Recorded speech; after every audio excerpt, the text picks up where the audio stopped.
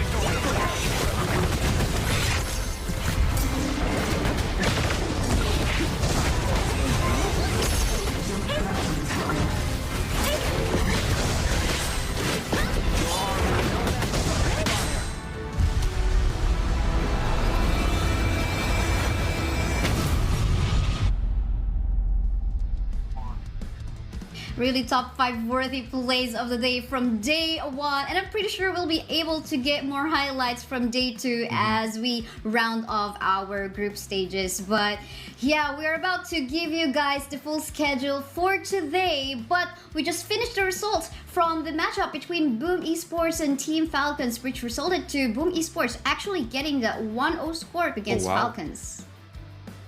Yeah, that's definitely going to impact things a lot. But let's take a look at the schedule of the matches that will be happening here in Stream B. That's with me and Kaisaya, and of course on Stream A as well. They have already started their matches, but on Stream B today we'll be going through the matches of Team Secret versus VKS.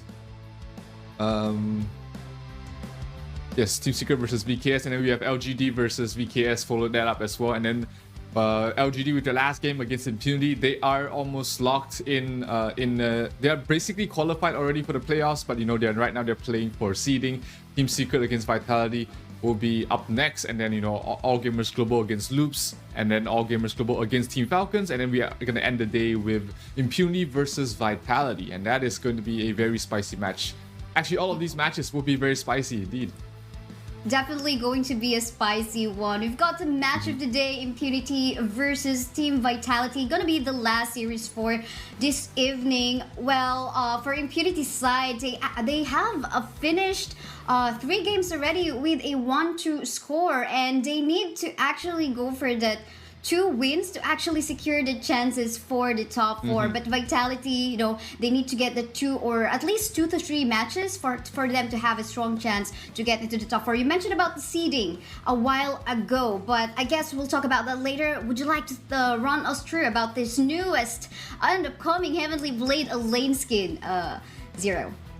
Yeah, this is already released right now. So guys, this is an absolutely beautiful skin that's available to be purchased at a very special price. So make sure you would want to get your hands on this. Instead of the full price of 888 tokens, it's now being sold at 710 tokens. That is the Elaine, the Heaven Blade Elaine skin, and we've seen it in action yesterday. You know, the effects are absolutely beautiful. The Death by Sunset is you know that it's something that you want to get. Yeah, definitely. I actually don't have that one yet. Do you have that already? Not yet. I'll be picking up today. Yeah, we'll catch up on that one. But yeah, the upcoming match is going to be Team Secret versus Vivo Kidstar. Team Secret already played 2 matches from yesterday, and VKS 2 matches as well. Both of them has a 1-0 score, and both of them also needs to secure at least 2 to 3 matches for them to have a strong chance in securing the top 4. And let's go back to the seeding that you have mentioned a while ago. Although we have some teams who have already secured top 4, like that of LGD, specifically for this group, seeding is very important because the top seed will be able to select who are going to be their opponent for the group stage, for the knockout stage.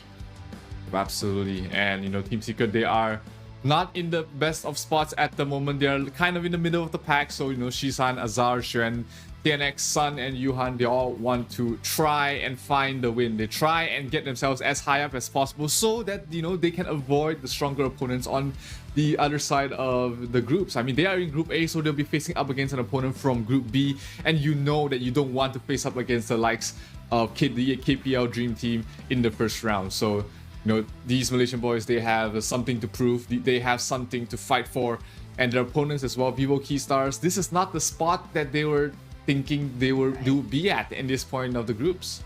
Yeah, that's so true. And actually from Team Secret as well, we have yet to see Azar play with the team. I mean, play in an actual match because they've been keeping him at the back. So I wonder if there's going to be some surprises in the lineup. But let's take a look at the lineup of Vivo Kid Stars. Up next is going to be Supinao. We have Weissizer, One, Niyap, Danny, and Mayna. They showed us some great plays from a while ago, but apparently they have yet to play 3 more matches in order to, you know, get the sweet spot on the top 4. Just 2 to 3 wins would be something that you know, that will actually allow them to get into that spot. Yeah, they are facing up against a tough opponent in this match, which is Team Secret. The last time these two teams met, Team Secret defeated them 3-0 during the Season 2 Invitational. Yeah. And two of those games were pretty one-sided as well. So, you know, Vivo Keystars, hopefully they've been able to learn from that matchup. But, you know, the audience has put their thoughts in. This is the STC Play vote. You can vote for your favorite teams in stcplay.gg. It was 36% to Team Secret and 64% to Vivo Keystars, which is surprising since that the last time they met, like I said, 3-0 for Team Secret. Yeah, that's so true. But then again, maybe let's talk about like the tiebreaker possibility on this particular group A. Oh yeah. So again, on this particular stream, we are like swapping between each of the group. Right now, we are about to witness Team Secret versus Vivo Keystars. So I think for the tiebreaker possibility, since we've got a lot of 1-0s in here between TS, Vitality, and VKS, I think these are like kind of like also the teams that we have to look forward to, because if they end up like on a 2-3 or 3-2 records, we might see also like that scenario of a tiebreaker possibility. But what do you think are the odds between these three teams right now? Who has the higher chance in actually getting the top 4 spots? Well, I think Team Secret has probably is the one in the best spot right now. Seeing that, you know, their current matchup, if they take this win against Vivo Keystars, they'll be sitting pretty comfortably in the second spot. And you know, Vivo Keystars, if they take this, if they lose here, they will be rough, because now they are on the verge of not making it to the playoffs if they lose a couple of those matches. And also Vivo Keystars, they have a much tougher schedule ahead of them as well. They have yet to play against LGD, which have been dominating all their opponents so far. So I would say, you know, Team Secret, as long as they can take this win, they look secured. But, you know, if Vivo Keystars get this win, then we might have a much more interesting day ahead of us. Wow. We'll feature that. Yes, actually, the third tier is going to be VKS again. But let's head forward to our draft. Again, this is a best-of-1 round-robin series. We are now seeing actually a priority on the pick on the MICC. As for the bans, we can see that Long, Lady Jen, both of these two heroes as well, and Ogran 2 are actually quite open for picking as well. Those are available for them to go for, but you know, it's the Long has had mixed results yesterday, the Ogren as well. We've seen teams both do very well with them and also kind of falter a little bit. So it's going to be interesting to see how these how they will go with the bans and picks. It will be the Long for the side of VKS in the hands of Sasser later on. So it's going to it's a newer hero for him, I would say. It's not something that he's had a lot of experience playing, but hey, you know, these players, they can play anything you can give their hands on. Maybe, you know, this is like some kind of a secret. Maybe it changed in one night. We'll have to find out. But yeah, pick of plays and at the same time engage. Definitely, that's and access to the back line. We so far can see that on the first 3 picks of Team Secret already, with an addition of Musashi and the lane. Meanwhile, in terms of engage, I think we have to look on that one on VKS. Yes, there's a Lady Jen, but this is not something, of course, like the type of hero that would dive. Definitely she can set up something, but I think they have to add something like a layer that could actually at least give some protection to Long or the Lady Jen. But yeah, we're not done with the draft, but we can see the bans on the U1 as well as on the Ladies already. What do you think about this bans? Are they targeting particular heroes already, or particular players? They have to look in the jungles right now, which is Danny's next upcoming pick here. So Team Secret will be banning out the Yuhuan, which pairs up very nicely with the Delia. VKS needs to take out a support as well as a marksman, and they do take out the Lady Sunda as well as the Marco Polo. So in terms of the marksman pool, you are pretty much left with the substandard marksman out there. I mean, you've got the Huang Zhong, you've got the Diren Jie, if you want to go for that, and those aren't like top tier right now, but those are the only options that are available to them. Yeah, because we can see 3 bans on the farm laners already, and of course Long is there too. Well, we've seen some DRNG plays from yesterday. I wonder if this is something that they will resort into. I mean, Consort Yu, we have not seen her. That's gonna be an interesting pick if ever they would want to go through. But then again, it's most likely like that of a pick of play style if they're gonna be having that on the side of Team Secret. But we've seen that the pick of play style work from yesterday's matches on several different teams. So I think again for that one, it's just going to be all about the execution. But we were looking for a frontliner on the side of VKS, someone who can flank, someone who can actually dive on a particular target. They have secured in here the Dharma. Do you like where VKS is going so far in here with their lineup? It does help them with the solo pickoffs, but also it means that their team fight is going to be a lot weaker. They're going to have to rely on Danny to be the initiator on whatever jungle hero he picks. I think for Danny, he'll probably go for something like a Jing or a Luna that's left in a pool for them if VKS wants a bit more magic damage. But those 2 heroes do not help out in the frontlining department. So Team Secret, they're going to have a much easier time reaching the backlines. And they will lock in the DRNG as well as the Moses for the side of Team Secret. So a lot of single target here for the Malaysian squad. Yeah, that's so true. But then again, I gotta love the CC that they have in here. I mean, solid stun coming from DRNG. What more coming from the Cannon Blast is definitely spammable from the Matsu. And of course, you gotta be very careful if in the middle lane as a Lady Jen. I mean, Lady Jen, although she is actually the top highly contested hero picks mostly, but the win rate is kind of low, you know what I mean? But so I think now it just like will matter on how she's gonna protect herself from the ambush from the MICC anyway. But then again, I love the pokes coming from TS, and at the same time the engage, the dive that they can do with the Musashi and access to backline with the Lane. But the Menki, wrapping up the composition of VKS, we've seen some good, I mean, not highlight worthy plays from Menki yesterday, but it worked. Like some wins from this Menki. What do you think? Why have they decided on this Menki for the side of VKS? Well, remember earlier I was talking about them needing a little bit more damage. That's why the Luna or the Jing does make sense. But here, Team Secret decided to go the side of VKS, they decided to go on the other route, which is they do lack frontlining as well, so they decide to use a tankier jungler on with the Menki. He does provide a little damage. He's not a fantastic damage dealer, but his role is mainly to disrupt the backlines and also act as a semi-tank in towards the front. So just 2 sides of the same coin. Team Secret will have to deal with that Menki early on, but the damage output coming from the side of VKS is not huge in the early game, not at all.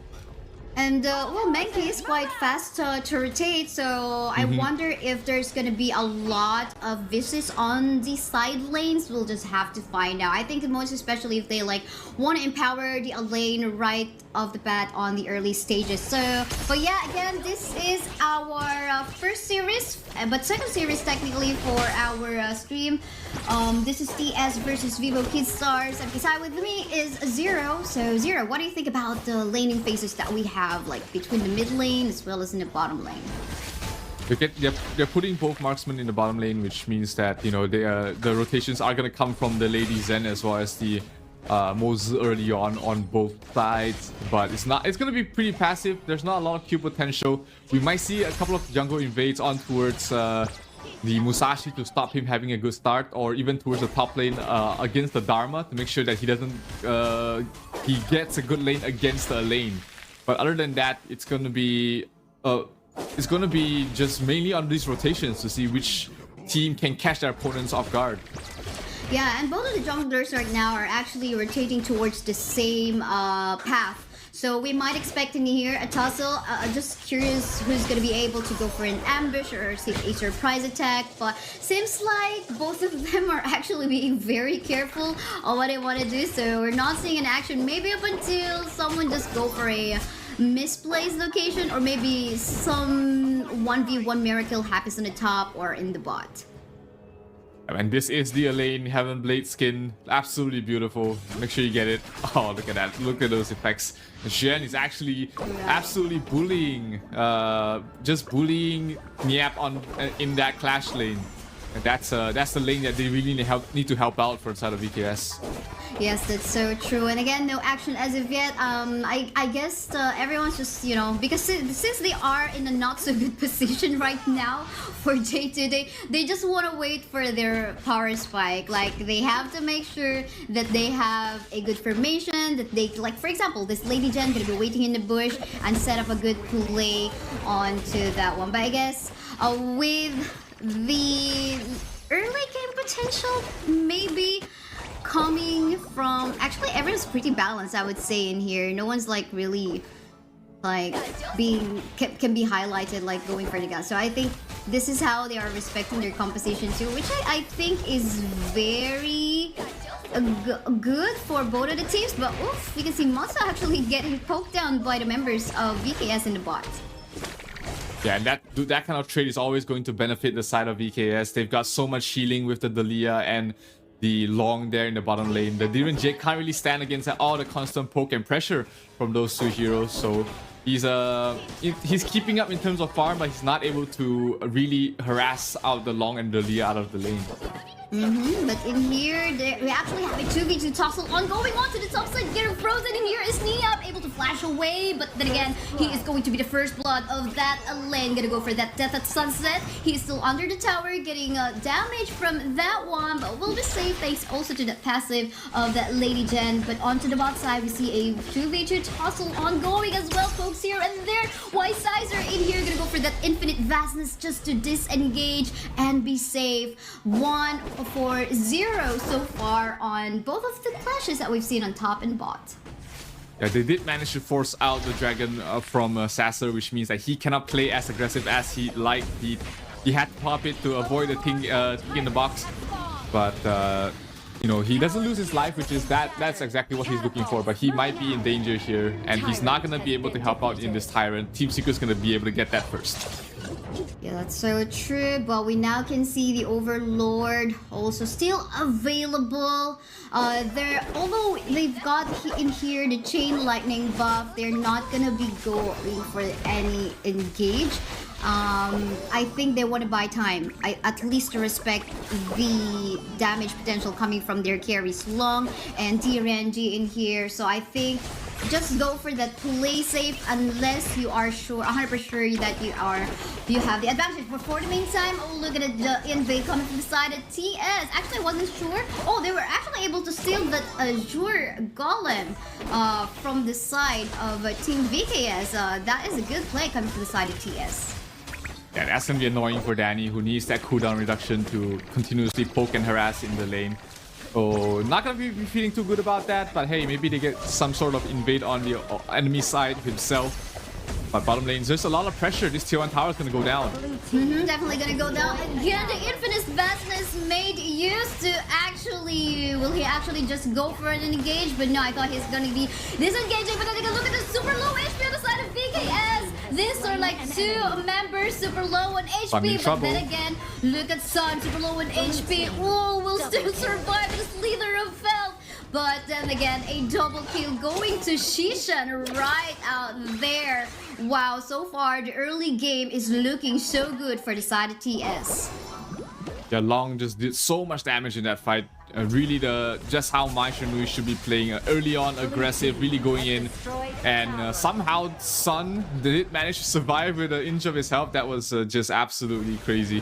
And that gives Team Secret a great lead going on, heading in towards the mid game. Yeah, that's so true. You know what? I think, like you're right. I mean, during the drafting phase, White Sizer, it seems like he is not super confident on making use of the Long. 2 times already, he had to use it, the Infinite Vastness ultimate, to actually disengage. And when he actually wanted to go for an engage, it did not connect onto the proper target. So, but yeah, and again, this was the successful invade coming from the side. Oh, this is, I thought it was still the replay. Another good invade coming from the side of TS. And I think, you know, even though they weren't able to secure the buff, at least they were able to, just annoy and the rotation, annoy the Menki on the rotation that he is doing right now. Danny doesn't have his Kaiser in here, so I think this is kind of a different Danny play we're seeing right now. 3,000 net worth being taken here in the lead for the side of Team Secret, and they will get the Overlord as well. That's going to help them push out the lanes and also allow Team Secret to play very aggressive. They want mid-tier 1 tower. 4 heroes from the side of VKS trying to stall them out. It forces Danny to pop his ultimate as well to back away from that. So that's going to be the Menki without his ultimate for the next upcoming fight, and they are not going to be in a good spot. But here, backlines. Lane. Yes, being accessed already in the back line.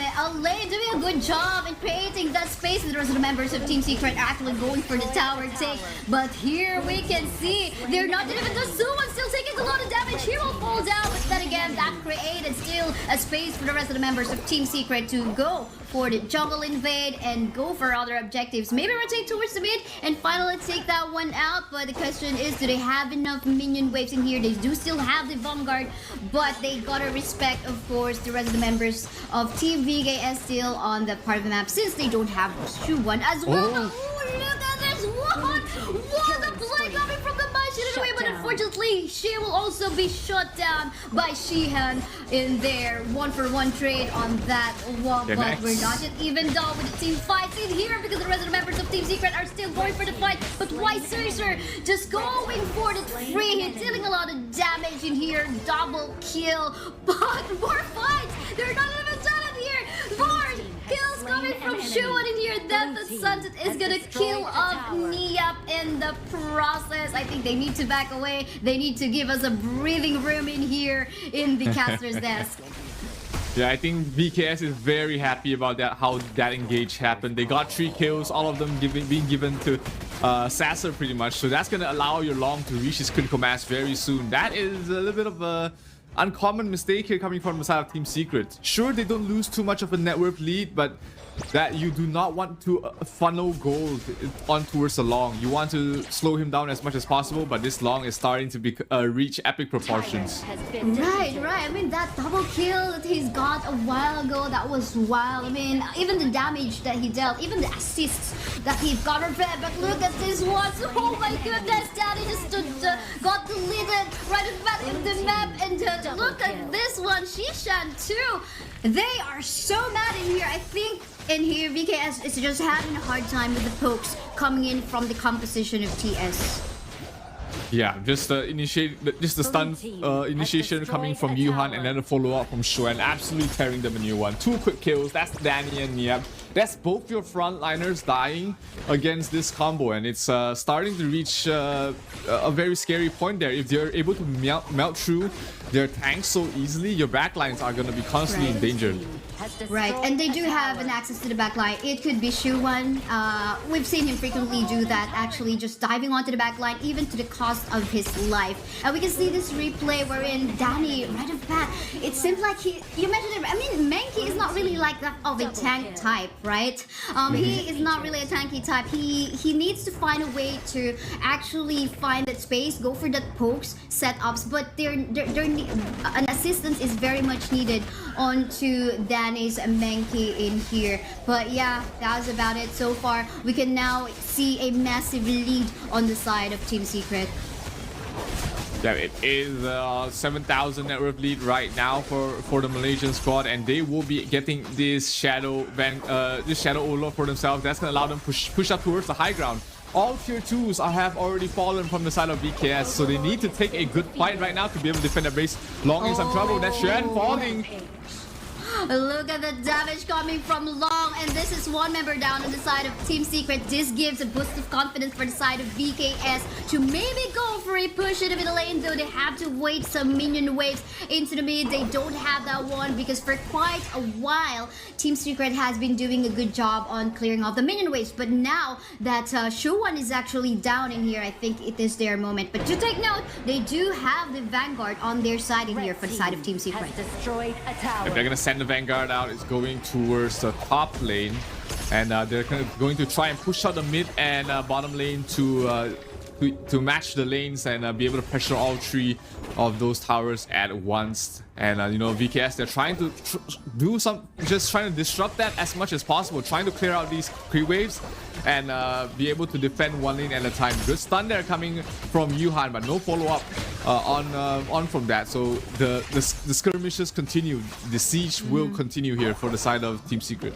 Yes, they can just confidently siege the base of Team VKS right now. There are no other objectives, and they do have the Shadow Vanguard in their favor. This is going to help them deal a lot of damage onto the towers, and VKS, they need to find a way to actually pick up a target, and pick up a target, that is what they're actually trying to do right now, but they have to fall back a little bit. A lane in here, getting a lot of damage coming from the long as well, has to fall back a little bit, but someone is actually super busy in the middle lane as well, trying to go for the tower push. The objective of Team Secret in here is just to get the high ground towers, and they were successful. 2 high ground towers down on the side of VKS. Yeah, most importantly, Team Secret didn't lose a single member there as well. So that was just a clean engage, a clean trade for those 2 towers, and the network lead is just continuing to grow there. 8,000 right now for Team Secret, and Sun has already reached his critical mass here on the D-Range. Sasser almost there on the long. He just needs 1,000 more gold to be able to get his next item, but he does need that next item as quickly as possible. Menki towards the backline. He's gonna try and engage. Yes, indeed, but then again, we can see a lane in here trying to go for that backline. That has been used. Will there be any casualty as of yet? But the rest of the members in here are safe. Niap in here going for the MICC will fall down. But then again, Musashi will actually try to get that revenge for his teammate in here. But Tia, look at his stun. But then again, will not survive in here with the hands of the members of VKS. 2-1 trade on that fight. Team Secret in here, I think, gotta respect somehow the damage output of White Sizer on the long.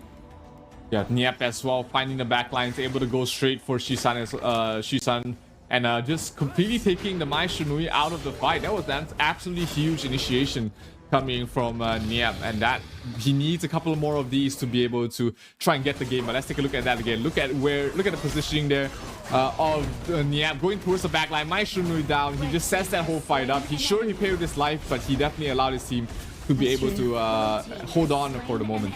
That is so true. I mean, pretty much both him and Elaine Shuwan have been doing the same thing. But let's take a look at this fight ongoing on to the Tyrant side. VKS will actually go for that secure, but it seems like they're gonna go for that fight right now. It is really clump up plays at the moment. Death by Sunset. Down onto the hands of Might in here, but the look at that Elaine getting a lot of shield in here, but will fall back just a little bit. Daddy will fall down, but the rest of the members of Team Secret in here will try to push away the members of VKS.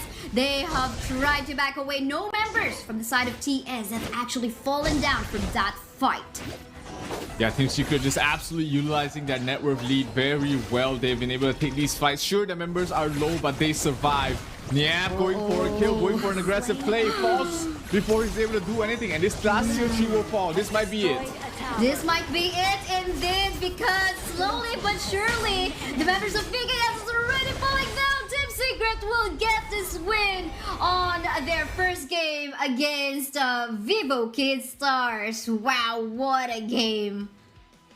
A really great game there from Team Secret. From the start to the end of the game, they were in control. Never felt like they were in any danger of losing this matchup. So that was a great performance from the Elimination Squad, and they put themselves forward in the group as well. Right now, with a total score of 2-1, they should be feeling very comfortable in qualifying for the playoffs, if not finishing second seed.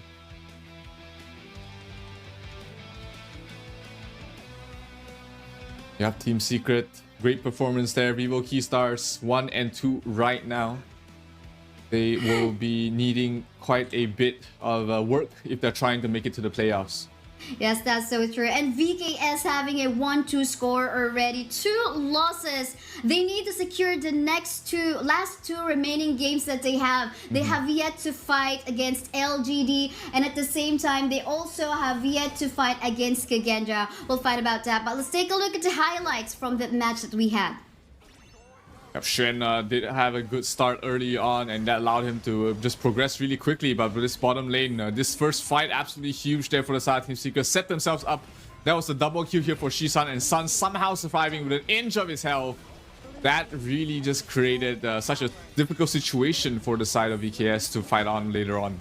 That's so true. I mean, Shuwon, I think really commendable plays in here. Sometimes the sacrificial lump, but also Shishan, really great plays that she showcased onto us. But we found some moments wherein, you know, Team Secret in here will forget about the presence of Weissizer on the long, just them getting shredded by the damage of this long. But I think the moment they found out, okay, we cannot make this even late any further because this long is gonna go ham and wild. Now let's just finish it off, just be aggressive because we got the lead anyway, and that's what they have done. Yeah, really never letting their foot off the pedal. Team Secret's just constantly in the faces of VKS, never giving them a chance to breathe and never giving them a chance to catch up in terms of items as well. Sure, you know, VKS, they put up a good fight, but unfortunately the Malaysian squad is just way too strong for them. And they're able to just get into a good spot to finish second in their groups. Now, in here though, we're getting more clarity onto where this might be coming from. Well, same as Team Secret though, they do still also have like 2 remaining games for today. They're gonna go up against Vitality, and at the same time, also up against, where is that? I can't see, but yeah, they have 2 more remaining games for today. Oh, actually, this is the other one. But yeah, let's take a look at the scoreboard. 13-7. I mean, since the early stage of the game, they already got a lot of lead from the kills, right? Starting from the top side, going to the bottom side. So, what do you say about the results that we have? Yeah, I mean, VKS, there were moments where it seemed like they got a hold of the game, at least didn't let it slip through their fingers. But, you know, Team Secret just never let go. They just never stopped being aggressive. And VKS was just forced into bad fight after bad fight. And the MVP of this match, let's take a look at who will it be. I mean, Xuan definitely played a good game. TNX as well, I think, has a good reason to be the MVP. And he will be the Xuan on the lane. 3, 2, and 5. With 25% damage taken for his entire team. Definitely played the frontline role very well. Yes, that's so true. He is not scared about, okay, sometimes he has to, you know, really sacrifice life so in such a way some teammates can actually go for the tower pushes and the other objectives. So I guess even though he became quite a bit of a sacrificial lamb in here, you know what I mean? Yeah, it paid off so well for the team. Their goal is to win, so I guess they have to play their role so well. And I guess apart from what I've seen, Mai Shiranui, a lane in here did a really good job. Oh, absolutely. Fantastic job there by the side of the whole Team Secret, in fact. So props to them. They are now 2-1 in the groups. And of course, just want to bring everybody's attention to the new skin for the Kong Ming that has been released at the moment. It is the Yin and Yang skin. So make sure you get your hands onto this. It is going to be a great... It's a good flex, right? to have skins like these, and it's on a good. It's gonna on a promotion as well. Yeah, it's just about like you'll be able to save about 300 plus tokens. So right, it's like snag it now before you actually say, okay, I should have done that before when Kaisaya and Zero actually announced it already. But yeah, up next will be the match between LGD versus Vivo Kid Star. So Vivo Kid Star coming from a loss, I think they need to come back, and LDG is an even tougher looking opponent. But we'll find about that. We'll just be heading on to a really short break. I'm Kisai, with me is Zero. We'll be back after a few minutes.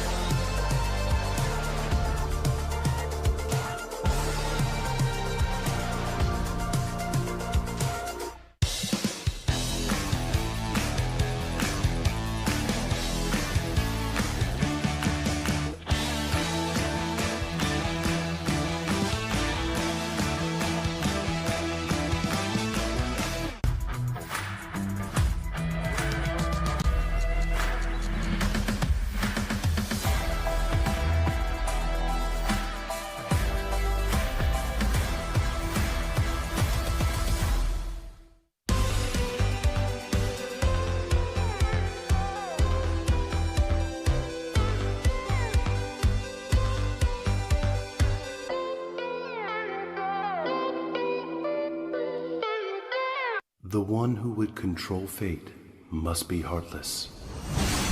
Raise the axe of God to smite all. Only then bless the people of Ningmeng.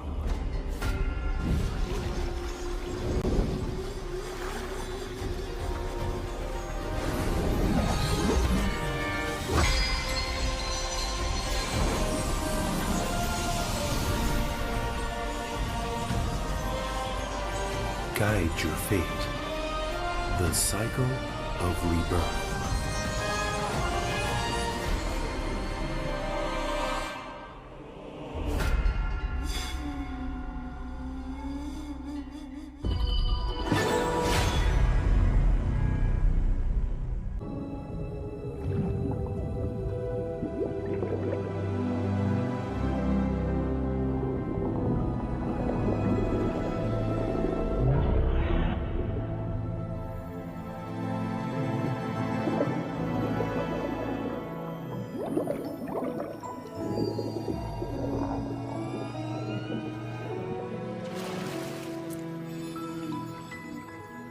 You're awake. What's your name? Huh? Hey, no. My name is Dolia. Call me Dolly. Ah! Why do I always get chased by cats when I come ashore? Hey, no!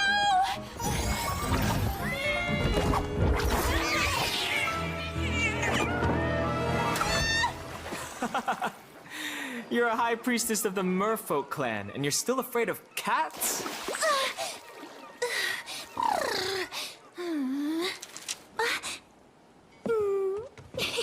So, are you here to find the Song of the Merfolk, or just scavenging for scraps? What scraps? These are clues.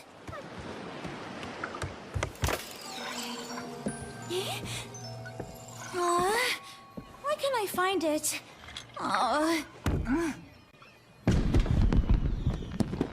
Who set off the fireworks? Be careful! Tonight has to be perfect!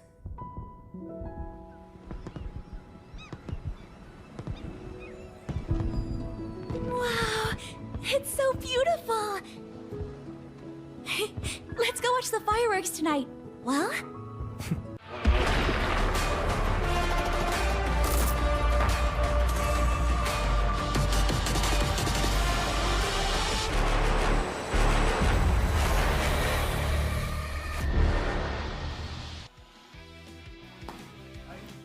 And we are back in here at the HOK Invitational Mid-Season 2024. I'm Kaisayo. With me is Zero, ready to bring you the action for the next upcoming match. How are you doing, Zero, from that intense Team Secret action against Vivo Kid Stars a while ago? In Vivo Key Stars, definitely not. In international tournaments, they're not looking like they are the big dogs anymore, like they were in Chalk BR. So right now, they are trying to find a lifeline. They're trying to find a way back to ensure they make it to the playoffs. But their next upcoming opponent has been on a tear. That is LGD Gaming, who has not lost a single match yet. Yes, that's so true. But let's take a look at this promo that we currently have for Ogran. You've seen him play or being used by several teams from yesterday. He is now available, a warrior hero with a balance of offense and defense, able to condense spirits enemy heroes to assist in your side of battle. Having that seer state as well, he is able to instantly kill enemies with low HP. So, and we've seen him actually, you know, getting a lot of HP regen as well from yesterday. I wonder if he will be picked as well for day 2. I would love to see though, you know, the real good KDAs from an Ogran. We'll have to find out. But yeah, going back onto Vivo Kid Stars, we mentioned a while ago that they need just like, you know, they have to secure 2 to 3 wins in order to secure that top 4 spot. But they only have 2 remaining games right now, and they are in a 1-2 score at the moment. So this is kind of slimming their chances, especially they're going up against LGD, which is on a 3-0 streak right now. Yeah, LGD looking like they want to finish off the group stage on seed number 1. So they'll still definitely be giving it their all against VKS. And if, you know, Team Secret has been able to defeat Vivo Key Stars constantly, and LGD's been always defeating Team Secret, then it's simple math, right? LGD should be stronger than VKS, but it's hard to say. Anything can happen in these matchups, depending on the draft, depending on the decision making at that point. Team Secret definitely was able to defeat VKS in the previous match, but we might see Vivo Keystars learn something from that and bring it on in this game. That's true, but we bring you some news coming from Stream A. Apparently, Boom Esport already won't be able to secure the top 4, but they will still be playing their remaining matches. But yeah, then again, actually no more because they played their 2 remaining matches already. But yeah, let's take a look at the lineup of LGD Gaming. Musan King, JR, Je, Siyang, Jihong, and Jimmy really looking confident in their esports posts in there, and at the same time, the plays that they have displayed from yesterday, of course, with the guidance coming from Coach Joker. Yeah, LGD has always been, in recent times, the king to beat from Southeast Asia, from Malaysia as well. They are the champions of the Honor of Kings Season 2 Invitational, and they came into the Esports World Cup with an axe to grind. They have something to prove that, it's not just the KPL teams, it's not just the Chinese teams you have to watch out there, it's us as well. That's true, but let's take a look at once more the roster of Vivo Keystars from Brazil. Supinao, White Caesar, One, Yap, Danny, and Mayna. A while ago, Danny wasn't able to, get his favorite Kaiser. Was kind of like forced to make use of the Menki, which did not become effective a while ago. Yes, fast rotations and all that, but again, they were lacking on the execution on the play style. But let's see what magic they can bring here up against LGD. LGD is pretty much secured already on the top 4. I wonder if they're gonna give something for Vivo Keystars. Not saying they should, but I wonder if they will.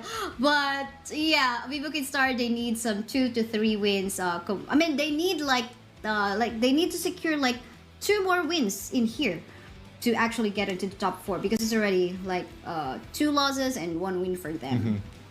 Yeah, VKS at the edge right now. If they lose this match, they might find themselves in one of the trickiest situations ever, because then their tournament life will not be in their hands. It will be in their opponents. Whoever is tied up with them, it's in their hands, and it could be Impunity. That's why we highlighted the match of the day being Impunity versus Vitality, because that might not just decide the fate of Impunity themselves, it might affect the fate of VKS in this tournament. And would you ever imagine the champions of Chalk BR not making it to the playoffs of the Esports World Cup? That's insane. I know, right? Everyone has their own regional champions in here. They were champions from their own region, but like that of the Boom Esports experience from a while ago, which already has fallen off. But we'll see. And for our audience prediction that you can see in here on your screens, we have more votes coming in for the side of LGD, but of course for my partner Zero, it is a 40-60 for him. Yes, it is. VKS, they were the favorites in the last round against Team Secret. They lost to them, and this round they are the underdogs. So if anything, it should give them a little bit more motivation, a little bit more to fight for, to prove that, hey, we can defeat the odds, we can beat the favorites to come out of Group A and make this group more interesting. But hey, LGD, they've been on the roll, they've been on a tear, they've not been showing any mercy to their opponents, and I don't think they'll be showing it today against VKS. That's so true. And just to add up on that one, we mentioned 2 to 3 wins. If ever VKS doesn't win this matchup against LGD, they do still have the chance. So, but of course, we want to see that magic that they could potentially bring in here. Odds are kind of low. Even so, the predictions showed us from on your screen. But again, we'll see because LGD is kind of sitting pretty already on being there in the top 4. But like what you have mentioned a while ago, Zero, you want to be on the top seed, right? So for you to get that opportunity to select who are you going to be going up against on the knockoff stage. That's always important. Being able to decide your fate is something that you always want to be able to have the choice of. So That's you so might true. LGD definitely looking to take the win here. VKS hopes to disrupt everything a little bit the best they can, and it all starts here in the draft as LGD going up against VKS. This is going to decide the tournament life almost for the side of VKS, so they need to take the win here. That's so true. Now we see a prio ban in here on the Daciao as we get started off with bans and picks. Arlie, which is of course a one of the highly contested picks as well from yesterday, is gonna get removed. And wow, Lady Jen, correct me if I'm wrong, I think I always would see her in the picks but not much in the bans. But yeah, gotta be respected here by VKS. If she is 100% either picked or banned on all the matches that's happened so far, so definitely a hero that everybody is looking out for. LGD looking like they are taking a leaf out of VKS's book. They pick up the Dalia and Long for themselves. This was the exact same sequence in terms of the bans and picks of Team Secret versus VKS, but the situation has been flipped. VKS is the one that got the Mai, but LGD is the one that got Long and Dalia. Yeah, that's so true. But imagine, you know, resets going on to the infinite vastness of Long in here. Definitely this Long is going to be able for high high survivability, because he can make use of that ultimate to actually either engage or disengage. But ooh, Yuhuan and Dolia combo. I feel like LGD here just doesn't want to stop their power. They just want to pick up like what really, you know, what really works for them so well. There is a lot of healing from the side of LGD right now. You got Yuhuan, you got Dalia, you got even Long able to heal himself up constantly. So that is something that VKS has to deal with, you know, either with burst or itemization with the Venomous Staff or the Mortal Punisher. They have to be taken into account when you're playing against a lineup like this. But VKS still lacking a jungler and a marksman. In terms of the marksman pool, there is still the Marco Polo, there is still the Diren Jade left in the pool. There is also the Lady Sun is there too. The Lady still Sun as well, open. yes. Consort U if they want to go for it. Yes, that's so true. But yeah, then again, they're gonna be leaving that open for now to decide. Looks like they're gonna go for the prio bans, Musashi and Menki up against the jungle. They're really removing all the jungles of Danny. They want to respect Danny on this draft. Yeah, but this sets up VKS to pick up a Jing or a Luna for Danny in the jungle, and that fits very well in his current team lineup. There's plenty of frontliner and stuns already, so he doesn't need to play that role. He can play a bit more damage, burst damage potential, play like an assassin if he likes to, and that's exactly how he likes to play as well. The Kaiser still left in the pool if VKS wants a little bit more frontline for Danny as well. But the Ogren is going to be even more healing for the side of LGD. They've got 4 heroes that can heal themselves up. That's true. I was like also about to mention that this is looking scary in terms of the survivability they have. Yes, these are not tanks we're talking about, but they're going to be adding some sorts of flank and front line in here in the form of the Dharma. If given the proper itemization already, or once he has gotten onto that power spike, definitely this is going to be an easy pick off onto the Lady Sun, if so he is able to go for that setup. But of course, still team fight wise, I'm liking the front line and access to the back line on the side of VKS. It's just going to be problematic onto how the lane will actually go for the pick-off kill, because again, lots of healings on the side of Team LGD. Yeah, they need to really burst down their targets. They need to synchronize their targets and go for the same targets just to be able to go through all of that healing. But VKS, you know, they have done it before. They will try and do this again in this match. You got the Mai, you got the Lady Sun, you got the Luna, all very comfortable picks here for the side of VKS. But LGD, they have this very annoying lineup that is going to be terrible to deal with. You need that Venomous Staff, you need that Mortal Punisher as quickly as possible. Yeah, definitely. Maybe priority build, go for that prio build on this healing items as the second one, maybe even first. We don't know for sure, because it depends also on how aggressive Team LGD will be playing on their lineup. because somehow in here, Ogron, since we know that he can actually go for that early game potential, they can actually go for the aggressive play with him. Just play around, like we always say, play around the Ogron. Wherever he will actually rotate in the map, make sure you are there to also back up. But we'll see if that's gonna be something that Vivo Kids stores will actually allow to happen. So it will now just boil down onto their hands. Absolutely, it's a lot at stake here for both sides. If LGD gets this win, they are already virtually secured, but getting this win will mathematically secure them the spot in the playoffs and put them in a good position to come out on top in their group. While VKS, they need this win. They need this win to at least secure their playoff spot. But if they don't get this win, then their lives are pretty much in the hands of someone else. Yes, that's so true. More games for, well, this is the second to the last game for VKS, and they need to get at least one more win between these two remaining games that they have. But yeah, let's head on to the Gorge. Again, this is the match between LGD versus Vivo Kids Stars. MKSI with me is Zero. Let's head into the battlefield. Yeah, they're gonna put a Mai in the mid, not gonna put the Lady Sun there. So this is going to be a classic laning, but Zihong will be taking the Yuhuan towards the mid. It's not a Yuhuan jungle, so they're letting the Ogren go towards the jungle and the Yuhuan playing towards the mid. And it's just a lot of wave clear. That Mai Shinui's rotations are not gonna be very smooth.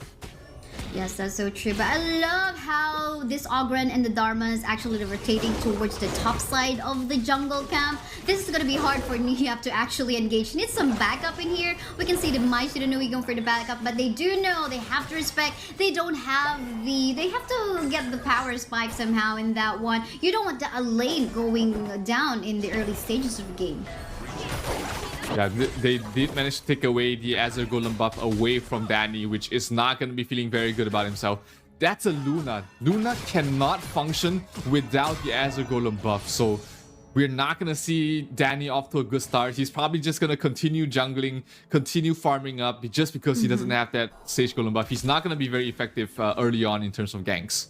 That's so true. But yeah, we did not even see a counter jungle happen. I think the moment that the Alain as well as the Mai Shiranui, they were actually going, the members of LGD going for their jungle invasion already. Luna, Danny wasn't able to, just be ready on actually going for the counter invasion. Yeah, he did start off in the red. That's why he's not able to react towards the enemy Crimson Golem. Mid lane, that's a quick kill on towards Danny. The bad becomes worse for the side of VKS as the first blood goes towards the way of Musang King. That's so true. A first blood lead, and that is definitely going to be good news for them. You want this momentum to get into you, and I love the aggression that they're doing onto the bottom lane part of the map. This is going to put the Lady Sun into a bad spot if in case there is some commitment onto the aggression. But hold the thought, we can see in here that Yuan going for the unending sword already. That it will fall down, but are they still going to go for the chase? Oh, the flash in! An attempt coming from the Lady Sun for that rolling raid to happen, but again, they will not secure the kill. Still a 2-for-0 in favor on the side of Team LGD, but then again, one going for the kill onto Jihong. What an aggressive mid lane play. Yeah, found her trying to recall back to base. So that's great play there from One. Does salvage the situation a little bit, but Danny's still in terrible trouble with the bottom lane. That might be another kill there for VKS. That's going to be Zero going down. Definitely. What an amazing use of the unbridled outburst coming from Zhang Fei in their Mena. Just very confident. Oh yeah, he's also making use of the smite. So at least maybe later on as we head on to the objective plays, maybe can assist on going for miraculous combo play. But hold the thought, we can see it here. Infinite's Badness has been used by the Long to disengage to save himself. I think that's okay, but so in case, I think it will just be right on time once we head on the objective. He will have the ultimate still available for himself. Oh, I mean, they have the reset from the Dolia anyway, so it doesn't matter. Yeah, he can, on demand, he can get his ultimate up and running again. So that's the power of running a Dolia with these sort of lineups there. Ooh, lots of damage being dealt to Mena, but able to survive top lane though. Yap in some trouble. Yes, getting some trouble in there, getting pushed back down the wall. And here Siam has to survive and will be able to do so. But in here on the bottom lane part of the map, our roamer in here, Mena, will have to back away, be ready onto a potential objective take, but it seems like members on the side of VKS won't be ready for that, as LGD is almost done with this Tyrant take. Tyrant has been Yeah, but defeated. LGD tried to go for the the Azure Golem again to take it away from Danny, but a good job there by One to keep him as far away as possible. One doing a lot of damage to Siang, forcing him to recall back to base as well. So that's gonna be the tier 1 for tier 1 trade in the top and bottom lane. Not gonna be too happy there for VKS losing the tower, but hey, they get something for themselves. Wow, yes, a trade on the tower taken there on the top and in the bot as well. But then again, everyone seems to be clumping up together into the middle lane, and they're gonna go for that fight. And ending sorrow will be used by the year 1 in here, but a searing state from the Ogran is already here, countered by the unbridled outbursts in here, fighting here and there. We can see in here more heals coming from the Dolia, so is the year 1, giving them so much sustain. Unending sorrow, Dharma. being unlimited here, Danny will fall down too, and that is what you get once you have the Dolia year 1 combination. Yeah, there's just so much healing on Zihong. He was brought down to a quarter of HP twice, and because of the Leah, she was able to keep herself up in terms of HP. The second ultimate saved her life, and the rotation from Jiang perfect. But here comes Niat towards the backlines. They might be in trouble here, LGD. Oh, they're definitely getting in trouble in here, super low on HP, but with the heals here and there, and of course the zoning being done by the Ogran, they will be safe. And they will still actually go for the jungle invade right now. Super low on HP is the he will fall down onto the hands of the Ogran, and they're not yet even done because we have a free hitting in here. Jay onto the back line too, but and the rest of the members of LGD just shoving away the members of VKS, still winning the team fight for themselves.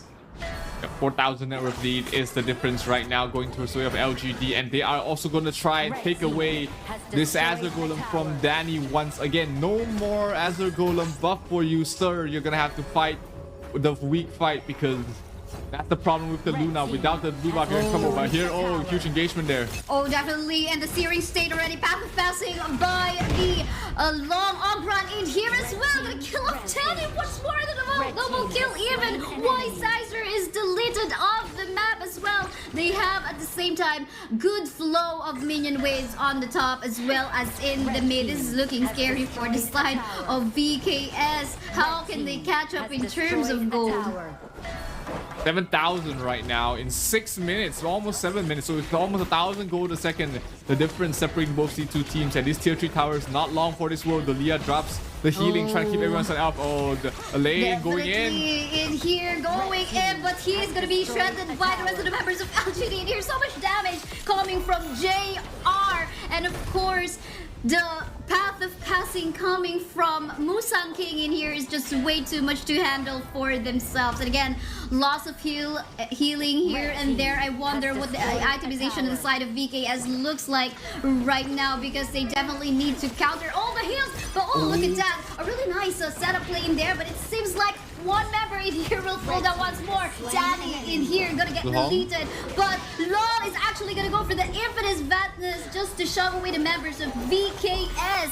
Desert Suntest have been used, but will that actually be useful or ready to save off your crystal? Quite a bit, yes, but the rest of the members of LGD will still be able to somehow take down the tower onto the top. But Siak in here gonna get bursted down by the Lady soon. But what is MICC is doing? Seems like he wants to make some amazing play in here. He's trying to go for a flank or some vision onto the top side.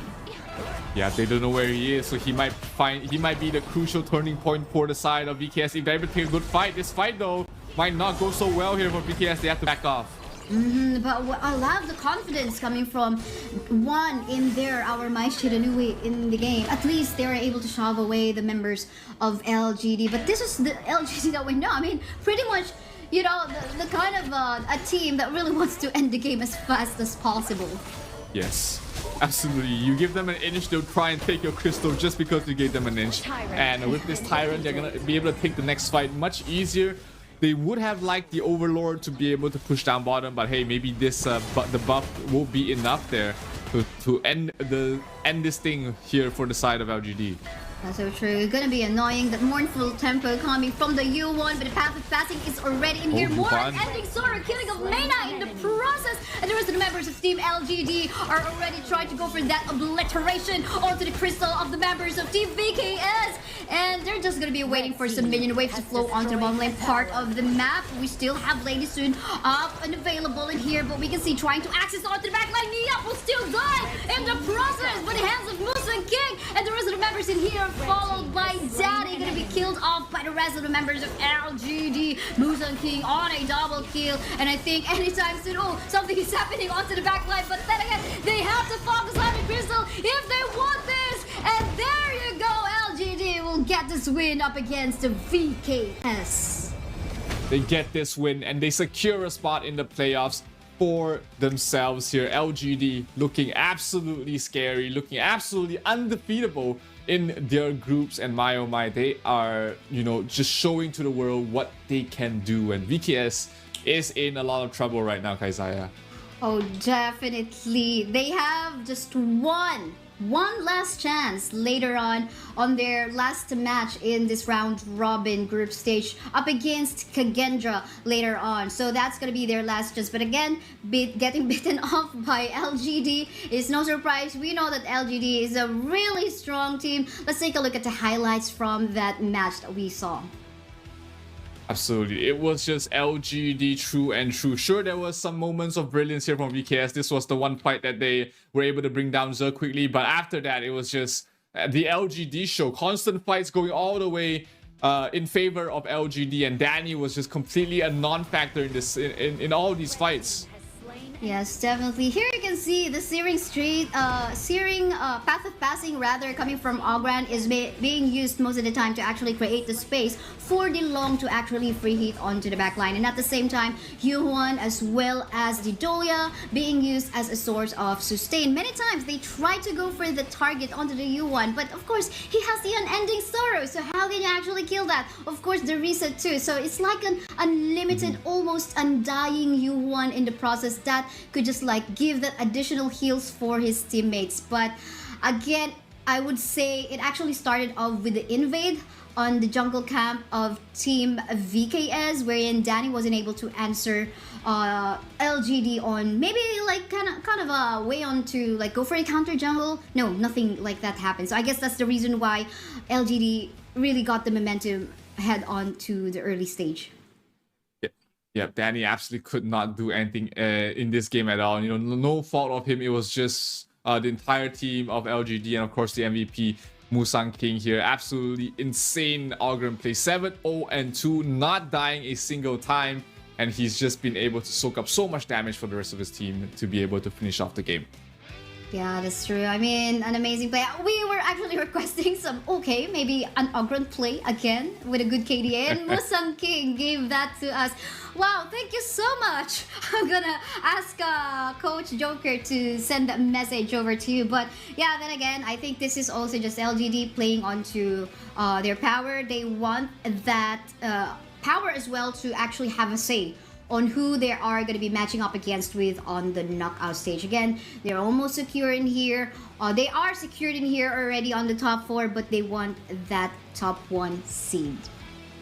They want to be able to pick their opponents, which is going to be a massive advantage because you also make sure that you do not get picked by the first seed of the other group. And, you know, we've been seeing a lot of the Heaven Blade lanes popping up in these matches. Unfortunately, they've not been very successful in terms of getting wins. But hey, it's still a very aesthetically pleasing skin that you should have in your arsenal. That's right. I mean, the access to the backline, we saw a while ago on the match on Team Secret versus Vivo Kid Stars. An amazing sacrificial plays, mostly on the lane, but still okay, And both of us, Zero, will still have to get the skin.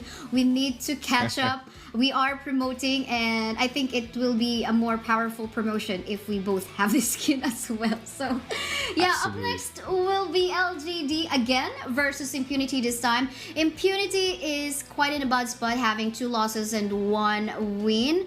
And in order for them to have a chance for top 4, they need to win both their 2 remaining matches for today. So what the question is, what are their chances up against LGD? So that's gonna be looking scary because once they lose this, you know, the chances are really low. But yeah, we'll just have to find out later on. Once again, I'm Kaisaya. With me, Izera will be back after a really short break.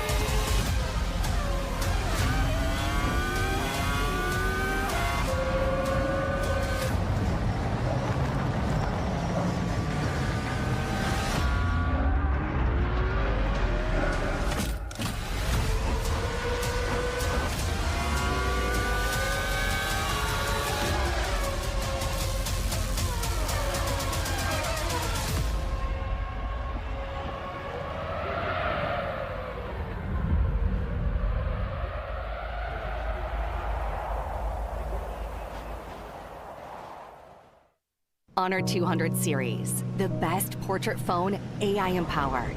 Studio level, AI portrait camera, 3 hardcore portrait modes. Color, vibrant and classic to capture portraits that truly stand out. AI empowered magic portal. Snapdragon 8S Gen 3 AI chipset. 5,200 milliampere per hours silicon carbon battery, 100 watt, Honor Supercharge. This is Honor 200 series.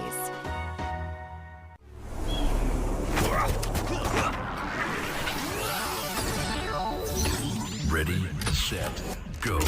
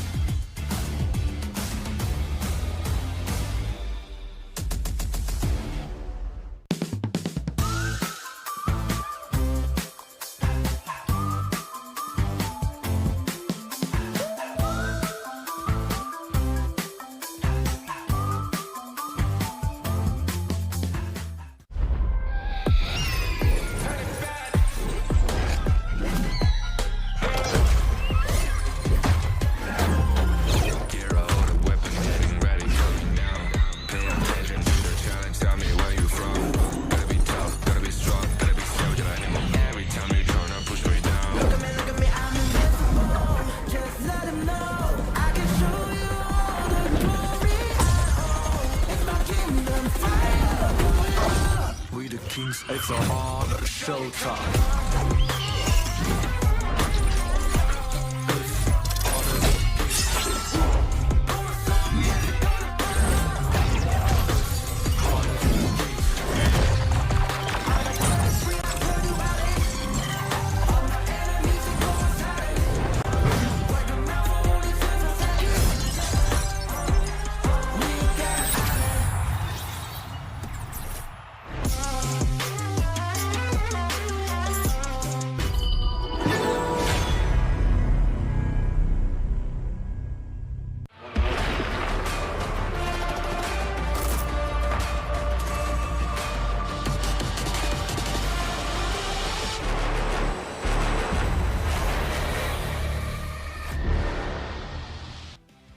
I'm pretty sure you guys enjoyed the first 2 series that we showed you here on Stream B here at the HOK Invitational Mid-Season 2024. I'm Kaysai, with me is Zero. Zero, how are you doing so far on these 2 series?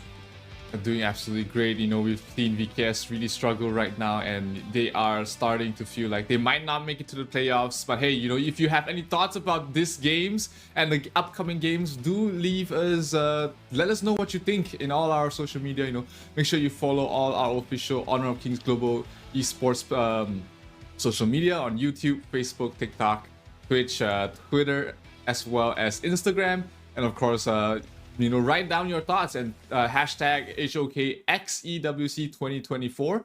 And if you get your post noticed, you might have a chance to win permanent skins. And of course, you get all the latest information about the Honor of Kings Esports in these channels as well.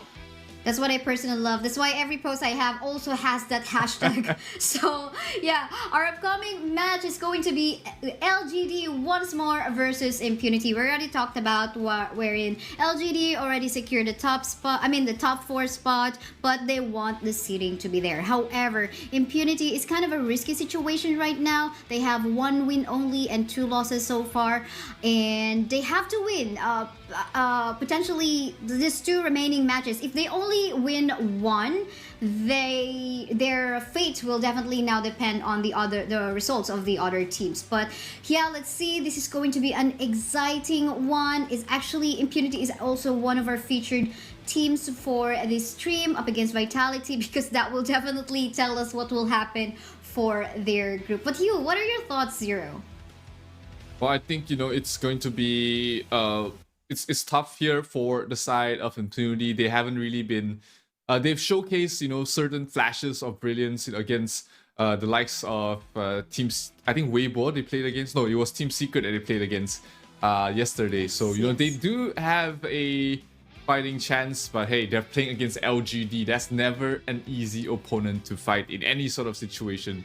And as things are starting to look hard, LGD has always been able to step up. It's Musang King, we've seen him the MVP of the last match on the Ogren, JR fantastic on the long, Ze Xiang, Zihong, and Jimmy, who has not seen any playing time yet. But hey, these all 6 players are all beasts. Definitely a beast. I mean, it shows on the numbers of their wins so far. Already 4 wins, and they want that one last win, it seems, to get that ability to go for that decision, a power of decision, who they're gonna go up against within the knockout stage. So I think this is definitely something that they will have to look forward to. But then again, I also have some trust on Impunity. They're actually one of the strongest team as well. They have been in the Honor of Kings scene for quite a while too. And let's take a look at them. They have Zero, ex-hero in here, Black, Shaolin, Megumi, and Ashing for sure. They've got the experience, and I think, with one night of rest, they probably have the momentum once more to fight back. If they had a long day yesterday, having to play 3 games, but hey, you come back fresh, you come back against LGD. If you're able to get a win here, suddenly, their outcome of the group doesn't look so bad. They stand a very good chance to move on to the playoffs. But if they lose here, then, their final game is against the likes of Vitality, and that might decide their fate in the tournament as well. Not just them, but also for the side of VKS. That's true, very much VKS. But we do have an interview to share with you guys with LGD. Come watch this one. The one who would control fate must be heartless. Raise the axe of God to smite all. Only then bless the people of Yimeng.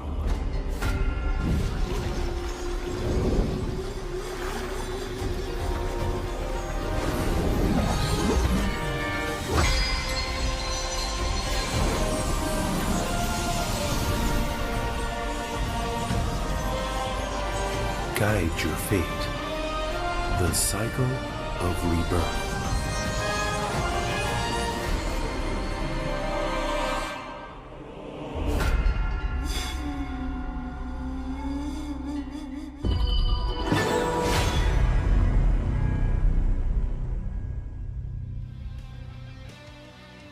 It wasn't an interview, but it was an Ogren promotion that we have. Ogren is available now. You've seen him previously with the LGD matchup against VKS.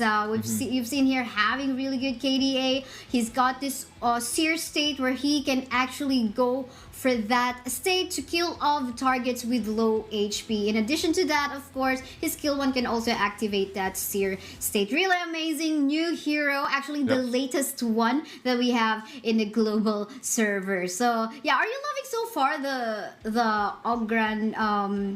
Ogren skins or heroes that we've seen a while ago? But I think before you answer that, let's head on to the interview with LGD.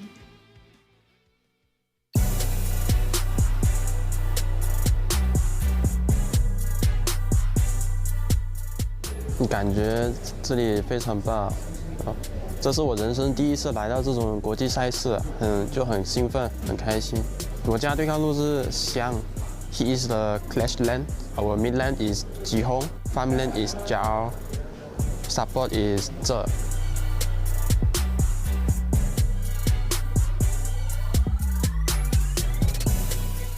我觉得我的团队会赢，因为梦还是要有的。 万一实现，我们就平常心打就好了，不要紧张。这赢得了这比赛，对我们所有人都是人生中很大的意义。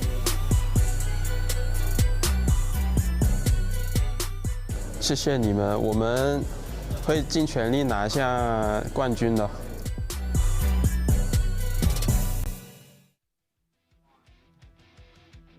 Gotta love the interview on that one. Now, since they have showcased us some good Ogryn plays, I'm gonna go back. I did not forget my question to you, Zero. So I'm gonna go back to you. Did you love all of the Ogryn plays that we've seen so far in the first 2 days that we have? Oh, absolutely. He is. There's a reason why he's constantly just being banned out or picked out so far. He has a 80% win rate, almost, for the side of Ogryn. But you know, if the Impunity has anything to say about it, let's see what they had to say about their tournament run in the EWC with this video. 我是感觉很开心，毕竟又出国了，出国游玩去了。就是很开心能到别的国家，就是去玩的意思。我们的中路是擦黑的那个，发育路是小林，然后打野是不赖，然后辅助是蒙古米，然后我是对抗路，我是玩对抗路，搞笑的。我们打比赛不能搞笑，认真的，我们打比赛很认真的。就我们团队如果压力很大的话，就会喊一句。 大声的喊一句 “nice”， 这次比赛哪个团队会赢？对，把我们该做的做好，自然就会赢了，自然就会赢。我觉得就 KPL 梦之队赢的概率会很大，就能拿冠军的那种。如果发挥的好，那就是一路能连胜过来。对于我们粉丝说，感谢你们一路以来的支持，感谢你们 ，Impunity 加油！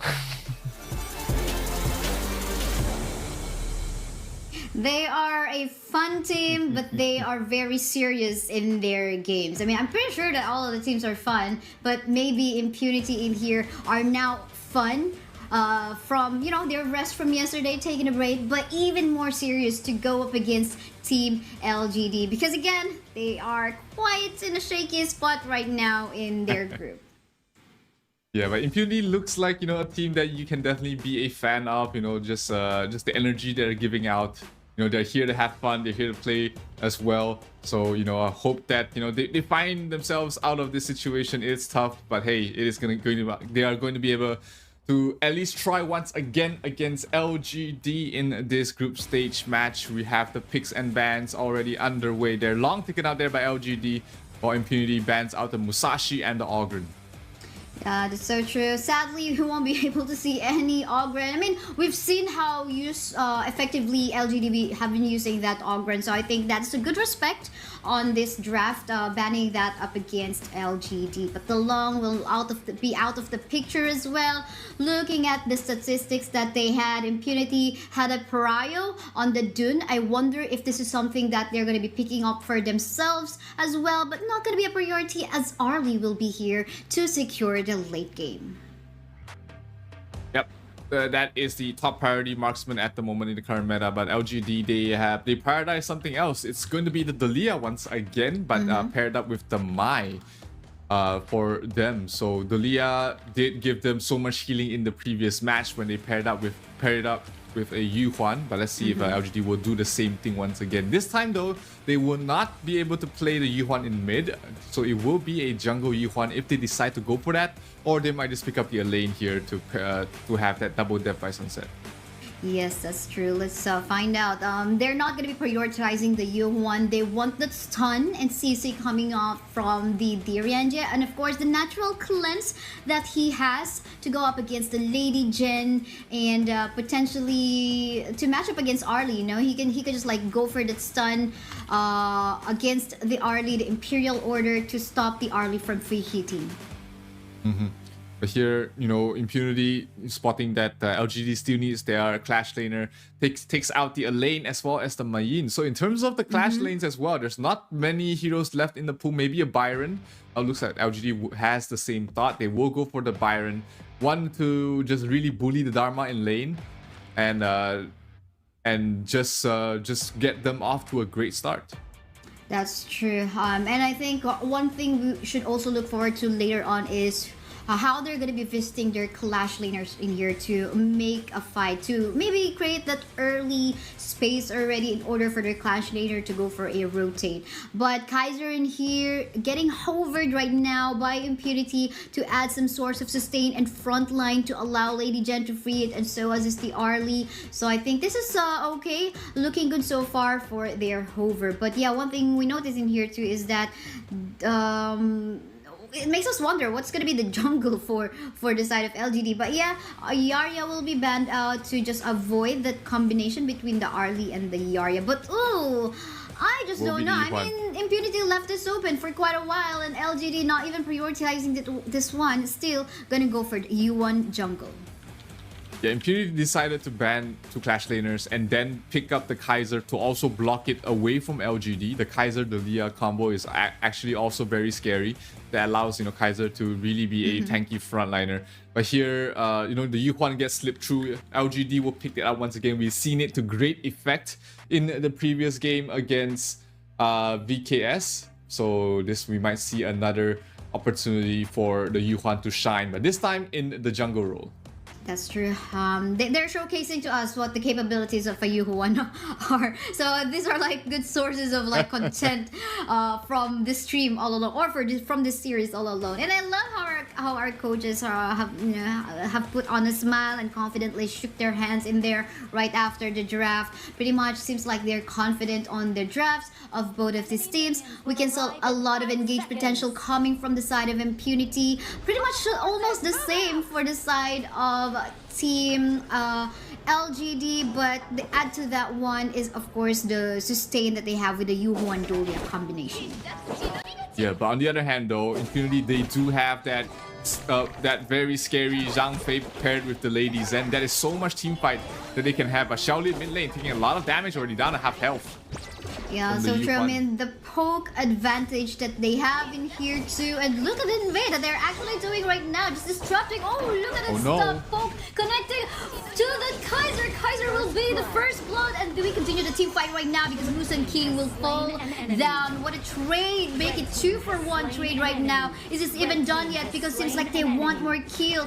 That poke will not connect, quite apparently coming from our MICC, but he'll go back to his lane. He's go back to his domain, but the Dolia and Byron is still there in the jungle of Impunity. Yeah, 1-4-3 trade-off there, and they lost the Azure Golem buff taken away from Black, but at least they managed to recapture it to give it to the hands of Shaolin. So Shaolin's gonna be the sole benefactor of the entire team fight, and that's gonna help out her farm quite a bit, but that's not gonna help Black at all.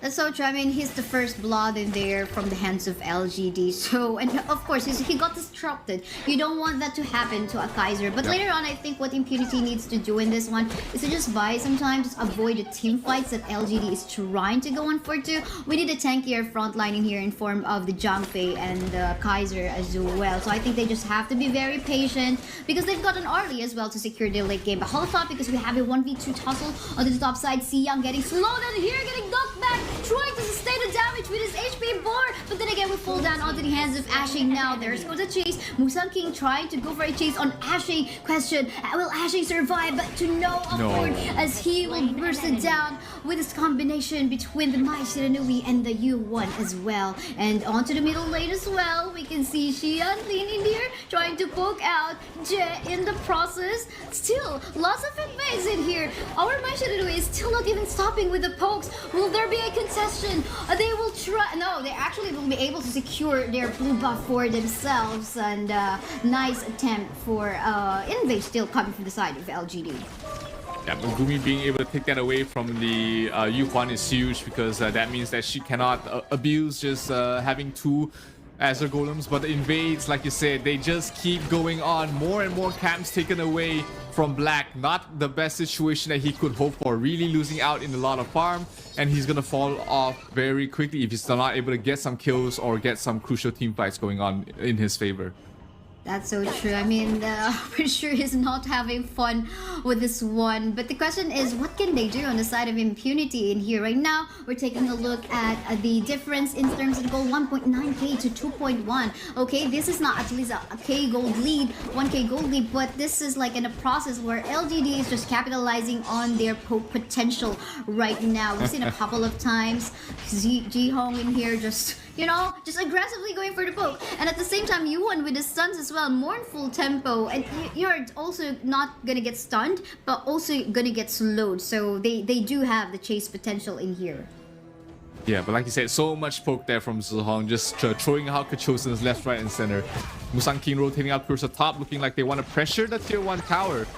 But with the Kaiser and the Dharma over there, he's not going to be able to continue on. But Musang King uses the teleport towards the mid, looking like she wants to start some action for herself as well.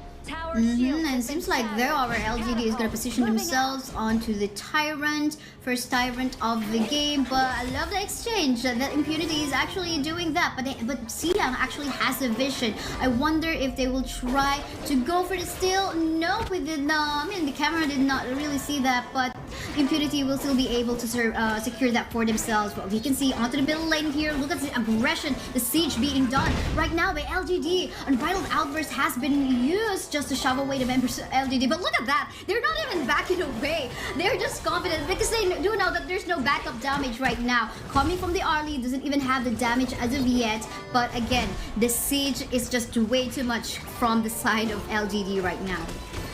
Yeah, they know that Black is basically a non-factor at the moment, so the Kaiser not having the damage is a huge factor in why they're being so aggressive. I hear they're trying to go for a fight. Yuhan dropping very low, forced to use the ultimate to back off.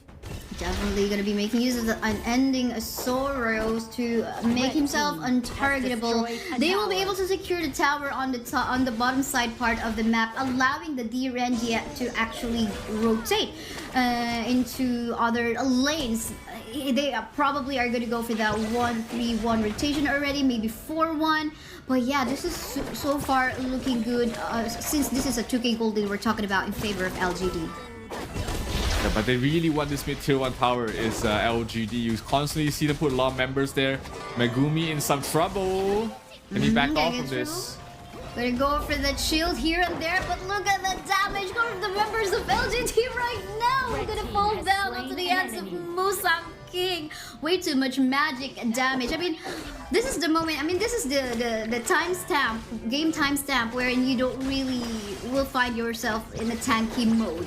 You know, we have to wait for the late game for the side of impunity in here, and now it's just gonna be up to them. But for the meantime, you can see members of LGD just going for the siege, and again, they're not stopping on the jungle invades.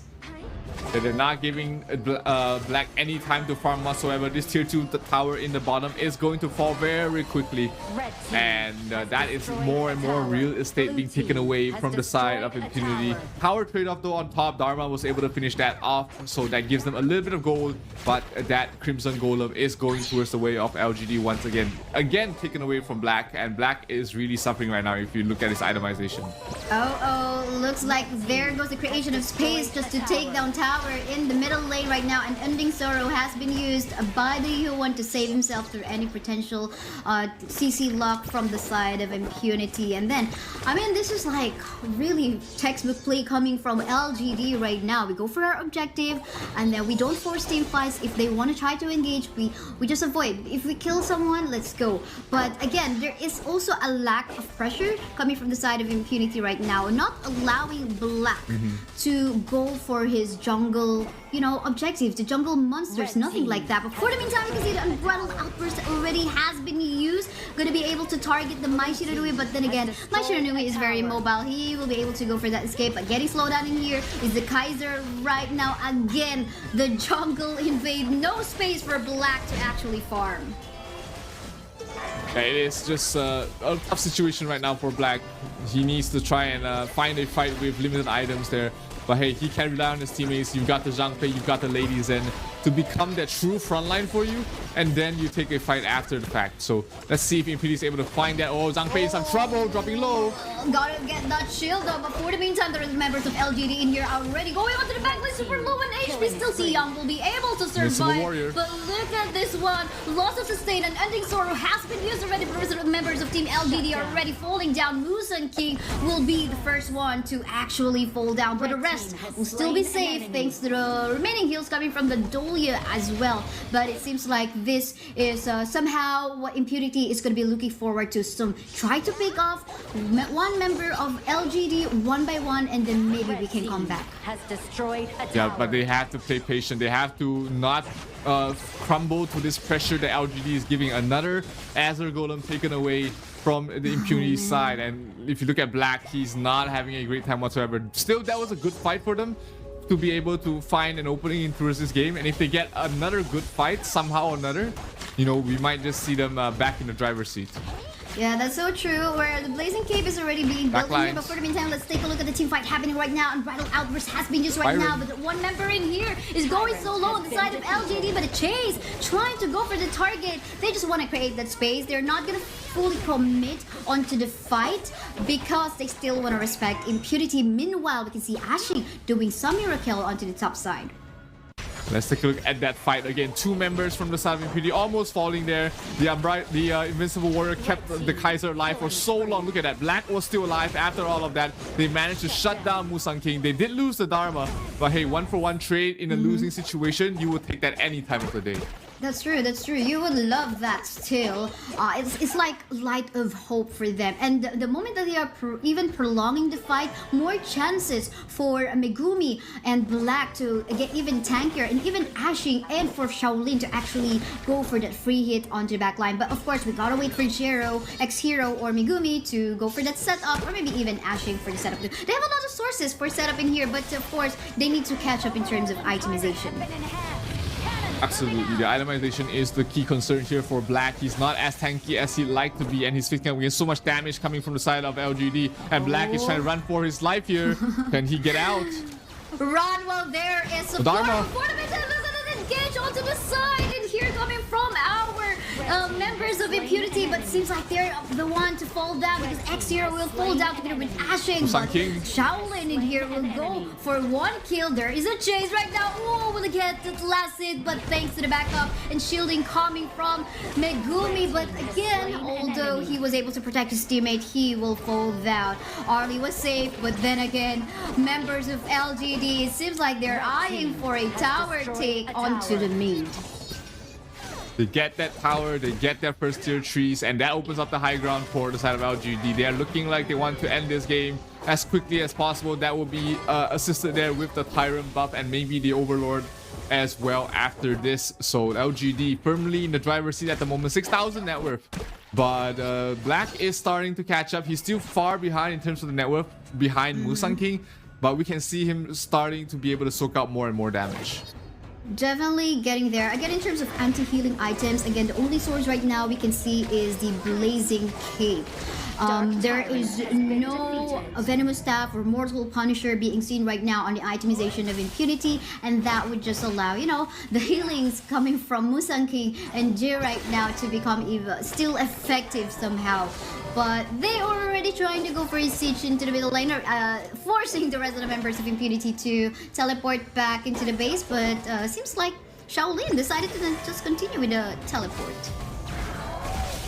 Yep, this Tyrant is, this Overlord is going to be crucial, but the Primal Bonds are still available there. The debuff is still on the side of LGD, so they are taking some time, taking a bit more damage than they like. Impunity though, not trying to contest whatsoever. They're more than happy to just continuing farming up on their heroes, try and catch up that way. That's true, that's true. They want to play it safe, at least, you know, just avoid the risk, even riskier situation when they get wiped out, and then gonna have their crystal fall down. But yeah, members of Impunity forced to back away, but we can see in here Ashing still trying to go for that side lane push, but actually on the top side tower as well will fall down. A lot of super minions will come through anytime soon on their base. Yep, they lost the tier 3 without any contest. Ooh, lots of damage towards Musang King. I thought he might have needed to use his ultimate there. If a single crit did land, he was pretty much dead there and then. But knowing Musang King, he's always going to be able to try and play at his limits. To try and play with the lowest HP possible before popping his ultimate to heal everybody up. Yeah, this is not like, okay, spam, just make use of the skills and spam here and there. These are what we call calculated moves. But talking about calculated moves, will there be any calculated moves in here? We can see the Zhangfei onto the back line though. All of the high ground towers already has fallen down. We can see the aggression coming from the Dolia as well. Minion waves are coming in. What are the odds in here? We need a setup coming from our back lines. Look at that shoulder will fall down. However, surprisingly though, Jeb will fall down too. The rest of the members of Team Impunity already falling down. Megumi is all the one remaining. Will still be able to survive, but it seems like Team LGD will want to focus fire onto the base, winning this match up against Impunity. Congratulations. That was just dominance from the side of LGD from the word go. Never giving the jungle ever to the side of Black. And you know, Black, he just had a terrible start. We did see the use of the Kaiser towards the later stages of the game. He became very tanky, became very unkillable and very sticky to all these heroes. And that was a good position that Black wanted to be in. But unfortunately, the early game was just too bad for the Kaiser to really do anything. And Impunity right now, 1 and 3 in terms of score. They are not in a good spot in the group stage. Definitely not. They already have one they have 1 win and 3 losses already. They still have a chance later on if they win the next match that they have. But for LGD, they already finished all their matches. 5 wins and they are securing the top 1 spot. They get to decide later on who they will be matching up against with in the knockout stage. But let's take a look at the amazing highlights from this game. Yeah, this fight, I thought, you know, this was Impunity's way back into the fight. Dharma as well as Megumi was able to deal so much damage to Zihong and JR, but unfortunately nobody to clean them up. And they just lost too many members from there. If they got that fight, we might see a different outcome or at least a longer game. But because they lost that fight in such a terrible fashion, it was just too much to deal with. And LGD just too hard to beat. 5-0 in these groups, and they are number 1. They are top in Group A. Yes, it's like, you know, the rest of the teams in Group A are like, okay, what's gonna be our position? But for LGD, it's like, sure. They already know. It's like, they already know. Meanwhile, for Group B, we have like 2 teams, okay, KPL and Weibo. But yeah, let's take a look at the match results from a while ago. Anything highlight worthy that you can point out in here, Zero? I mean, X0 definitely did a lot of damage for his team, but unfortunately, just never be able to close out the game in terms of those fights. Wasn't able to get those kills, and once again, the MVP going towards the way of LGD's Musang King on the Yuhuan again. No, sorry, Yuhuan was played by Zihong in the previous game, but here is being played there by Musang King. So. Still very MVP worthy game from him, 5, 2, and 6, and always a threat in every single team fight. Yes, that's so true. I mean, the unlimited heals that they've got, unending sorrow, then you make use of that. Celestial, followed up by the Celestial Melody coming from Dolia, is again unlimited skills, unlimited healing for your whole. It's not just for himself, but for his teammates.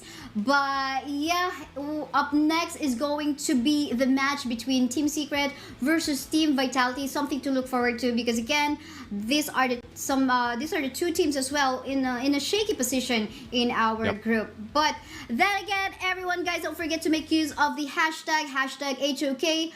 EWC 2024 for you to get a chance on winning some permanent skins. Any of your thoughts, analysis, we'd love to hear that being posted in social media, whether it be Twitter or X, Threads. I don't know if you're actually there too, wherever, Facebook too. But yeah, what else do we have in here, Zero? We also have the brand new hero. We've seen him shine. We've seen him go off with a bang. He is one of the highest win rate heroes currently in the Esports World Cup Honor of Kings mid-season invitational. I think he's currently at an 80% win rate. And definitely, if you are looking to climb the ladder, climb the leaderboard, this is one of those heroes that you definitely need right now. It's just so strong with the lifesteal and everything that he can provide to the rest of his team. That's so true. That's so true. The space creation, even I would say. But yeah, make sure to get the Ogren skin, Ogren hero already. So everyone, we are done with the first half of our stream of our day 2 of the group stages. I'm so excited for the second half because this is where we will almost find out like what is gonna be the final results. But yeah, let's head on to a short break. For the meantime, once again, I'm Isaiah. With me is Zero. We'll be back after a few minutes break.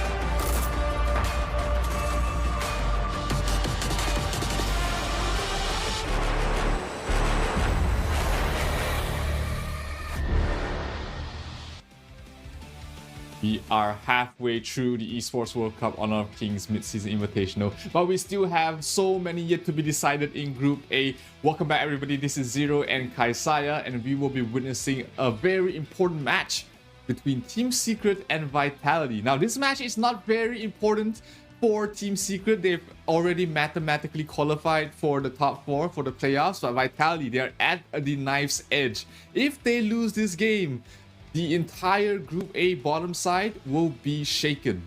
definitely gonna be shaken. I mean, we're talking about VKS, Impunity, and Kagendra also trying to find their spot, their way onto the top 4. And again, it's gonna be going to be pretty shaky as we head on as we head on to proceed onto this series. As we see, Team Secret looking good so far with their match up against Vivo Kid Stars from a while ago, showing off some power on what they can do on this day 2. Yeah, so let's take a look at the groups for both sides. Group B already pretty much almost set in stone. The KPL Dream Team, Weibo and Loops already mathematically qualified, while the final spot still between Falcons and All Gamers Global. Both these teams still have to fight it out to find out who will take the last slot. While for Group A, if you look at the bottom side, from the 3rd to 6th rank, it is just so tight across all these teams that every single win and every single loss from these bottom teams, it could decide the fate of the bracket. And yes, as you can see as well, just finished from a while ago on our stream A, KPL Dream Team just took down Weibo Gaming, giving Weibo Gaming their first loss in their group. So yeah, this is also like giving us like the proof of dominance on the side of KPL. That's well understandable why they also have a lot of fans and as to why they are actually, the top in the predictions right now. But yeah, let's take a look at the roster that we have. For the side of Team Secret, we have Shisan, Azar, Shuan, Tian X, Son, and Hugh Huan. Definitely, I think they are very eager. I saw the post of their coach from yesterday, and it seems like they are really wanting to get maybe no longer the top seed on this group, but maybe they would want to be in a better place for the seeding still as well. Absolutely. I mean, just avoiding being 3rd and 4th is also very important, because then you can't be picked by the opposite group's first seed, right? So that gives you an option. That puts you in a much better place to be. But hey, let's listen and take a look at what Team Secret has to say for their preparation in this tournament.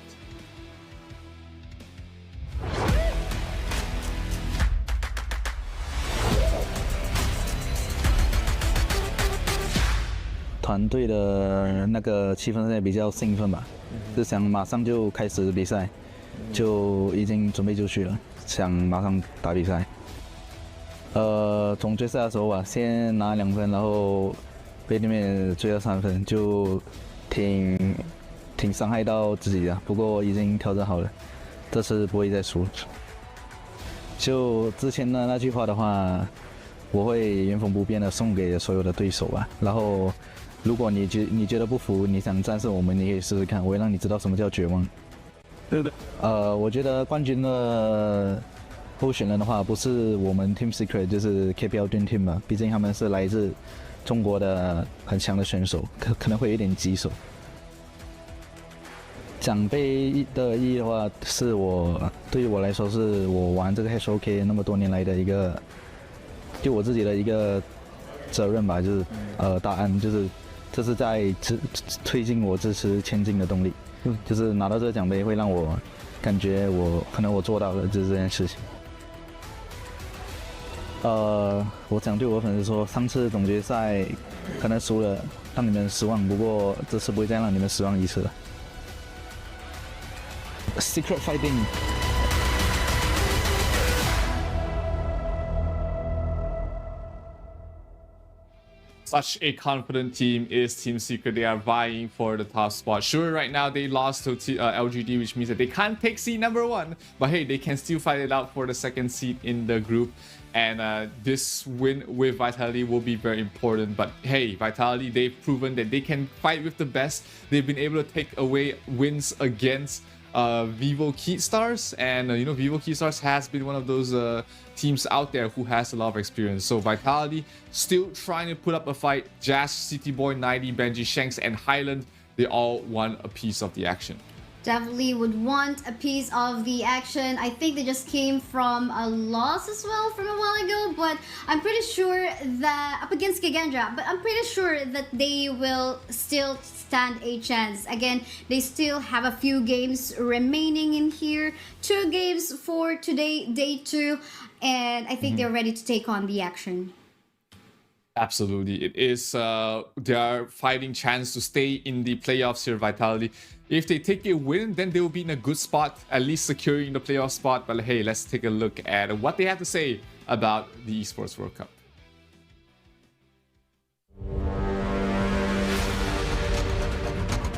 For the Esports World Cup, I feel very excited and I want to play against the other international teams. I'm not nervous during competition. Just the first second when I come on stage, but after when I'm in game, I'm not nervous anymore. I just think about the win.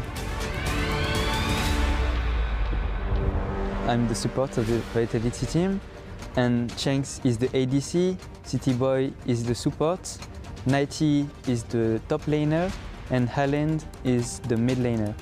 And I think the team is very funny because we have different personality, but at the same time they are professional when we have to be professional. We speak a lot of language in the team, but the main language is Chinese. I learned some words to understand in game, but I still need to learn more Chinese.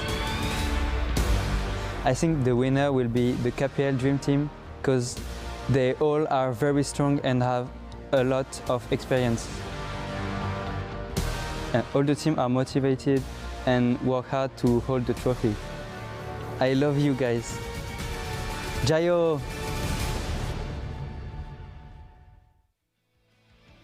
It's interesting to hear that their main language that they use in the team is in Mandarin, which is surprising for European organization. But hey, if you put in the predictions in STC play.gg, they are out right now. 58% for Team Secret against the 42 for Team Spirit. Actually not bad in terms of odds. Not too bad at all.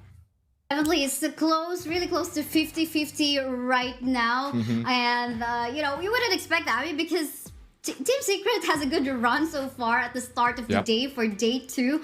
But then again, I think it's the fans of Vitality, their members coming from different nationalities, coming from different countries. The support is just coming from everywhere. So I think that's one of the advantage, the trust, the moral support that you have. And I think that will boost up the confidence of the members of Team Vitality in here. But let's head on to our draft. Vitality versus Team Secret. We can see a Dacia respect right off the bat in here on the side of teams from up against the side of Team Secret. Zhangfei and Haino 2 as the prio bands against Vitality. Absolutely, it's Haino definitely hasn't is one of those heroes that is just so strong. He hasn't really seen too much play out there, but with those matches that he has been led through, he has been winning almost every single one of them. Team Secret, again, really prioritizing the Mai Shiranui for their side. I mean, Shisan is a beast on that hero, so it doesn't surprise me that they will put so much focus in first picking that. But Vitality looks like they want the Arlie for themselves, and seeing that it is led through the pool, they're going to give them a run at it. Yeah, that's true. Usually we would see, okay, Arlie, once this is in the opponent's side, you would next see a ban on the Yarya, but so far we have not seen Yarya even so since day 1, but they're gonna be pairing that up with Dolia. Let's see what's gonna be the prio on the ult in here coming from the Dolia. I don't think the Arlie it will be, because the ult of the Arlie is like Mei were to actually knock back the enemy just to save herself. But we're looking forward to what will be the next 2 picks of Vitality in here to get the Celestial Melody from the Dolia. But in terms of engage and the pickoffs, looking good so far for the side of Mai Shiranui. They also have the late game secure with the Lady Sun. Will take a while in comparison to the Arlie, but yeah, I mean, looking good so far for both of these teams. Yep, lots of single target damage and focus here from the side of Team Secret, hoping to lock down and burst down the Arlie before she's able to really wreak havoc in the fights. But Vitality already picked up the Elaine, so that's at least one of the pairings that you can reuse with the Dalia. And the secondary Death by Sunset is always very strong. But you like to have more options. You want something else that you can play along with Dalia. Let's see what Yao Yao, the coach for Vitality, has in plans for their jungler as well as their mid lane. Would this be a Yuhan once again that is still left in the pool? Also very strong in the jungle to pair up with the Dolia and the Elaine. That's true. Makes me wonder if they're going to be eyeing on that one. We'll see. We'll see. That's still definitely a possibility, but getting cancelled in here already as well is the Kaiser as well as the Princess Frost, Mayin, the Ming. To Ming, you definitely wouldn't want that to be partnered with the Ladyston, of course. Absolutely not. We saw that from yesterday, or I think the first match with KPL Dream, having that against Falcon, if I remember it correctly. It was just like super aggressive and looking scary. But yeah, let's take a look at the final picks. Do you have anything in mind in here that they could be prioritizing? Should it be the Yuhuan next for Vitality? I think Yuhan makes the most sense for Vitality. It could be something else, but they decide to go for the Ata in the jungle, which is interesting to say the least. He's not a very widely picked jungle hero. He usually flexes more towards the Clash lane, but he can still be playing the jungle. He's had mixed results so far, but it does allow Vitality to play very aggressive. Ata doesn't need a lot of farm to start wreaking havoc in those fights. That's so true. We'll have to find out, but that definitely adds up a layer of CC for the side of Vitality, or maybe block of those potential engage coming from either the the Musashi or the Maishiro. We'll have to find out. I'm still curious as to what will be the last pick of Vitality in here, if they're going to be securing the U1, since it's still open for the mid. But yeah, Byron and Tyan in here will be locked by Team Secret, completing their lineup. So much healings, of course, from the Tyan. There will be some mini stuns. Pretty annoying in the laning stage, I would say. But yeah, let's see how they're gonna be working that one. But it's gonna be the Shangguan in here that is gonna be locked in by Vitality. And with that getting picked, we might be looking for some really good early games if they can secure that. Yep, the second ultimate for Shangguan is always just so scary. You thought it was over, you thought the barrage of damage coming from the final stroke was done. No, they have another round of it, and it's going to be something to look out for. Vitality has been playing with the Shangguan quite a bit, so they are absolutely no strangers to it. But hey, one final cry, one final hurrah for the Team Vitality. They know that they need to take this win to be able to secure their spot in the playoff. While for the side of Team Secret, they need this win to secure second seed. So a very important match for both squads. Let's see which team will be able to take this win in this matchup.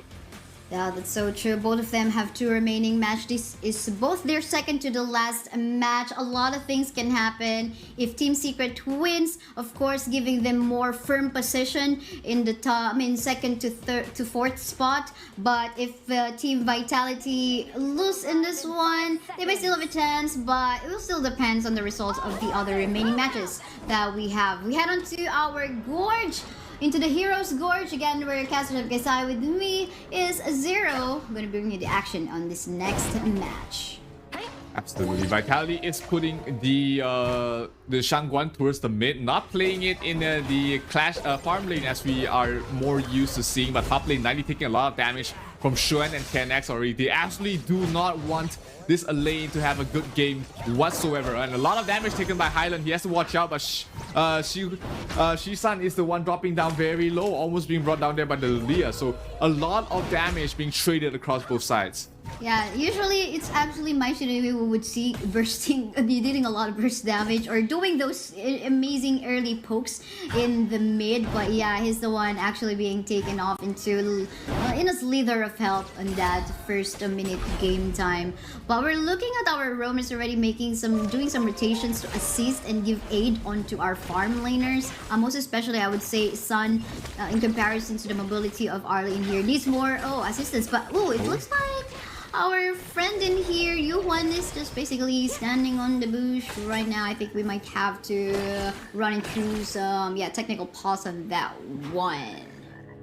It looks like he might be facing some technical issues, but hey, it's luck. Thankfully for him, it seems like the side of Vitality, they were pretty respectful about that. They weren't, going all out. They weren't like capitalizing on the fact that hey, he's not moving, but they were just poking and prodding, and when they realized he wasn't moving at all, they just stopped hitting, which is really props to Vitality. They're showing a lot of sportsmanship in this.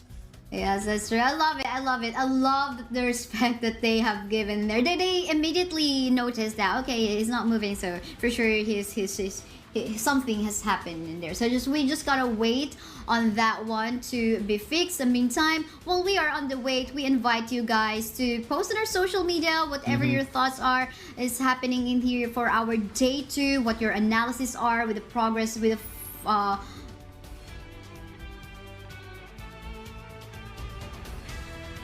the yesterday there were 7. Today we've gone through what, 3 matches in stream B, and this is the 4th match on this stream. And every single match has been very exciting with different weights, different sort of changes for the group. So it's been a great run so far for all these teams. Of course, in LGD already securing their spot as the top seed. You've also got on the other side the KPL Dream Team. As predicted, will be taking the top seed in Group B, but a lot of these teams are still fighting it out to find out if they're making it to the playoffs or what sort of seed they'll be finishing it on as well. So once this game is over, once Team Secret versus Vitality has a winner, we'll be able to find out who is if Team Secret is able to lock down the 2nd seed, or will another team, will the likes of Kagendra or Vitality be able to steal the 2nd seed away from Team Secret. It is still up in the air here for Group A. There's still so much to play for. So all these teams, everybody is still trying their best to stay alive. Everyone definitely has to try their best to stay alive, because a lot of things can happen in Group A. Again, Group B is kind of a different story. They're like, they can actually cement their position in there quite easily. It's quite noticeable who has the chance, who can stand onto the top 4 or the bottom 2. With Boom Esports actually already saying goodbye because they have finished all their matches already. Likewise for LGD, they have finished all their matches already in Group A and just sitting pretty already, waiting for the knockout stage tomorrow to happen. But between these two teams, Team Vitality and Team Secret, again, Team Secret getting green in terms of the number of wins so far from yesterday and today. I wonder what they can do in here on day 2. But Team Vitality, yeah, this is their also second to the last match. They gotta prove themselves, just only having 1 win from yesterday, and they need to do more in this scenario right now. Yeah, it is a precarious position here for Vitality, but you still have to give credit for them. They did take a win against Vivo Kid Stars, which does look like they are not in their championship form at the moment. And of course, Vitality yesterday, the other match was against LGD, which understandably a lot of teams would start to really suffer against it. And they also lost to Kagendran earlier on today, which is more of a surprising result, which you would usually think Vitality would stand a better chance against Kagendran, but hey, what's done is done. They just have to look up for the next match and the match that they are currently playing in to be to just keep that mentality in check and knowing that they still have a chance to make it to the playoffs. Yeah, that's so true. But yeah, now we just have to wait for what will actually happen. But again, I think I want to go down next onto what we have on the top picks and top bans. From yesterday, we have seen a lot of Lady Jen. Lady Jen to actually, not really go for the engage, but to set up the place that can be followed up by the damage. But she's not sitting pretty in terms of like win rate, 42. I mean, my stats are quite outdated, but we can still stand true, like less than 50% win rate, about 42%. What is telling us with these stats for the Lady Jen? Is it more about like the hero itself right now, or it's about how the teams are actually using her in the compositions? I mean, we've seen a slight shift in the meta where teams are starting to shy away from team fight heavy compositions and instead picking very burst heavy single target combinations. That's why you see the Mai Shiranui being focused on so much. That's why you see the Musashi constantly being picked up or banned. A lot of teams have shifted that focus into bursting their enemies' marksman instantly. So heroes like the Dharma, heroes like the Musashi has seen more play in the recent days. So this shift in playstyle just makes Lady Zen less impactful. When your core damage dealer is being bursted down, it doesn't matter what sort of damage or the CCs that Lady Zen can bring out, because it's going to be a losing fight. Your team just lacks the damage after your Arlie or your Diren J or your whatever your marksman is just bursted down. Yeah, that's so true. But yeah, I mean, one thing we can actually compare with the Lady Gen though will be the Princess Frost. We did not quite see a lot of times, but we do know that, okay, if there's no, like, I mean, in the previous meta, right? Okay, Creation of Space, Princess Frost, and then some would actually label the Lady Gen as the, you know, like, what do you call it? Like, the second, the lower class, like that of the Princess Frost, because the, what was that again? Sorry. We called her the poor man's Lady Zen. Yeah, something like that. Something like that. Yeah, because the princess you pick up the Princess Frost when Lady Zen is not available for you. And in season 1, instead it was the other way around. Princess Frost was the most meta pick ever in the mid lane. So Lady Zen would have Lady Zen was the poor man's Princess Frost. So it's interesting to see, you know, as more players come into the game, as the meta shifts, how these top heroes do shift out. And we're seeing it again here in the mid-season invitational. Lady Zen, sure, is still being picked up quite a lot, but the win rates are telling about how she's fallen away from the meta, and it's becoming a very single target focus composition that gets more success right now. Yeah, that's true, but yeah, that's not what we're seeing right now. We got a lot of new heroes, Yao, Long. We do have, of course, the Ogren as well, which we're also quite seeing a lot of times in here. And I love the fact also, like, coming from patch update July 25th, you know, Jiangfei's being quite used a lot nowadays. Shangguan got buffed too, but you know, we've seen her only quite a few times. But yeah, I think Zhuangzi at the same time as well is not gonna get picked up, even though Yao got picked. I mean, got buffed as well too. We're not seeing him at the same time too, since from yesterday. But can we talk about Yao? I mean, this is the brother, right, of Jing. Yes. Yeah, of Jing. And in comparison to Jing, well, for sure, Jing for me is even harder to play with. So highly mechanical. Yao manageable, but why is Yao not actually getting picked in here right now in the current meta? Well, Yao is one of those heroes where it looks like he does a lot of things, but actually he's just in there to be a nuisance. He doesn't provide a lot of damage. He does provide a little bit of crowd control. He's annoying to deal with, but you know, these teams, they're experienced. They know how to play against it. They've been playing against it in ladder. So that's why, you know, when you have a hero that, despite how much farm you can get in terms of the farm, you know, you are not as impactful as a lot of these jungle heroes, the Yuhuan, the Musashi, even heroes like the Heino, the even Menki, or the ever so popular Ogren. These heroes can do so much with farm or without farm, but the Yao just kind of does nothing even with farm. Oh, that's so... I see, that's why. But I guess we gotta wait for more updates for this Yao to happen to actually see him in action. But yeah, for the meantime, I think all our teams is... Somehow you saw the progression coming from Ogren yesterday. Ogren got picked in the first series that we've casted, I believe so. And he loses? Yeah. Yes. But not a very good like KDA, like or like presence in the map. But as we go through along with the rest of the series from day 1 up until now day 2, like wow, the level of play that all of the teams are doing for this hero is just so impressive. Like, partner it up with, you know, like some support heroes that can back him up with the damage and allow him to actually, you know, create the space for them. Then it now looks even more impressive.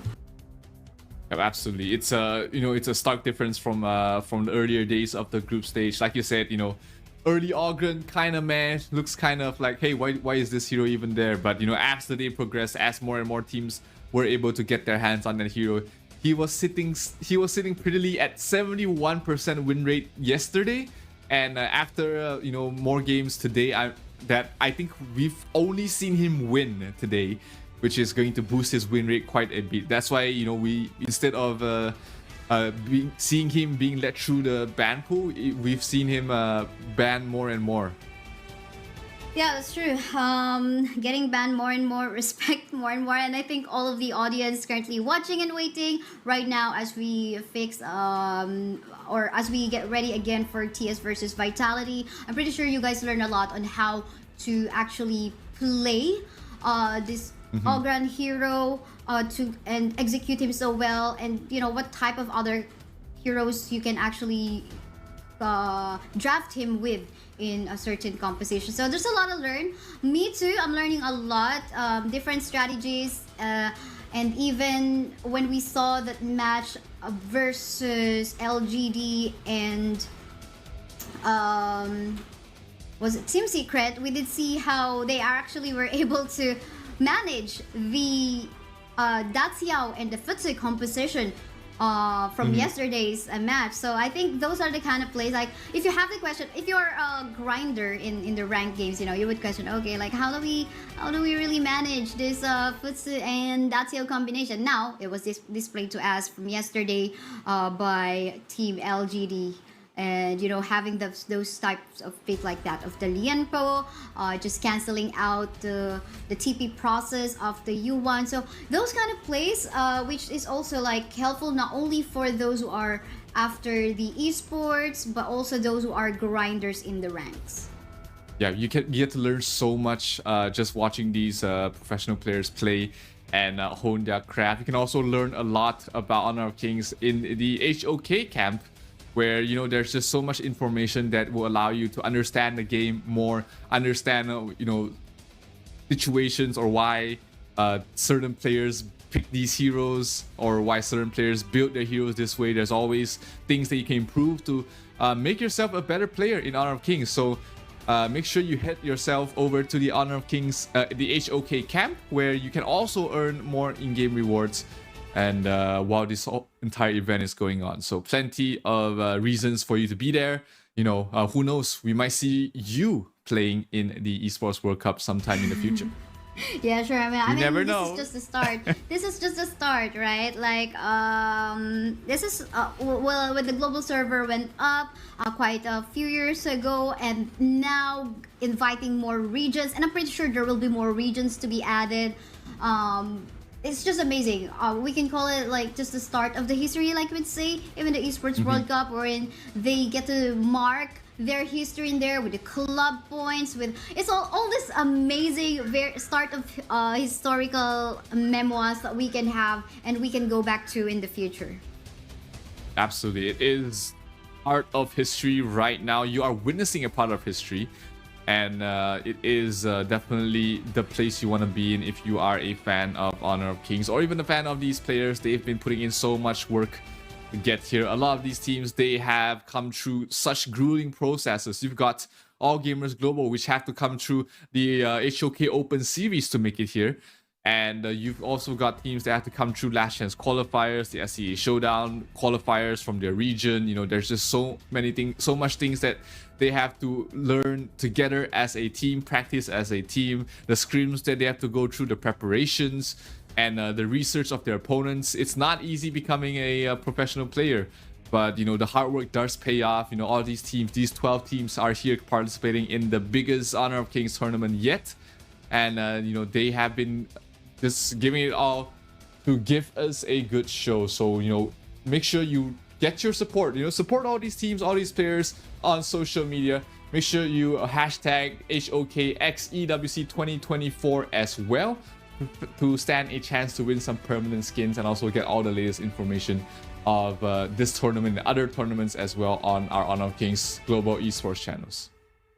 Yeah, that's so true. And yes, we do wait. Everyone just hang on tight onto your seats. Maybe for the meantime, grab some snacks to back you up on this long wait that we currently have. But yeah, we just to take note that the champions newest in-game mode, the championship mode, will actually kick off starting tomorrow. So check out the timestamp in the game to see it in your local time zone. Because in here as well, once you join, you can unlock a brand new Voyant skin for free. So imagine trying to be in that competitive level of play already, but at the same time, you getting a free skin of Voyant. So you make sure you immerse yourself in the battle in your region. Maybe get some strategy from here in the tournament already at the same time in preparation for this newest in-game championship mode. Yeah, so in the meantime, while you check it all out, we'll be going in for a short break while the players get their issues sorted done. But don't go anywhere, guys. The Esports World Cup Honor of Kings mid-season invitation will be back very soon.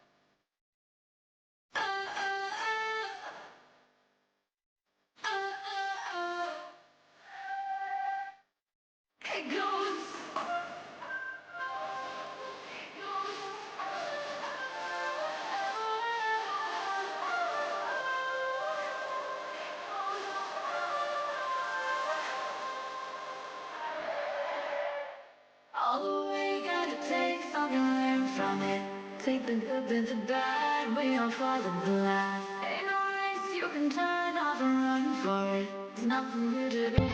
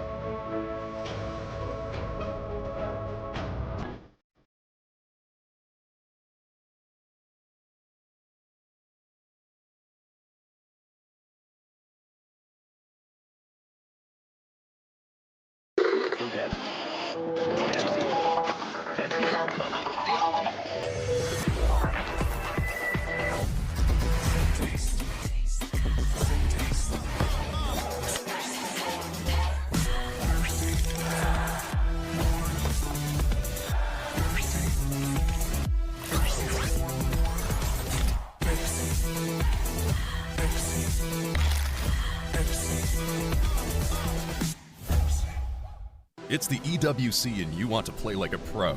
Well, we've got a lesson for you. Axe on. You're fresh, ready to fight and grind those long hours. It's how it should be.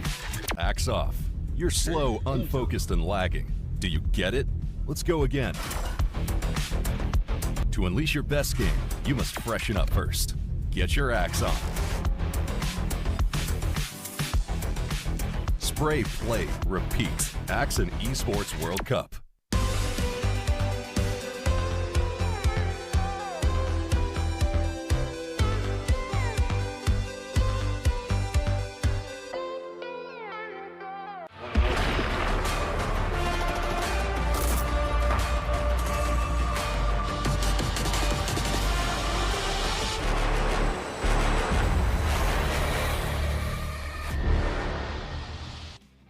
We apologize for the break, ladies and gentlemen, but we are back with with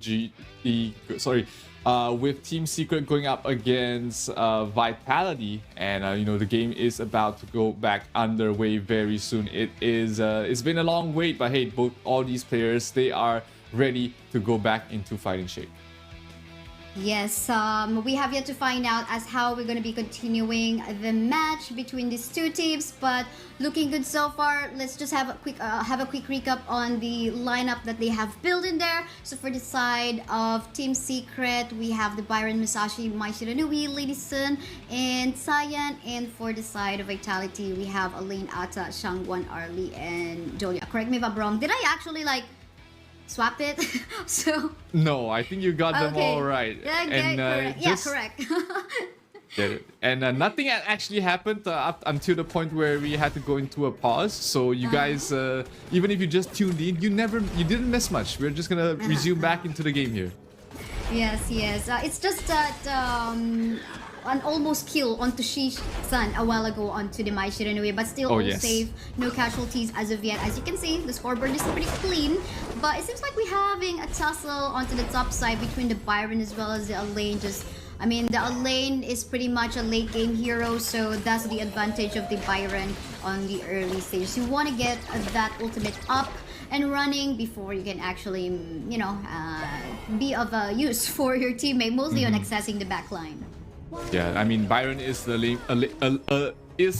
bully and also bullying the lane in top. That's why, you know, we see teams put so much focus on giving the lane good lane. Oh, bottom side though. Oh, Highland with the rotation gets a double onto her Team Secret. That's Sun and Yuhuan dead. That is just so much damage coming in from the Shangguan. And you know, we talked about the Shangguan yesterday, where we talked about him needing those 3-4 kills before the 4-minute mark. And that is an absolutely great start here for Highland. 2 kills already, a double on the bottom lane, and that also helps Shanks get into a good position.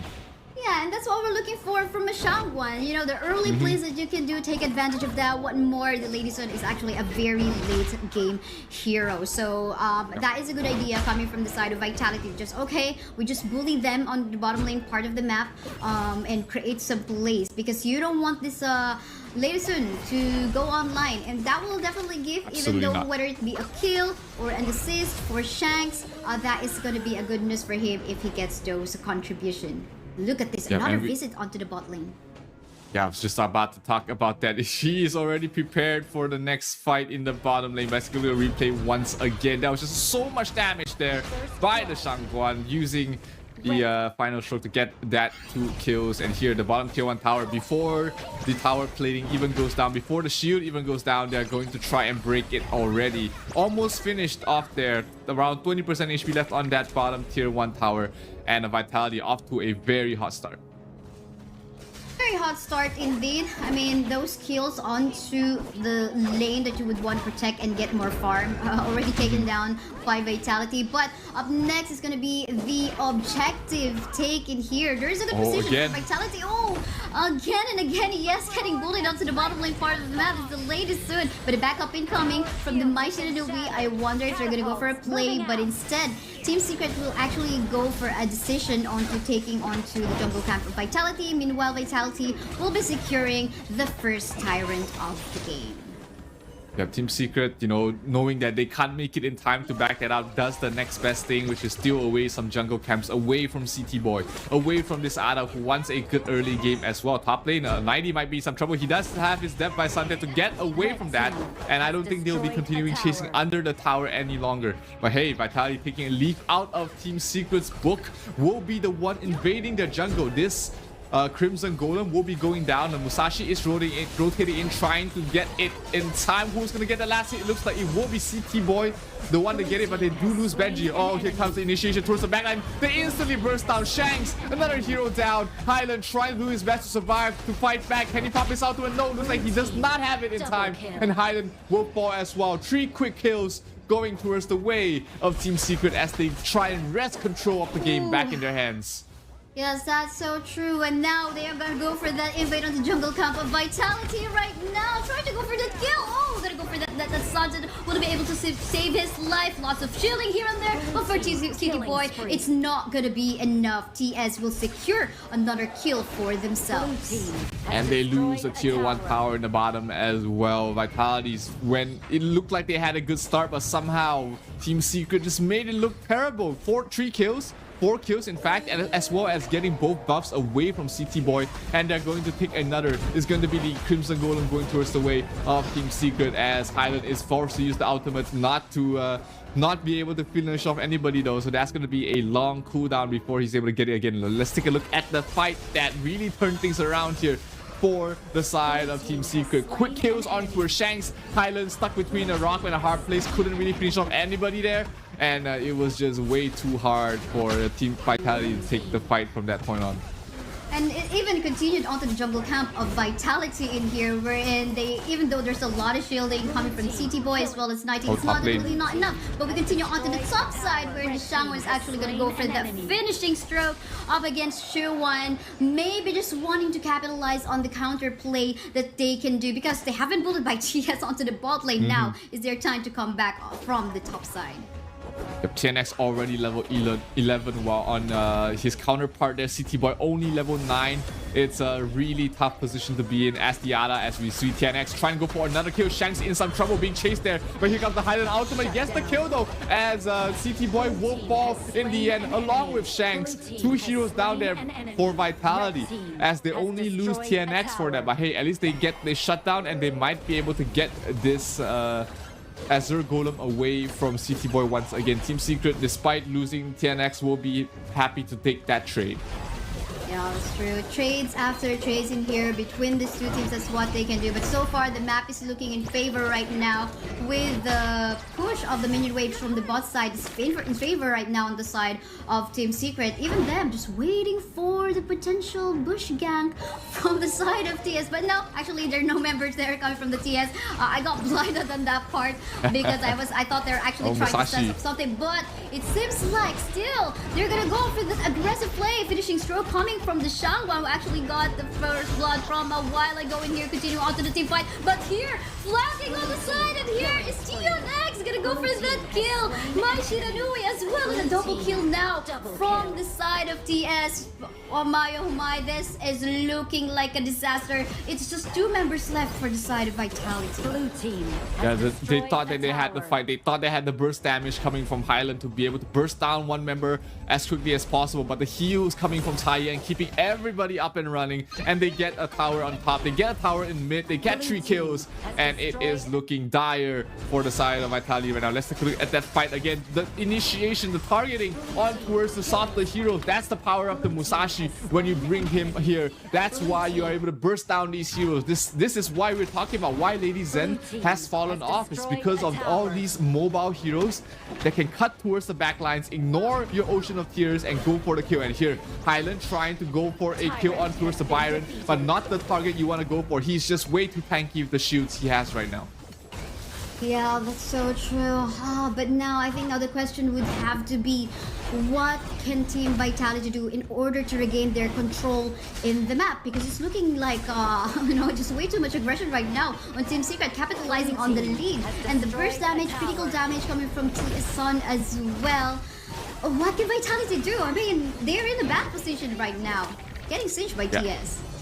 Lady Sun is definitely online at the moment, doing so much damage. Vitality needs to stop trying to take these fights. They need to start splitting up the map, get some farm, especially on the lane, as well as Shanks. You know, put these two heroes on the side lanes, get them some farm, get them some tower damage, as well as just wave clear on towards the side lanes, and also pressure Team Secret across the map. You can't play this 5 versus 5 because your opponent has already outfarmed you. They need to continue to buy some time for these heroes to catch up with farm. Catch up with farm, indeed. I mean, they've got Shanks in the early, which very late game in here. It's gonna be their life-saving race, but the access to the back line in here from the lane is still on their hands. They just have to wait a little bit, be patient. But I love the trade that is happening right now. We can see on the side, TNX will be able to secure this Shadow Tyrant for themselves, but it seems like a fight is about to happen onto the top side. A chase is happening right now. No, is the Byron gonna get cornered? Super low on HP right now. Is Shisan in here? But Highland will fall down onto this. Has a lot of exchanges of skill. Two fights are actually happening, but they are already in the base of Vitality. This is a very confident move coming from the Musashi, killing off Shanks as well. Now it's just two members remaining, the two frontliners on the side of Vitality right now. Wow, I mean, it's like a 3 for 3 trade overall. Yeah, that was probably a bit too overconfident there from the side of Team Secret.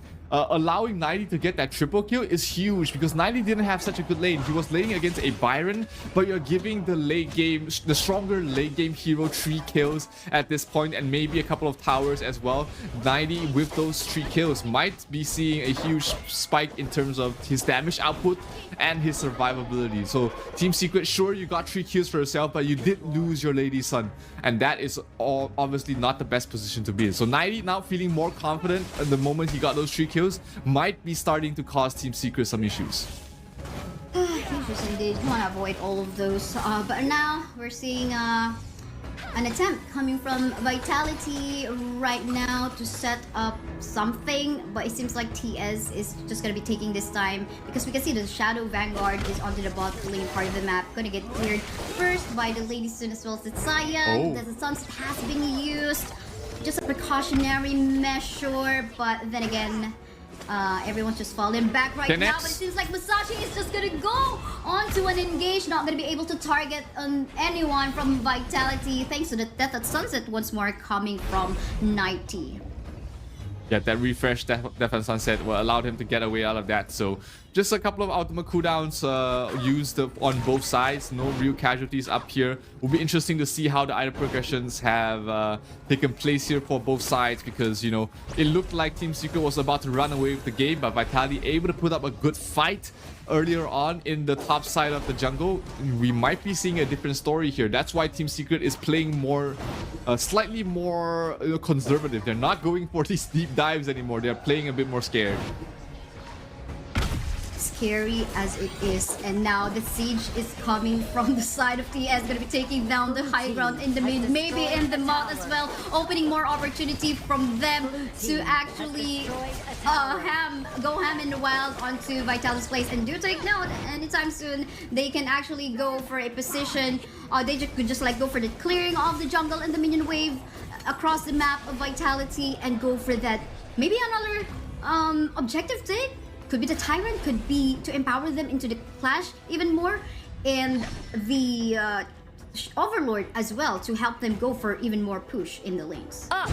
30 seconds before those spawn, so it will be Team Secret just positioning themselves to prepare for the next fight. While Vitality, they still have to continue defending their base against the two waves that are pushing up.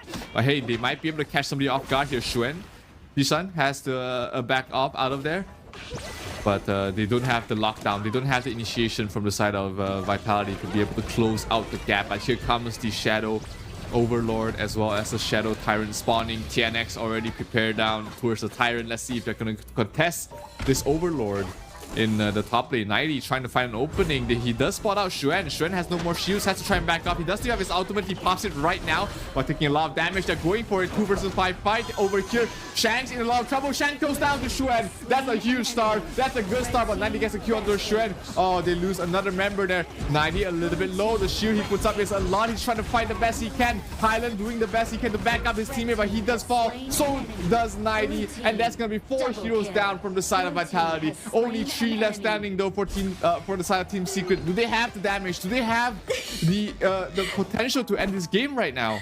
I would like to believe so, because this is just the only one member. It's just the Dolia on the side of Vitality right now. They do have the minion waves into the bottom lane, and the death timers, the earliest one is going to be 16 seconds, and the rest of the members of Team Secret are actually trying to end the game, and this is it. Team Secret is going to go for that win up against Vitality, evening, like solidifying their position on the top 2 seed. Woo! That was a very impressive play there. It looked like the early game was going to be a bit of a pickle there for Team Secret, but they took a good fight in their own side of the jungle. They managed to secure the game, and they are now sitting comfortably. Like you said, 2nd seed almost confirmed. They just have one more game to play, which is going to be against Kagendra, which will decide if they finish off 2nd seed or not. But I think what we have to also take a look at is the position of Vitality come to the final game that they have, and of course the next series that we are about to witness. It's gonna this is the last, second to the last. After this Group A stream that we have between TS and Vitality, we're gonna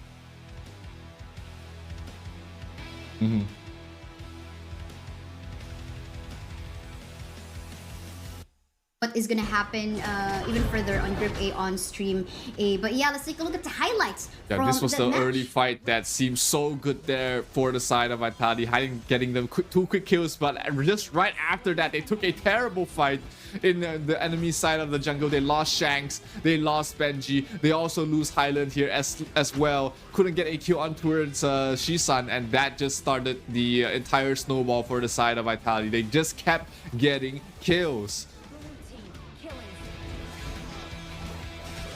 Kills after kills. I mean, the moment I think we found that opening a while ago onto the bottom lane part of the map from the side of Team Secret, that's when they continuously went on to just playing aggressively up against Team Vitality, and we've seen this common now. I mean, there were moments wherein, okay, there could have been a potential comeback from Vitality, but I think the front line, TNX and Shuwan in here is just like so effective for their lineup. Again, with the healing from Yuhan, Taeyeon as well, and of course the flanks coming from Shihan. And with that, Son is able to free hit. And even though they actually, in this particular skirmish, even though they have actually died, I mean, man, the sustain coming from TNX, add up the heals coming from Yuhan.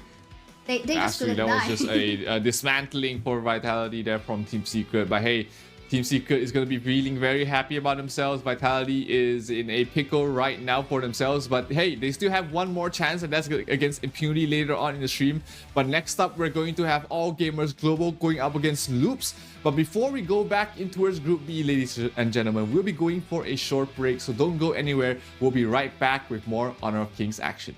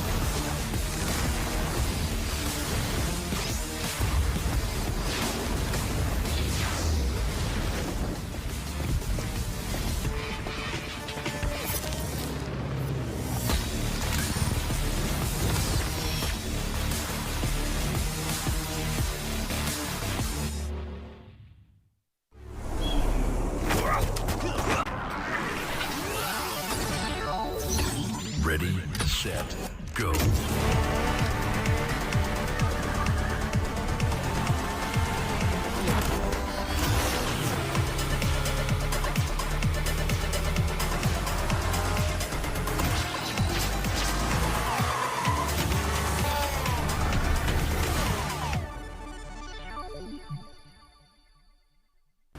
لحظات البداية عاشت معنا.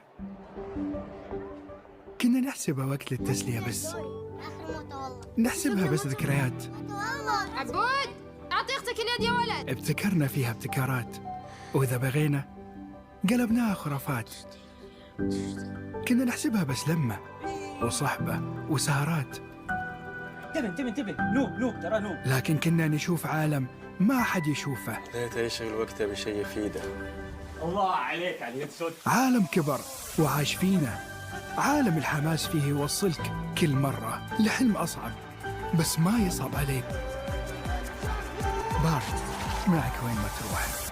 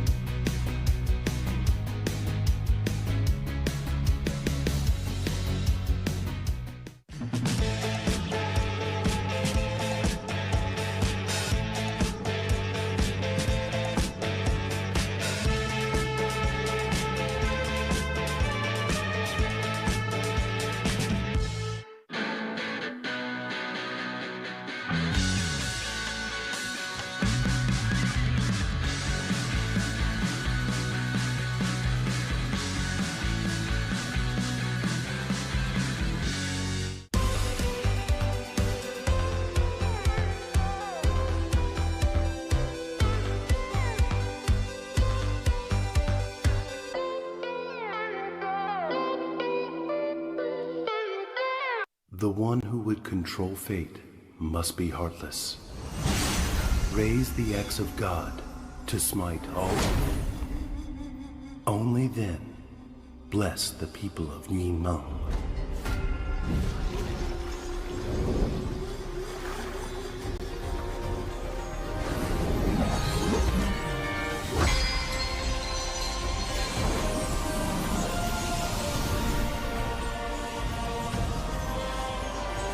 Guide your fate. The cycle of rebirth.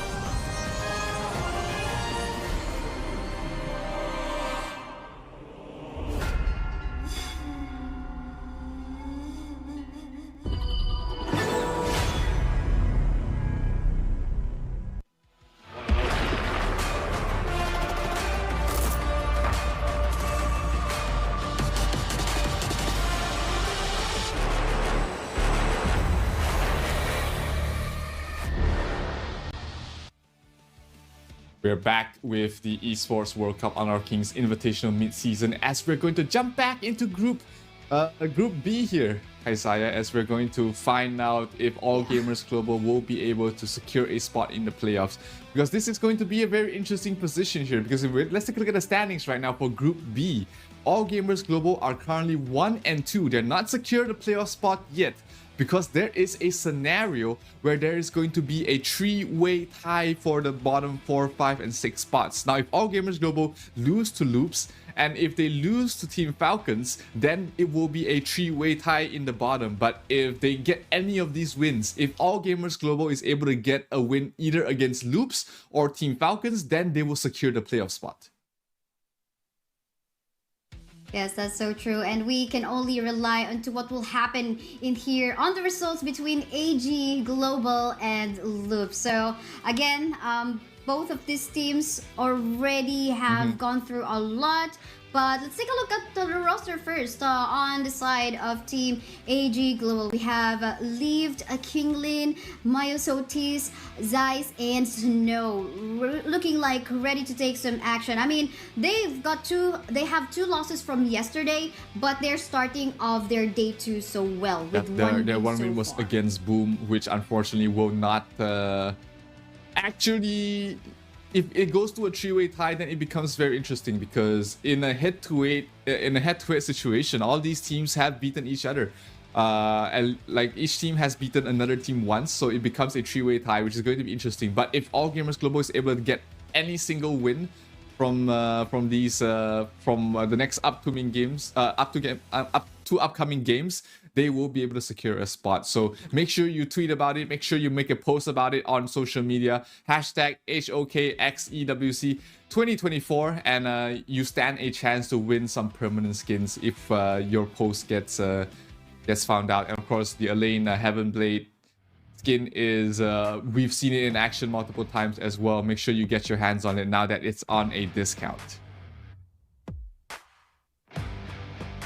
Discount, you wouldn't want to miss that. You know, we've seen this in action many times because Elaine is most of the time getting picked by the teams, and we've seen, you know, like if you love Elaine, not only that you get access to the backline, but you get access to the promotion that we currently have so far. This is time limited, guys, so make sure as you have two ways. Like, you can actually get this from the event happening already in game, or you can actually purchase this via discounted tokens. But yeah, we head on to proceed onto our drafting phase. AG Global versus Loops. Okay, looking like we have a ban on the Ming, MICC, and the Daxiao already. That is the Mai not going to be seeing the light of day in this game. Arlie is still left in the pool. Oh, never mind, spoke a bit too soon. That's going to be banned out there by Loops. And yeah. Yes, I mean, Arlie, although it's not like a 100% win rate for this lady, you know, if she's given the power spike early on or the late game, she can just like go ham and wild. Very hard to lock, CC lock, and very hard to chase. So, and of course the damage potential. The Leah will be the first pick there for AG, while Loops will pick up the Long and the Elaine. So Long being left out in the pool here, that means AG might have an opportunity to pick up the Ogren here to pair it up with the Delia. So lots of healing with that if they decide to pick that up for the side of AG. Let's maybe give it to Myosotis to play in the jungle, but they will do exactly that, and the Yuhuan as well, going in towards the mid for Devil. Yes, and as we can see it right now, pretty sure this is looking like mid Yuhuan and Ogran on the jungle, unless they want to flex it even further with the Ogran being on the Clash lane. But we've seen that yes from yesterday on stream A, but yeah, there's still an opportunity for the AG Global in here to, you know, play around their draft. Definitely. Loops picks up a counter pick to the Yuhuan there. That's the Sundin with the silence. Can absolutely come in clutch to be able to prevent her from just using her ultimate to back off. But lacking a little bit of the crowd control here for that Loops. Only a lane there really as their main crowd control dealer. Sunbin is okay in that regard, but still needs another hero to be up in the front line to play along with it. So Loops will ban out the Ho Yi. That's interesting. An interesting ban there from Loops, while All Gamers Global banning out the Luna, as well as maybe the Dun or the Jing that's still left in the pool there for Loops to pick up. Yes, that's true. I mean, this Hoi got a little bit of update wherein his basic attacks has some longer interval, so will basically slowing down his attack speed a little bit, just a little bit. But yeah, they still want to respect this one with his power. Absolutely, not one of those heroes you want to allow to the late game. Loops doesn't have a lot of ways to cut towards the back lines as well. That is really able to deal with the Hoi. So better safe than sorry. Get that out of the way. While Musashi has been more up and coming that we've been seeing here, banned out there by All Gamers Global. So Loops will need to pick up a jungler as well as their mid laner here. So Dun is in the pool. So is the Heino, which is really great in the front line role to play with the lane as well. So they have these two heroes to play off with for the side of Loops. Yeah, I mean, you are not gonna see the Heino only just going for the front line, but the pokes, long range pokes as well, is quite annoying. So, I mean, oh wait, Guan Yu, been a while since we last saw this Guan Yu. I think we did not see this Guan Yu from yesterday, right? I think no, but just the Sunse. But yeah, Guan Yu, I mean, so much knockbacks. Gonna be super annoying in here. What more? We have a Dolia that could, you know, if she wants to, she could just like quickly reset in here. But of course, the regeneration of this energy coming from Guan Yu will be much quicker as we go on to the later stages of the game. Might give the Hino or the Elaine or whoever it is, maybe even the Long, a hard time onto positioning themselves in whenever team fights. Guan Yu is the general himself is not the strongest of laners, but against the Elaine, it's not going to be too bad. He does have so much global presence as well, being able to rotate very quickly across the map. Loops will finish off their draft with a Jing, so that's going to be additional burst damage from the side of Loop. So maybe try and pick off the Lady Sun to try and burst down the Dolia before the heals become too annoying for them to deal with. So overall, okay, Saya, if you look at both these teams' draft, which do you prefer?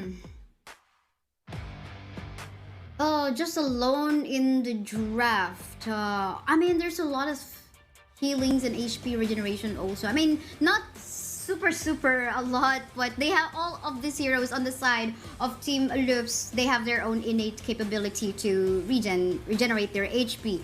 But I think onto the late game, I'm relying more onto the side of Team Secret's composition. They also have the power to actually become aggressive with the Ogran on the early stages. So I think I'm more relying onto the TS lineup for this series. Okay, let's see if they are able to live up to your expectations here, Kaisaya. As we head into the Hero's Gorge, we have the Heino played by Kang in towards the mid, as it will be a jungle Jing. So a little bit of a switch up of the roles. The Heino can play in both positions, so nothing too out of the way for that. But the Heaven Blade Elaine skin is in the Gorge right now. Jing already be able to pick up the Crimson Golem, making sure that the invade is in vain here. And actually, if you're looking at how the rotations are coming in from the side of Loops, they're putting heavy emphasis on securing the jungle for Jing. Yes, for sure. I mean, Jing is also like fast in moving across the map, but we can see how Minnesotis together with Snow tried to go for an invade a while ago because they want to capitalize on the early game potential of the Ogrand as well. So I realized I mentioned TS a while ago instead of AG Global. I still maybe haven't moved on from TS versus Vitality, but yeah, here we go with AG and Loops. But how about you? I think I gotta return the question back to you. Are you, in terms of just the draft alone, are you leaning towards more in the T? I mean, I can't hate the Jing pick. She's just such a flashy hero with the mirror domain. As well, he's been doing very well in the recent days, and it's tough to decide between both these heroes. So you just leave it just to me. So we continue. Yeah, it seems like that happened. But yeah, let's see. It's all about the execution anyway. We'll see how Loops in here will make use of the power of the Jing, but we cannot deny the fact on the plays that we have seen on the Ogran hero. But I'm also excited to see how the Guan Yu will actually, showcase his abilities in here. Snow's been doing okay in the lane, neck and neck against the Elaine. That's what we're talking about in the laning stage. Ooh, Sarah taking a lot of damage, has to back off. No amount. He doesn't have the healing that AG has in the lane with the Dalia, so he's gonna have to rely on his skills to be able to regenerate his health. Slowly but surely, he's gonna get it back. So no harm done as long as he's not bursted down in the next few seconds. But Kank already level 4. He's going to be annoying with the Phase 3 Rewind. Always very difficult to kill. Level 5 already on Snow. He's starting to rotate across the map. Yes, that's true. And rotating toward, I mean, that's gonna be an easy rotate for me. He's got his force, so it's an easy one for him. Likewise, of course, Lived on the U1 is gonna be an easy way for him to rotate across the map. Just gonna be making use of the Mournful Tempo to give him the tempo to rotate on the map. But talking about tempo, we can see Tempest already super low on HP, getting chased by the rest of the members of AG, Guan Yu, and Yuhuan, but to no afford. No casualties as of yet within this 3-minute game time, but seems like the fight's ongoing onto the middle lane. BBH. Are they going to be fully committing onto this one? Jing already on the mirror domain right now. Will they actually actually finally get a kill in here, but going so low, he instead will become the first blood onto the hands of Team AGHK. Mayosotis will secure the kill, but meanwhile, onto the bottom lane, we can see Zeiss going so low, ooh, almost to death in there. Fortunately for her, she was able to actually roll back to safety with, of course, some HP. That was really close on towards the bottom side. Like I said, Zeiss barely surviving right there, but the Dolia able to heal him back up, so no harm done there. And we get to see Mayosotis in action with the Ogren. And as well, Snow just did so much damage in the last fight on this Guan Yu. And it's interesting to see also that we rarely see a Clash lane matchup where both of the Clash laners do go sprint. So both the Elaine and the Guan Yu both have sprint to try and move across the map to try and amplify the damage a bit more. So it's a little bit interesting to see that. Bottom lane, Mayosotis towards the front line. 4 heroes from the side of AG. The silence does come in, but Yuhan pops the ultimate before it lands, so he's able to provide the healing to his team. And he will get his ultimate refresh there by the Dolia. So no harm, no foul here. Top lane, Jing going for a kill. Snow in some trouble. Snow will fall. Snow will melt as he will lose out on the Azure Golem buff as well, being given away to the side of Loops. Really nice cross map play coming from that Jing and there, and not allowing Guan Yu to actually catch up on any team fight happening onto the bot. But for the meantime, there goes the aggression coming from Loop's members in here onto the top side. But it seems like they will leave all alone. So we continue the rotation onto the bot though, seeing some members on the side of Loops rotating towards that. Their tower on the bot is a slither of HP, and this could be taken down anytime with a rolling rage. Qinglin might be in some trouble, taking a lot of damage. The silence does come in, but he manages to drop the pool in time and able to heal up from that. So very close call there for Qinglin to be able to survive. But hey, AG wants a fight. They want the tower as well. They move Devil towards the bottom side. Guan Yu is just trying to cut off any sort of backup that can come in, but looks like Loops will give up the tower and they will give a 1,000 net worth lead going towards the way of All Gamers Global. But hey, top lane, Tempest able to push out and play that macro game for himself. Yeah, meanwhile, the siege continues in here, and again, cross-map plays here and there.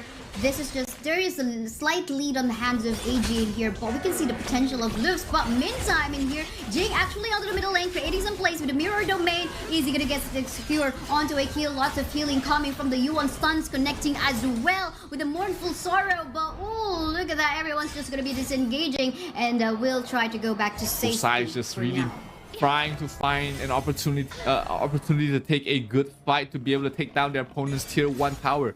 Both sides taking down very low there earlier on, but no casualties on either team. So the AG with the superior healing is going to continue to try and poke and prod to try and find opening there. No silence up here for MICC at the moment, so that is one huge team fight component taken away from the side of Loops. But hey, bottom lane, tier 1 already fallen. That's going to be a win there in Loops' book. Definitely though, but meantime we can see this chase coming off from Mayosotis. He's gonna let them go. He needs, of course, some backup in there. But yeah, this is still kind of a stalemate in this 7-minute game time right now, because they are pretty much equal in gold, literally equal as well as in the kills as well. Even the towers, I would say. So a lot of things can happen. But I think in order for them to capitalize on a potential lead, they could actually try to go for a pick-off on their main carries. Could be Shere or could be Zeiss, and then like I said, very even game. Both teams still trying to find an opening to break open this this stalemate here. Guan Yu rotating down towards the bottom side. Snow is going to try and stop ABH from pushing out the lane as aggressive as he is. Devil taking a lot of damage there from Zeri, but Zeri not able to finish him off. Not want to use his infinite vastness for that. Oh, a lane towards the top lane, trying to go for a kill. Tempest might be turned around. Qinglin in some trouble. Here comes MICC. The silence does come in. Dolia in some trouble, but we'll be able to back off. No follow-up, no stuns. Definitely not as of yet. They are actually not in a good position, but again, if looking solely on the rotation, it seems like both of them wants to make sure that their other end of the map is actually pushed. But meantime, a stage is ongoing already coming from the side of AGHK. But seems like one of the members here from Loops would want to create a play on the sides. I love how Long actually pushed the top, but that's the same thing that the sides actually have done in the bot. So again, still on a stalemate. Nothing is happening as of yet. But we could anytime soon be able to see a potential, a power spike on one particular team. But I love the invade onto the jungle once more, coming from the side of AGHK. Will they continue to commit onto the team fight? Nope, they will not. But they will create some space for Zeiss to free hit on the both teams are just so tower. close. Like you said, oh, the silence misses, but the backline, we see 90. Tempest is already there trying to take a fight. He still has his death on Sunset. He can back up, but oh, they do lose Mitty on towards the backline. But here comes the Guan Yu. Huge damage. Tempest gets burst down. Two heroes already down here for the side of Loops, and it looks like they might lose this tier 1 mid tower, as the Leah will be able to heal everybody up, and everybody from Loops right now is just so low they can't take a fight right now. Blue team has destroyed a tower. Yeah, so I mean, now we're starting to see some spike on the going on to the side on AG Global, and that happened right after they gave the space for Zeiss to take the tower down the bot. So a lot of space created. Even Mayusoti is just making use of his what do you call this? If his path of passing, just to create that space, in not allowing Loops to go to that free hit onto the backline. They do have again an access to the backline in the form of Tempest, a lane, but so far, I mean, he doesn't have an execute. He can sprint, but I mean, if he tries to go for an ult, death at sunset, and no execute for you, so it's not gonna be a sure kill. Absolutely not. They will have to rely on ABH to provide the remaining bit of damage, and also for the Jing to finish off these soft heroes that, Heino will be chipping them down. The Tyrant will go down very quickly, going towards the way of All Gamers Global as they look for a fight. The silence comes in, it's huge. Yuhan able to pop the ultimate in time though, as he gets refreshed, and Long has to pop his ultimate and try and back off there. Tempest is on trouble trying to sprint away, but sprint no more as he will fall. Fate Rewind will be used there, but Chang will not be able to back away from that, as that is 2 heroes down once again for the side of Loops. All Gamers Global, they want to secure a spot in the playoffs, and it looks like they are in the driver's seat at the moment. 3,000 net worth going their way.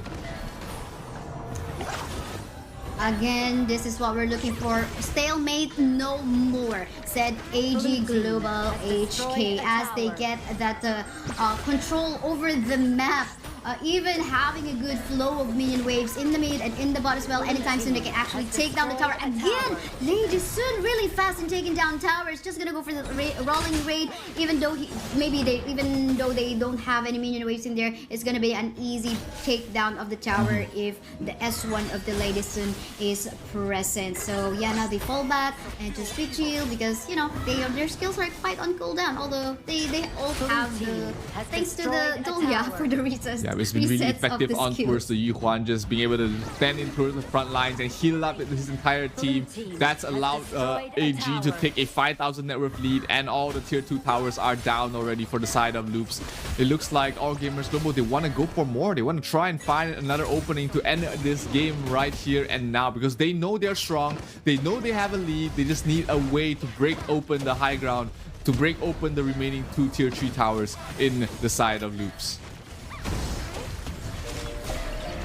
So true, but now this is definitely gonna help AG Global to even further push the lanes, because they're gonna get the buff from the Overlord Vanguards that will give them some true damage, and in which particular lane they're gonna drop this off. They're not dropping it off as of the moment. Potentially they will be waiting to make use of that as a saving grace later on. If so, in case some potential comeback could happen on the side of Loops, because I think they're still respecting the damage of the Long, and of course what the Jing can do. It's not over yet here for the side of Loops. With the Jing, you always have an opportunity, but here they're trying to break open the high ground. Tier 3 down to half health already. It's gonna go down very quickly with the damage coming from the Lady Sun. She is doing so much damage. The Shadow Vanguard goes up towards the top lane, while the mid lane will be pushed out there by ABH, trying to buy some space, trying to buy some time for Zere to be able to continue on and get his next tier of items. We haven't seen what sort of itemization he's gone for yet, but I can feel it. He's almost there to his peak. So let's see if he's able to get it before they lose this game here. Tier 3 in the top lane does fall, and there is one more Tier 3 tower left standing here for Loops to try and defend. But seems like this is gonna be an easy takedown by AG Global as well. Access to the backline as well. What is happening? Is this the comeback we're waiting for? Ali trying to do his best to actually reach out the backline, but to no afford. He will fall down onto the hands of the members of AG Global. But then again, a free hitting Shera in here on the side of Loops, forcing the members of AG Global to back away. But they're still pretty have a good numbers in here. I think just gotta be respecting the HP bars of Myosotis, and they're super low. So I think they wanna make sure that they are all complete again before they actually. Yeah, but good hold there by Loops. Didn't lose that game right there and then, but losing all the tier 3s is not a good spot. Let's look at the replay again. The Guan Yu knockback on towards the backlines just allowed them to burst down. Nitty and Tempest as well wasn't able to finish things off, so that was just two of your crucial heroes down for the count. That was all your team fight for the side of Loops, and without them, you're not able to take those fights later on. So 7,000 narrative lead for the side of All Gamers Global right now. They're looking in a good spot to secure their playoff spot, and Loops losing here doesn't affect their qualification, but will affect their seeding. Yeah, for sure. Again, this is second to the last game for both of these two teams. So whatever will be the result in here will also affect the fate of the other teams in their group. So let's see how they're gonna go about this, because we can see the members of Team AG Global already trying to go focus fire onto the crystal. Access to the backline already in here, forcing the members of Lux to back away. Shields here and there, healings here and there. Myosotis will fall down. Is this still the comeback potential? No minion waves already from the side of AG, but something's coming up onto the top as well. They still have Zeiss, who was just trying to poke down the crystal, and there goes the minion silence. I think this is gonna be it anytime soon, but the members of the Sloops in here still try to go for a comeback. A double kill, however, and almost a wipeout, leaving Mirthi all alone, and that's gonna be it. AG Global will take that win away. And with that win, Loops. they also secured a spot in the playoffs. You could hear them shout from here. They know that they've secured a spot. They know that they are in through the playoffs, and you know, seeing their results from day number one, you know, they were definitely not feeling themselves. They're not feeling very happy about it. But with this win, All Gamers Global, they will secure their playoff spot, and it will be Group B pretty much locked in right now. Falcons, no shot to make it to the playoffs, as we have the top 4 already pretty much locked in here for the side of Group B. Only seeding matters right now, and that is going to be the fight of Loops and All Gamers Global. They both have one more game left to play, and that will decide their seeding in Group B. A lot of one last remaining games for the rest of the teams in Group B, well, except for Weibo and Boom. But yeah, let's take a look at the highlights from the previous game. We can see in here at this 15-minute game time, still quite a long game, because we had a long stalemate in there, right? We just have to wait again the power spike of the Lady Soon to go up, and once he was given a chance to go for tower takes, then there goes him. And lots of crits here and there that made the lane, and I mean, it's just a lane anyway, trying to go for the front line for themselves. So I mean, their draft is not really built mostly to go for a 5v5 clash, but you know, just pick off a target first. But they're having a tough time because again, there's the healing coming from the Dolia U1 combo, and that made it hard for them to reach out the Lady Soon. And they try though. Lane, however, going on to the backline with the Death at Sunset, doesn't even though he doesn't have the execute, still tried his best on going for the kill or reach onto the backline. But yeah, here's the result. What do you say about this? You know, it took a while for both teams to try and get out that stalemate, but it was just one final fight, one good engagement coming from, I believe it was Snow cutting towards the back line, just allowed them to be able to take the win from there. So very impressive play there. They were so happy to be able to take the win And you can see in their post-game, the reactions are, they were just so happy to be here. Maya Sotis, well-deserved MVP here in this game. 6-1-2, and dealing a lot of damage and soaking up a lot of damage for his team as well on the Ogre. Yeah. Yeah, that's true. I mean, they were very patient as well on that stalemate that us casters has been quite noticing for quite a while, because we were looking for, this could be anybody's game.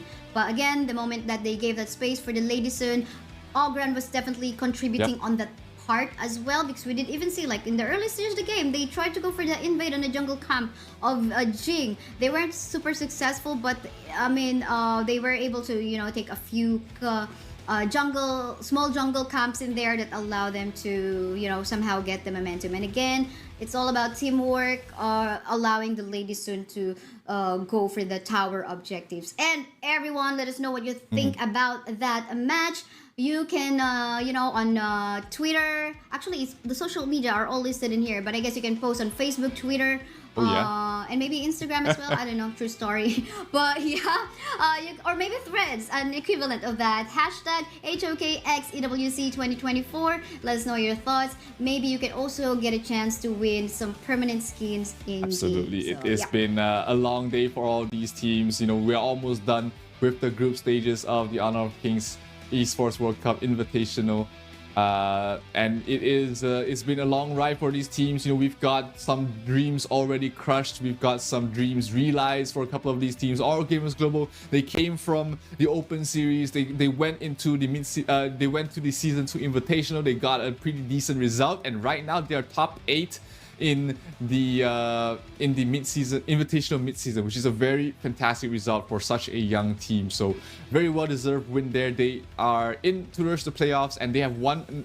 final game against Team Falcons happening right after this, which will decide whether they will be in the 3rd seed or the 4th seed.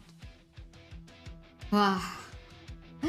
Yes, let's see if they're going to be cementing their position already in here. Again, it's just either AG Global getting that win to give them a higher position in the rankings, or Falcons already saying, you know, okay, we're not going to give you that position for yourselves. But yeah, we'll just have to find out. For the meantime, I think we have to head into a really short break. Once again, I'm Kaisaya. With me is Zero. We'll be back after a few minutes.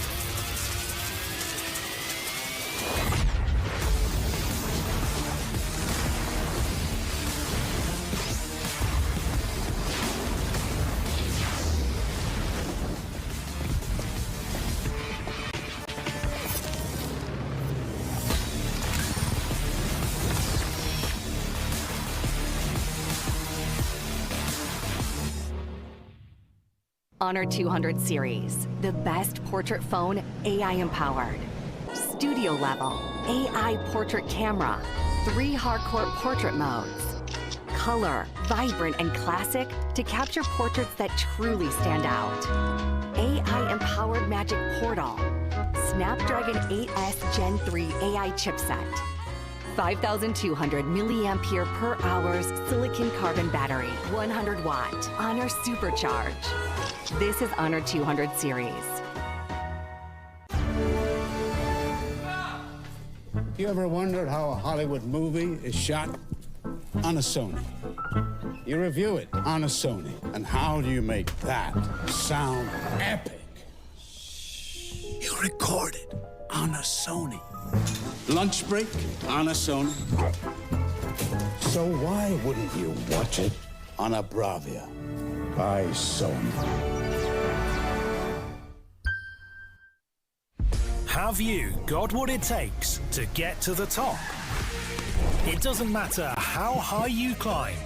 To reach the top, even the biggest champ needs a break. So you can recharge, dive back in, and dominate.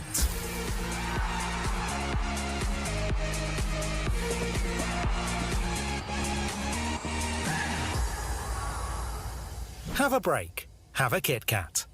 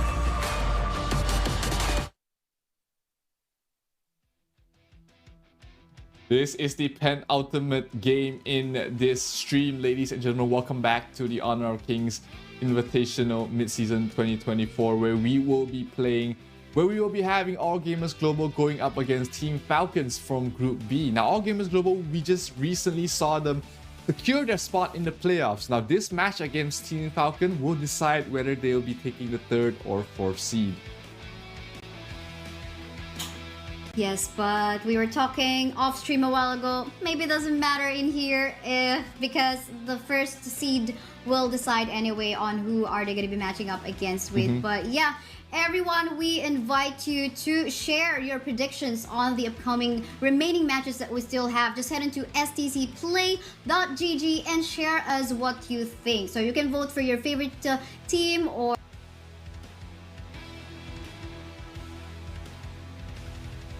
yeah, and let's take a look at one of the competing teams right here. It is going to be All Gamers Global, who just secured a spot in the playoffs. They're feeling very happy. They're feeling very happy with themselves, securing that spot. Devil, Ching Lin, Myosotis, Zeiss, they are in the playoffs. They are happy, and now they just need to bring it home with the final win against Team Falcons. For sure. I mean, in here we can only hope for some amazing plays or, you know, some magic that they can surprise us with. But yeah, now for meantime, let's take a look at Team Falcons in here. We have Wawa, Nabil, Sofian, Clue, and Ray.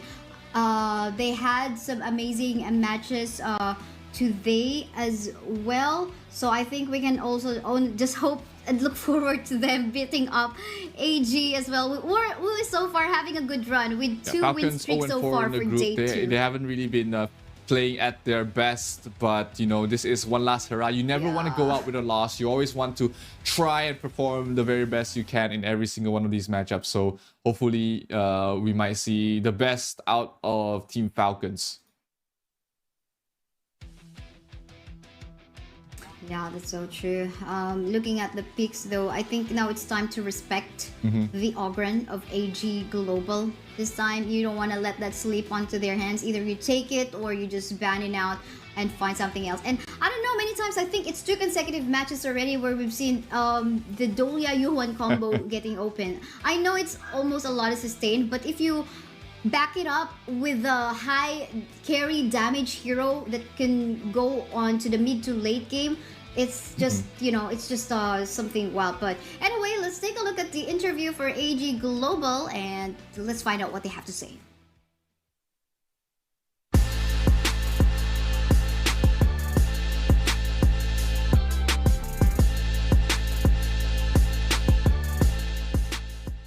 This is the biggest stage and competition that I've ever been to, and this is grand in scale and has lots of strong opponents. I think there is no stage fright, but excitement and desire to win. Snow is our clash lane, and he is very strong and like to follow us to get the fights.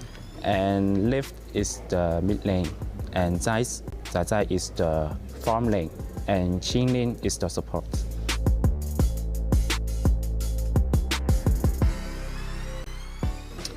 Actually, I'm very nervous during all of the competition games, and I will remain silent and I will keep silence in my heart. I will not listen to anything. I want to stay calm and I can be good in the game. Our goal is to lift the trophy. Although we know there are a lot of strong teams in there, but we will try our best to get in the final. 心怀荣耀，勇往直前。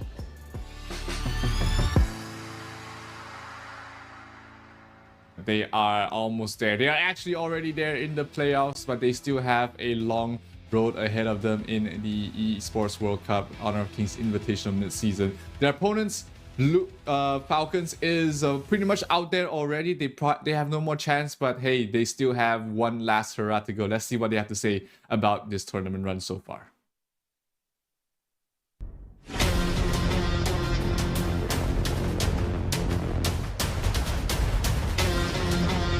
It's very exciting for me to be on the Esports World Cup and to finally play on stage. Our team environment is very lighthearted.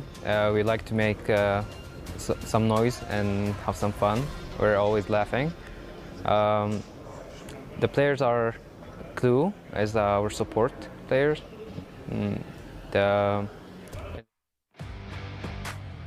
Yep, Team Falcons, unfortunately, they will not be netting themselves any EWC club points for the Honor of Kings division, but hey, they are still on top in terms of the overall club points.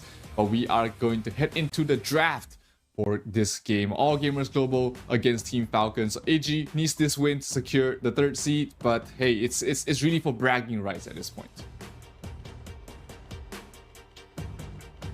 Yes, definitely. But yeah, let's take a look at the draft already. Okay, we were talking about, okay, will still there be a U1 Dolia combination?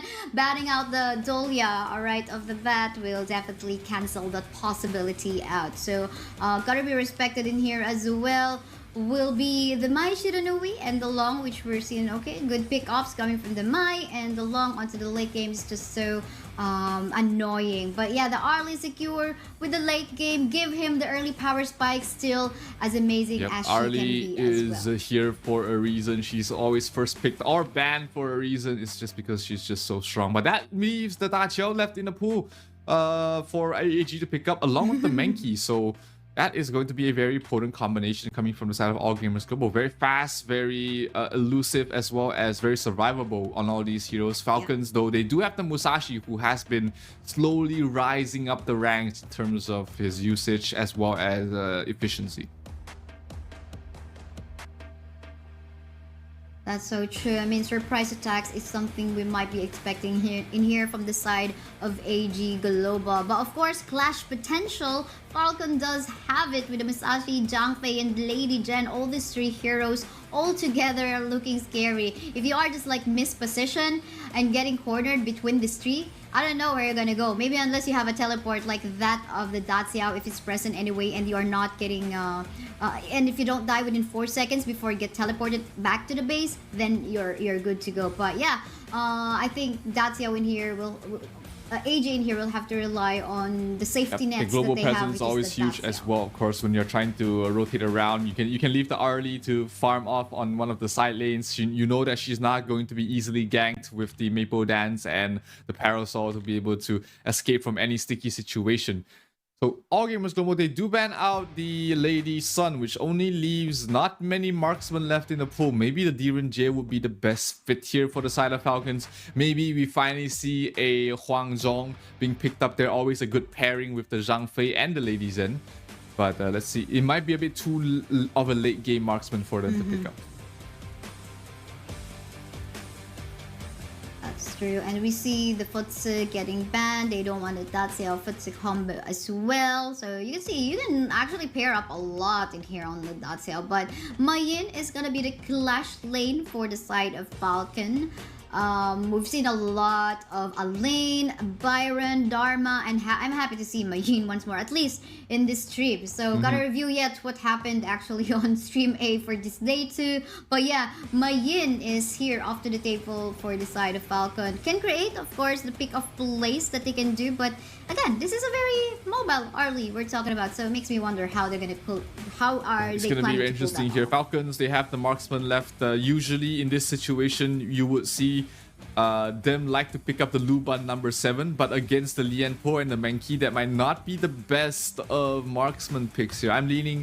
I think that a Huang Zhong would really bolster the team fights and also allow them to go towards the late game against the Arlie. But let's see what Falcons will decide here. I mean, it is a very tanky front line with the lane Lianpo as well as the Menki for the side of AG. So the Luban number 7 might not be the worst pickup in the world, but they will go for the Marco Polo. A little bit more late game, but he is harder to kill. Yeah, definitely more Yes. so the true damage that he definitely can deal with this chain reaction passive. So that will help out in shredding the HP bars of the Lianpo. Even so in the lane or maybe even in the team fights, but of course gotta be very careful on any CC that might come up from the Leaping Koi Tide and Sea of Fate from the Daciao. We'll have to check what spell he actually took in there, because he could even go for the Purify or the Stun depending on the situation. Since maybe there's actually less CC, more so mostly just soft CC on the side of Team AG in here, and the source of hard CC will just be coming from Lianpo. I say hard because I mean these are successive skills that he can deal with to actually knock up some targets. But yeah, let's see Marco Polo. I'm interested to see. Yeah, if he's the gonna go for disruption Purify allows or the Stun. him to set up solo kills on his own, but the Purify just allows him to play a lot more safer. There's not a lot of stuns, if I remember correctly, on the side of AG. So he might not find a lot of value in the Purify. Maybe he even goes for Flash just for more movement and more survivability against the Arlie. Let's see what he decides to go for as we will head in towards the Heroes Gorge very, very soon. Looks like just some quick checks before we head into the game, making sure that everything is in tip-top shape here. Falcons definitely do not want to go out of the Esports World Cup with a loss, and of course AG is trying to get the better seeding. Yeah, that's true. And you mentioned about the Flash and Marco Polo just going that. Anyway, if he doesn't go for the Stun, I mean, you've got Lady Jen and Zhang Fei for the source of CC. So I think for as long as they're roaming around together, that will be no problem. What's so more? I mean, Mayin, some CCs too, and of course Musashi, even so with the hard engage. So Musashi, a great way for the side of Falcons to actually go for maybe a dive onto the Arlie. So yeah, we'll have to find out even though they were going to be how they will be able to execute that, because again it seems like there's a lot of protection for the Arlie. Alain, Menki, Daciao, Lianpo, if they're all together in a good formation, then this is a well protected Arlie. It's like a absolutely, and you know, position. Arlie is one of those heroes that will make it back to you if you just give her a good start, give her a good lane, give her a good mid game. She's gonna absolutely carry you for the rest of the game. But you know, the Marco Polo is in a very similar situation. He can just do so much damage, the true damage and the percentage based damage just based off his itemization and his kit, that he can just melt the Mankey. He can melt the Lianpo as well. Like you mentioned earlier, the chain reaction is a very scary thing to deal with, especially if you're relying on shields to survive. The pure damage will be something you don't want to see. That is so true. Again, in here, Falcon bragging rights, what they can do, whether they're going to be going on the 3rd or 4th spot on the top 4. But this is also a good showcase to, you know, find out more about the team, because we're not even done. This is just the group stage. We are still heading on to the knockout stage, so you still would want to see what play AG Global in here would want to bring into the table. Find out, understand their team even better, what they can do, what their potential mistakes are, their strategy. So I think for everyone who is really crazy about Honor of Kings esports, this is something you should still watch. Absolutely, so many things to learn, so many information, so much information you can get from just watching these players play, their itemizations, their positioning, their movement, even the compositions themselves. You would realize that everything has been thought out. It's not just a spur of the moment picks. These are very premeditated, very organized hero picks that allows them to play to their fullest potential. So this matchup is going to, again, start very soon. Looks like the players are already getting ready. So we're gonna head into the Heroes Gorge right now. All Gamers Global, the last game in Group B. So is Team Falcons. The win will decide if AG will be the 3rd or the 4th seed.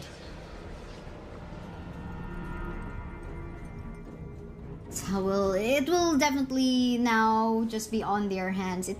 They will be the one to decide. So let's see how composed they will be. But seems like there is a potential gank in here onto the top side. The list that they did not expect. There goes the Mankey as well to back up the lane onto the top. For sure, they're just gonna be poking each other out in here. No casualties in there. But 4 members of AG are actually on the top side part of the map right now. This is Azure Golem away from the Musashi. Not let Ray have a good start. They will not be able to secure it. It will be going towards the hands of Clue, which is not the situation they were hoping for. But hey, at least they don't give it away to someone else.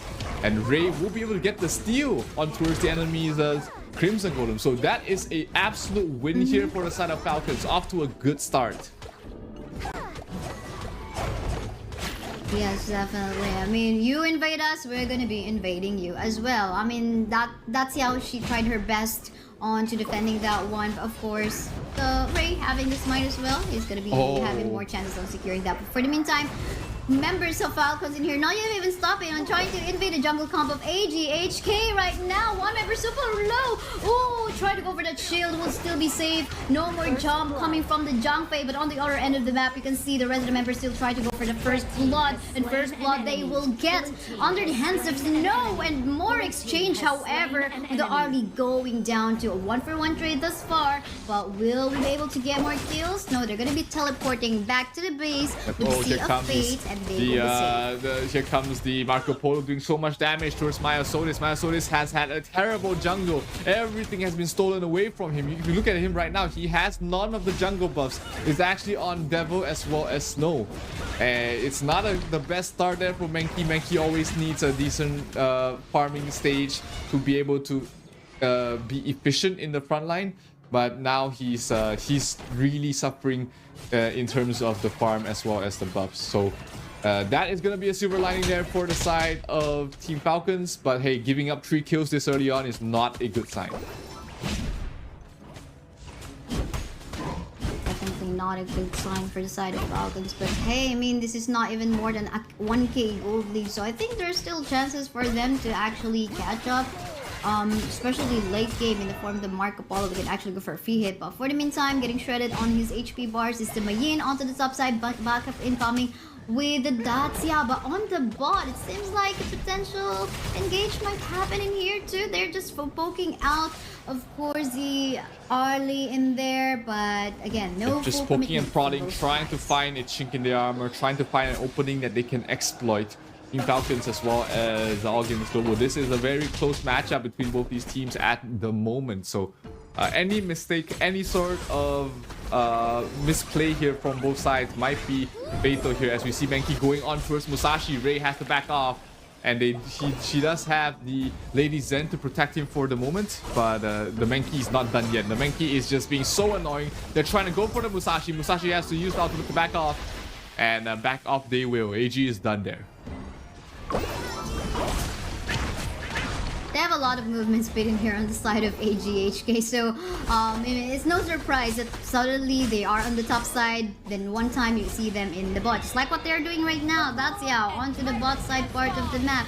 This time, gonna give some protection for the Arlie, and maybe even in setup, or maybe an objective take for themselves. And a 1-for-1 trade in here, unless maybe Snow is gonna be able to go for some magic. But yes, they confirm it. 1-for-1 trade. Tyrant for the Overlord is the classic trade there. The Tyrant, obviously the better of the two at this stage of the game, so it allows AG to take next upcoming fight with additional bonus damage here. Oh, here comes the Marco Polo going in deep, but he's taking so much damage. He gets brought down there by Devil, and they're not done yet. They're going for more here. The Enpo uses the Tremors, trying to lock down the Lady Zen, but Lady Zen is not in the range, and they're going to be able to recall back to base there with the help of the Daxiao. So one quick kill, no tower though, but it looks like AG is going to be very happy about that. Who wouldn't be happy with an extra kill on their hands, even furthering up the increase in their gold with 1k gold lead now this time. Again, it's not that much. I still do think that there is hope for the side of Falcons to try to make a play on this one, but with 3 members onto the bot side already, trying to go for the tower dive on this Lianpo, but they lose the minion waves in the process, and no opportunity for them to actually, oh, look at that, get his slowdown. But thanks to the teleport Sea of Fate from Lived, that's Yao saving the life of King Lin able there. to thank his lucky stars, and of course thank his mid laner to be able to send him back to base. So able to survive with his life and be able to continue being a menace in towards the mid lane, trying to create an opening, trying to find some space there. The bottom tier 1 tower, you know, we see AG putting a lot of heavy emphasis here, but has not been able to really break it at the moment. The Zhang Fei is just proving way too much, way too defensive for them to break through. So we might see AG try and go for another target. Top lane might be the one they're looking for. One thing that they don't know is Devil is here popping the ultimate. Here comes the cavalry. Here comes the backup. Mei trying to back off them on Sunset. Finishes off Wawa, and that's going to be a kill on towards the Clash lane. That's going to be the Clash lane tower going down for the side of Falcons. Wow.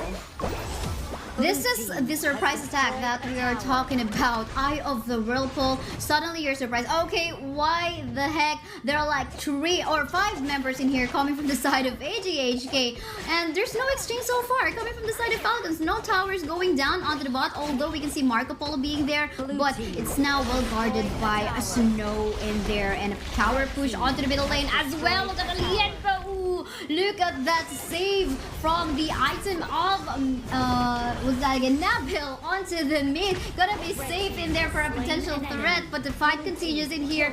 Kingland will fall down. Oh, but there is more exchange in here. Wawa will take off the life of Lived. Lived will not leave anymore, but they're still chasing. Look at the damage coming from the Marco Polo. The barrage has been used so well, but I think in terms of map control, they can do even further, because we can see that the top lane still needs some good push. But for them, they say, okay, we're gonna go for the mid first, because in here we have the chance. But maybe Mario Sotis though going for the kill, and so is his Zai going for the lives of Sophia and Clue. Got deleted in the map in the process. I think that was a very they might get more here as well. After Lee then dropping down very low, Chilin will be the one to get the last hit, and they will lose this mid tier 1 tower as well. That looked very bad for All Gamers Global, but somehow those 2 heroes, somehow just MICC and Arlie was able to get 2 kills and set up the third on towards the ladies, and that also opens up the mid tier 2 tower. It's going to go down.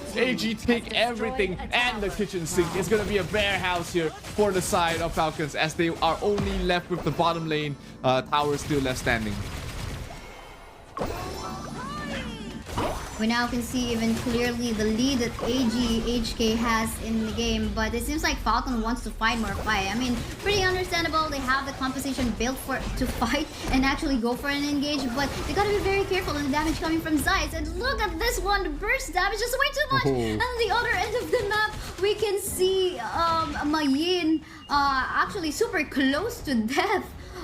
But yeah, Wawa is still safe, however, so 5 members will leave still. That next team fight will be around the Tyrant, which has spawned Lianpo or towards the front lines. He does not have his ultimate up yet, but the Tremors are going to be very important for them to try and take this next fight.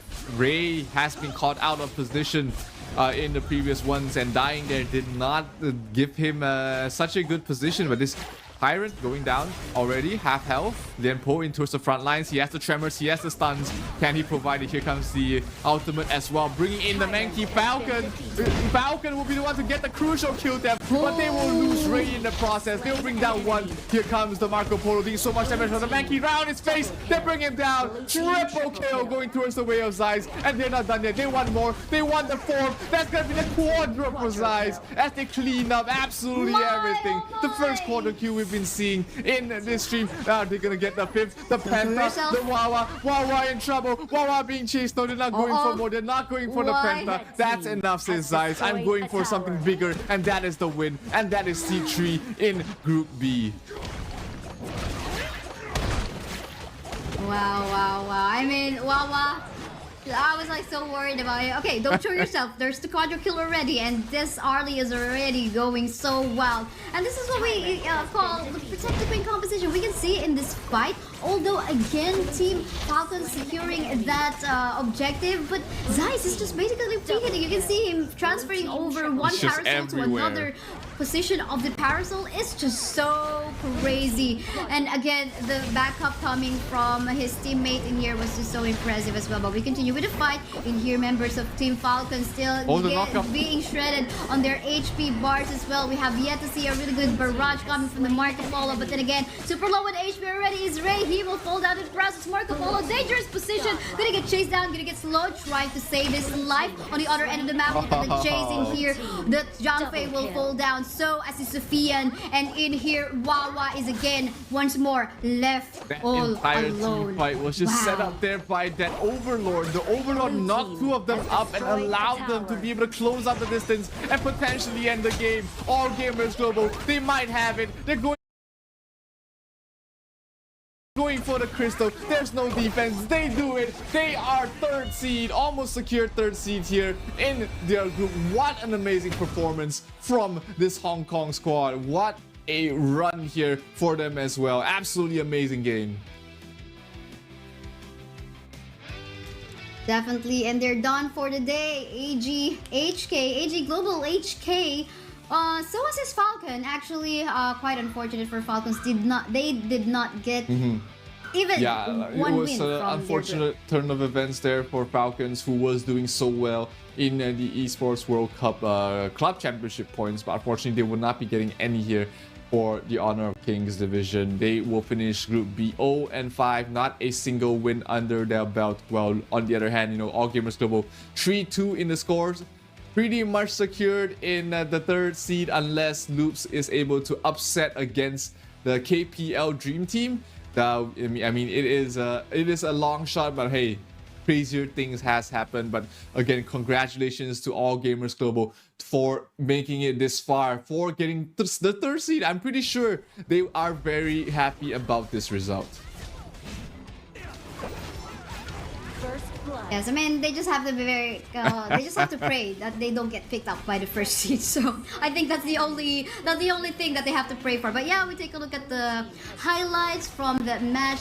We saw a lot of exchange of kills, but I think this is what I love the most. The ult, the whirlpool coming from lived in there just really surprised the hell out of the members of Team Falcons in there. And again, also I think what I love the most is the fight that they did on the Tyrant one, wherein wherein Zeiss was just basically free hitting all out. Look at this one. I mean, okay, folks here and there, even though he doesn't get the final hit onto the kill, yeah, this fight, it can Zeiss be just continued by completely his left teammates. unattended towards the back lines. He says, hey, hello, thank you. 1 kill on towards Nabil. He goes for the second. He goes for the third. He gets the quadra on towards Zhang Fei, and it was just the lights out at this point in time. No way you can do anything against this Zeiss. And look at that. The overall knocking out Ray as well as Sophiane, setting up the kill on towards both of them. And Zeiss on the tear. He's feeling confident. He's feeling himself. He goes for the kill on towards Nabil. He goes for the kill on towards Clue. And he goes for the kill on towards Falcons as he looks to end the game here. Very, very well. A good performance here from the side of All Gamers Global. Really good game. That's true. Way to end the night. I mean, all this day 2 is a 3-win streak from them. Day 1 started bad, quite bad for them with 2 losses, but you know, the reverse win for Absolutely. DC. They must be feeling so paid good off, right you know, now. their patience, their hard work. This is a fantastic result for them. And let's take a look at the MVP. I mean, is there any doubt that it's not Zeiss on the early? No doubt whatsoever. 40% damage almost dealt here by him alone. 7-1 and 5, not even dying that much, and only with 9,000 gold, he just did enough for his team. That's true, but yeah, gotta love that. Only 1 death. She's definitely well protected. Of course, kudos still to his teammates. I don't think even if not without the backup, the protection come from the Lienpo, the setups. I mean, he wouldn't be able to go for the damage output. But yeah, we have potentially one last series for tonight. It's gonna be Infinity versus Vitality. For the meantime, we're just gonna be heading on to a short break. I'm Kesai, with me is Zero. We'll be back after a few minutes.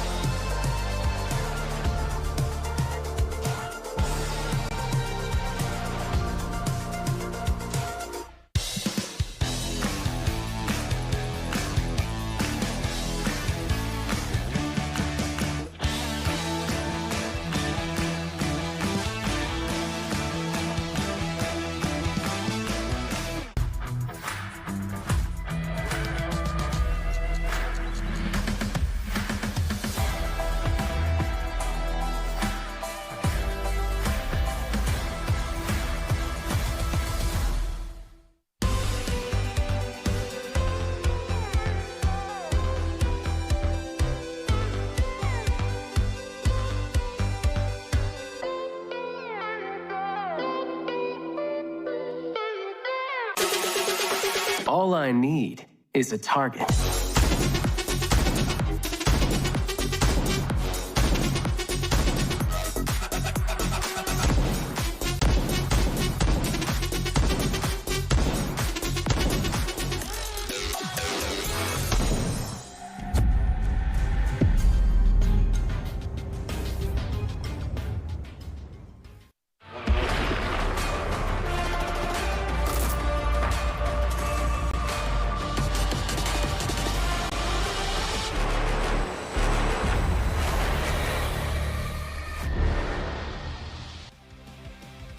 It has been a long journey here in the Honor of Kings Esports World Cup Invitational, and it has come down to this. For Group A, we're back at Group A, ladies and gentlemen. For Group A, one match will decide the fate of two teams. It's going to be going up against Team Vitality in a best-of-1 match, and the winner of this match will secure their spot in the playoffs. My name is Zero, and of course joining me is Kaisaya, and we will be your casters for this epic showdown. Yes, pretty interesting. All the rest of the teams in here has already finished. It's now just Vitality and Impunity waiting for their fate in here. Whether they'll be going on a third place, we'll find out. But yeah, pretty much secured already on the top two, LGD and Team Secret. As Team Secret just defeated Kagendra on the other stream broadcast that we have.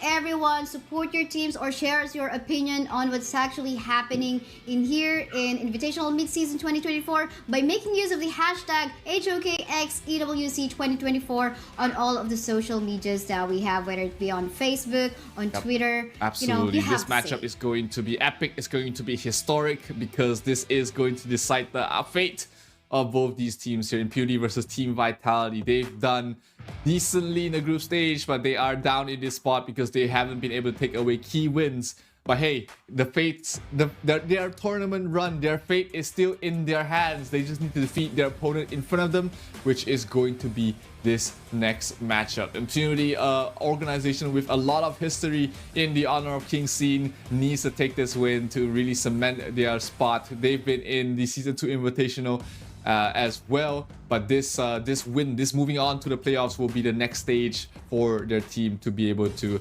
progress to further heights. But Vitality, a newer team in the scene, has been able to shock the world as well, getting wins away from Vivo Keystars, getting wins, getting very close matches against other good teams as well.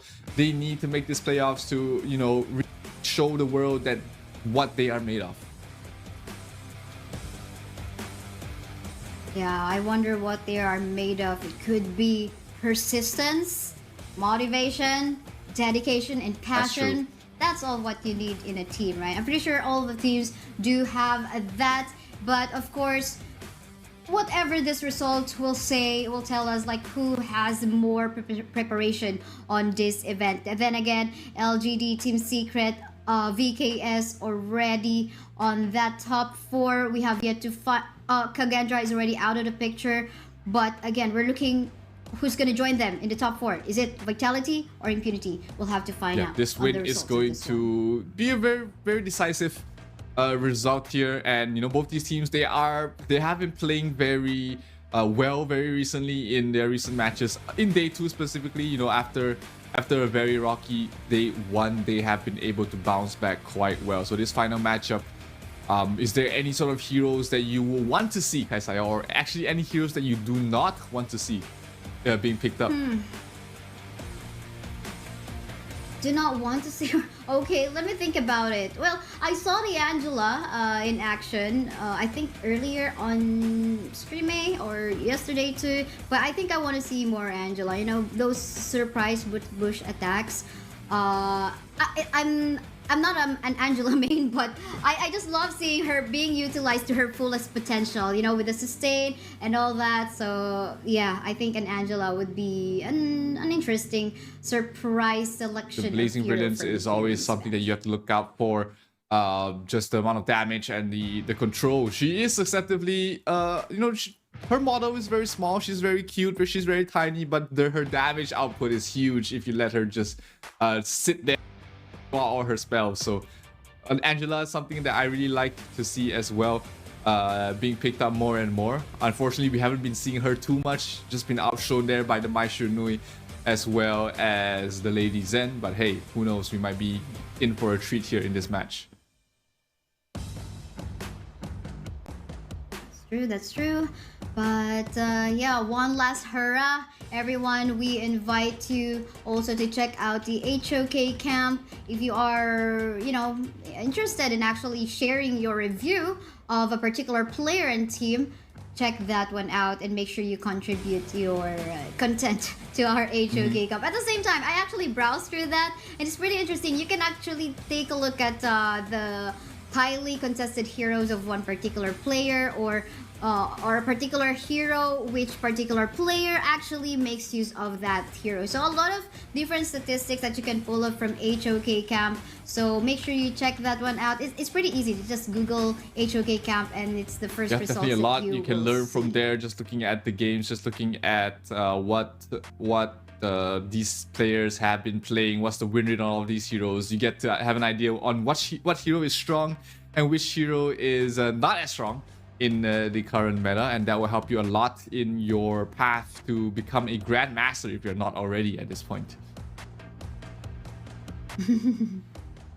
It's funny thing in here is like, okay, when you thought something like, okay, I'm already grandmaster, but apparently there are even more rankings in there. We've got the epic and even further, so it's almost endless. What more, a recent addition to the latest patch, July 25th patch that we have, they have implemented the elite player feature wherein you have to be a top 10 within your chosen region and a top 100 within a particular division as well. I forgot the details, but it's out there on Honor of Kings website too. So, you know, lots of amazing stuff coming in, not just outside of the game, but you also definitely want to check that in-game. out there, and everything else that you can learn about the Honor of Kings esports scene on our social media. It's we are on Facebook, we're on Twitter, we are on YouTube, we're on TikTok. But hey, enough about that. We're about to head into the draft of this epic game, the conclusion of Group A. Who will be the ones moving on to the playoffs? It's going to be Impunity against Vitality.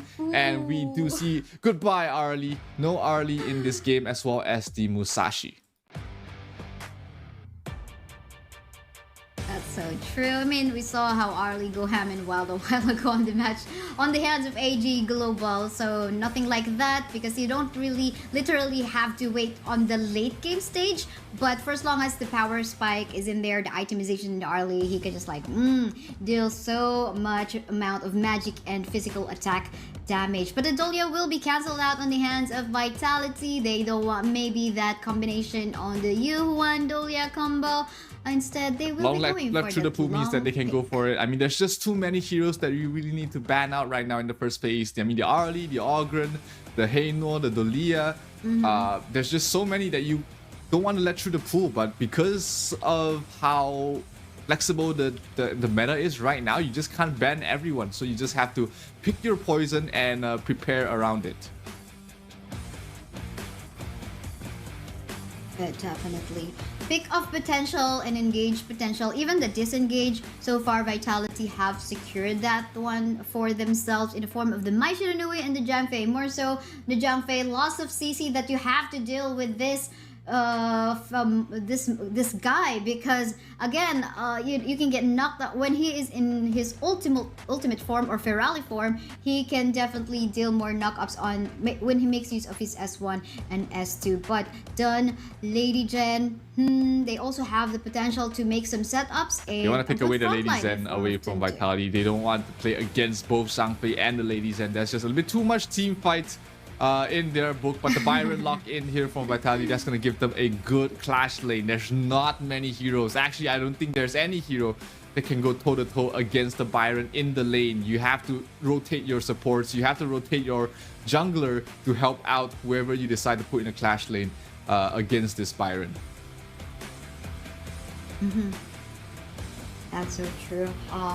Early lane advantage though for this Byron. Doesn't even have to wait for the force field suppression to become available, because with this electrifying charge and a storm strike, you can just CC and knock up your target if he tries to make a play, if he caught you off guard. But yeah, we can. Let's take a look at the succeeding bans. Oof, a Lady Sun ban. We saw this one also really going ham and wild a while ago. So, but yeah, we're now getting left off with a few selections like that of the Tyrianji. But the Tyrianji doesn't have much of a good he's been hit and miss, but he's against certain matchups he's been great, especially against CC heavy lineups. I mean, against Impunity's lineup is pretty decent. You've got the Dun, you've got the Lady Zen, you can be able to debuff all of those.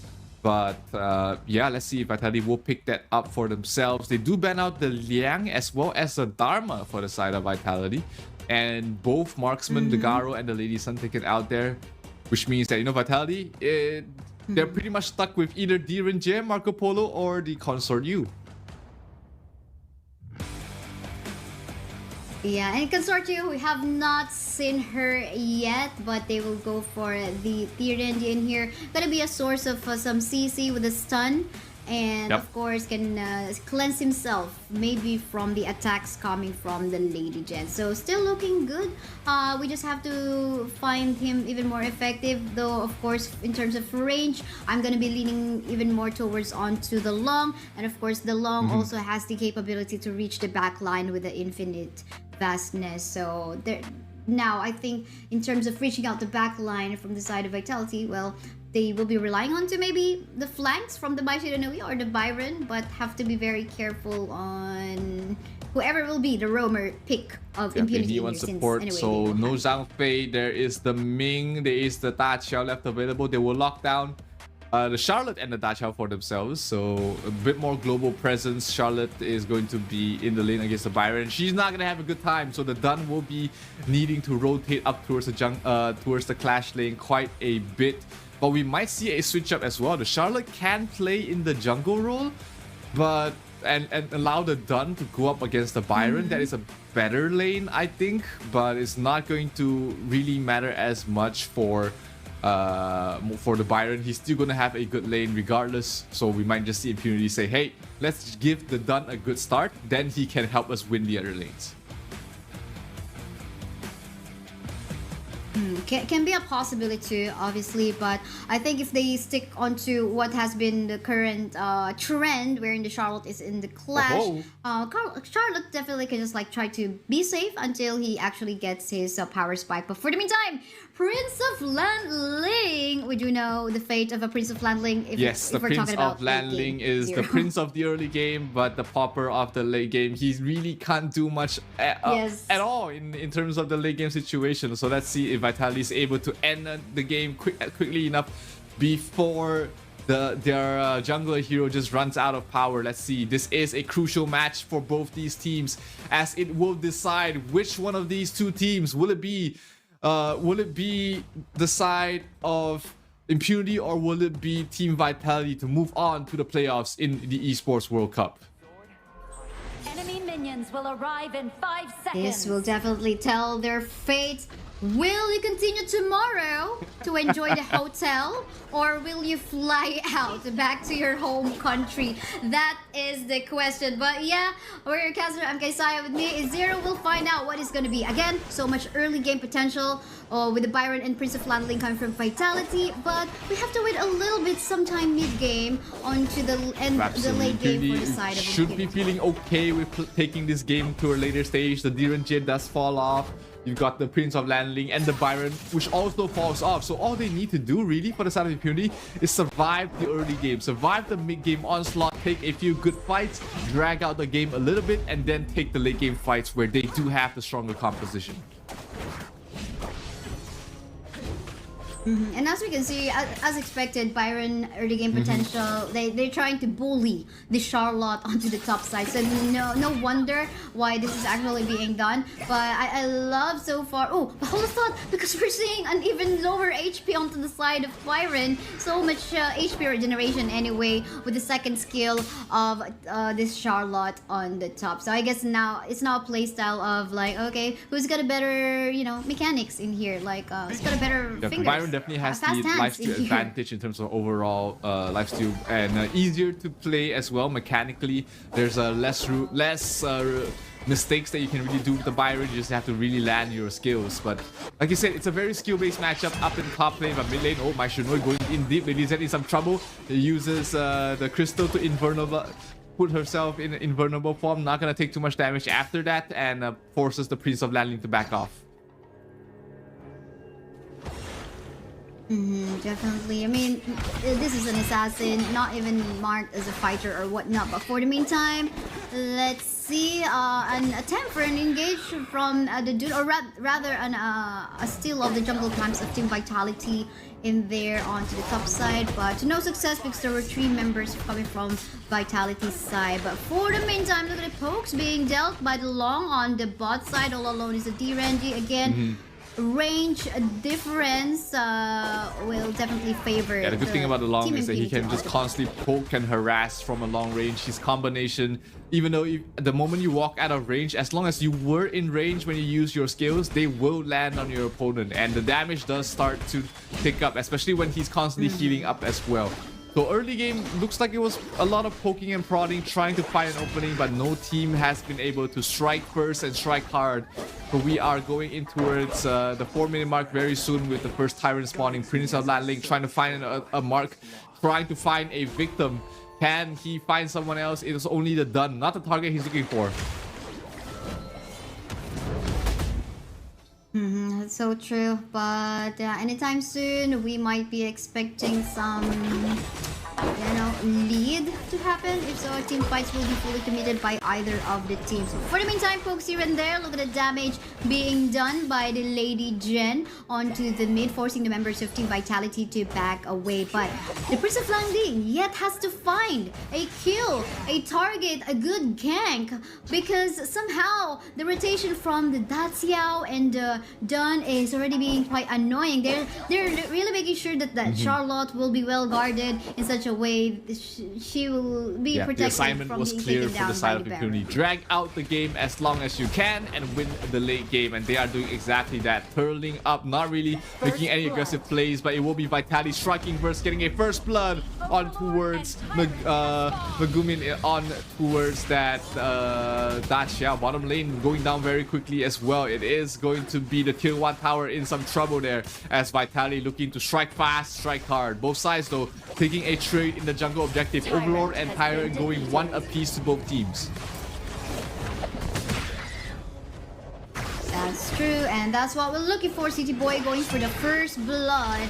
Well, it was just the roamer on the side of Impunity, but still, in terms of getting the itemization that City Boy would need as a Prince of Landling, then he'll still be happy about it. But yeah, this tower on the bot though is about to fall down. Anytime soon, this can fall off. And I think Team Impunity have yet to find a way to also shred some HP bars onto the tower. But for the meantime, I'm seeing some rotation going on to the top side. So not pretty clear if they're going to be fully committing in that, because there's a rotation going towards the mid lane is the most probably the most important tower that they need to defend, to need to make sure they don't lose early on, because it gives so much access in towards your own jungle there. Black has to back off there with the help of the Daciao, but still no kills being given away on both sides here. The Crimson Golem, they're trying to defend it the best they can, and they will move the Lady Zen there, and it will be Megumi the one to pick up the last hit.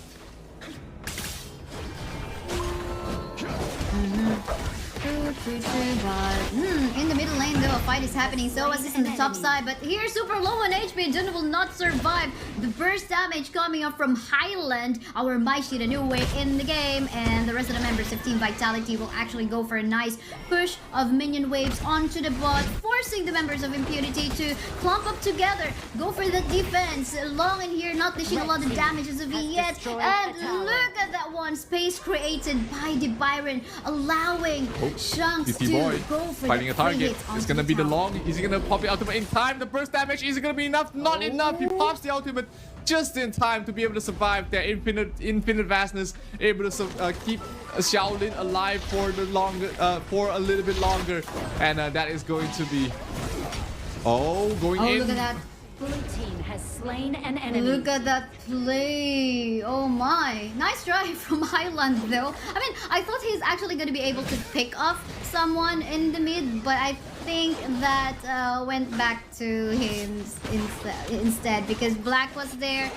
He is also taking a lot of tower damage, so I guess that was quite a bit of a mistake to actually dive under the tower. But for the meantime, in here, look at what City Boy is doing, trying to go for a kill onto the back line. We can see the rest of the members in here from the side of Impunity trying to sustain themselves with the HP regen and the heals. They will be able to be safe and killing off 2 members on the side of Vitality in the process. And there you go, happy Impunity right after that fight because they got the map control. That was a huge rotation coming from Ashing there, able to keep his teammate alive and get the kill on towards, I believe it was 90.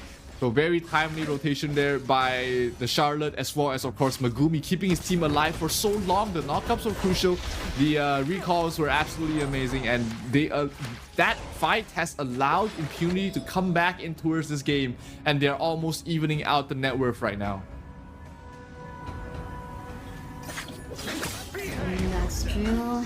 20 to 21k. Still a way for Vitality to catch up, but they cannot prolong the game any further. They have to find a way to find the pick of that they need. Kill of Megumi or kill of Shaolin in here. I think, I mean, you can see where the Prince of Landling is trying to go for a rotation, but he's nowhere getting that lookout onto his primary targets because they are actually in the bot going for the push, so they have just decided on to go for a try to make a play against X-Hero, but X-Hero able to keep himself alive for the longest of time. 4 versus 2 towards the mid. They will send back the Lady Zendo, but here comes 5 heroes coming from the side of Vitality. They're trying to look for a fight. CT Boy trying to wrap around the far side, trying to find the long, maybe trying to find maybe Megumi might be the target he really wants to bring down as well, because the amount of heals and the amount of CC that she brings in is really starting to be annoying.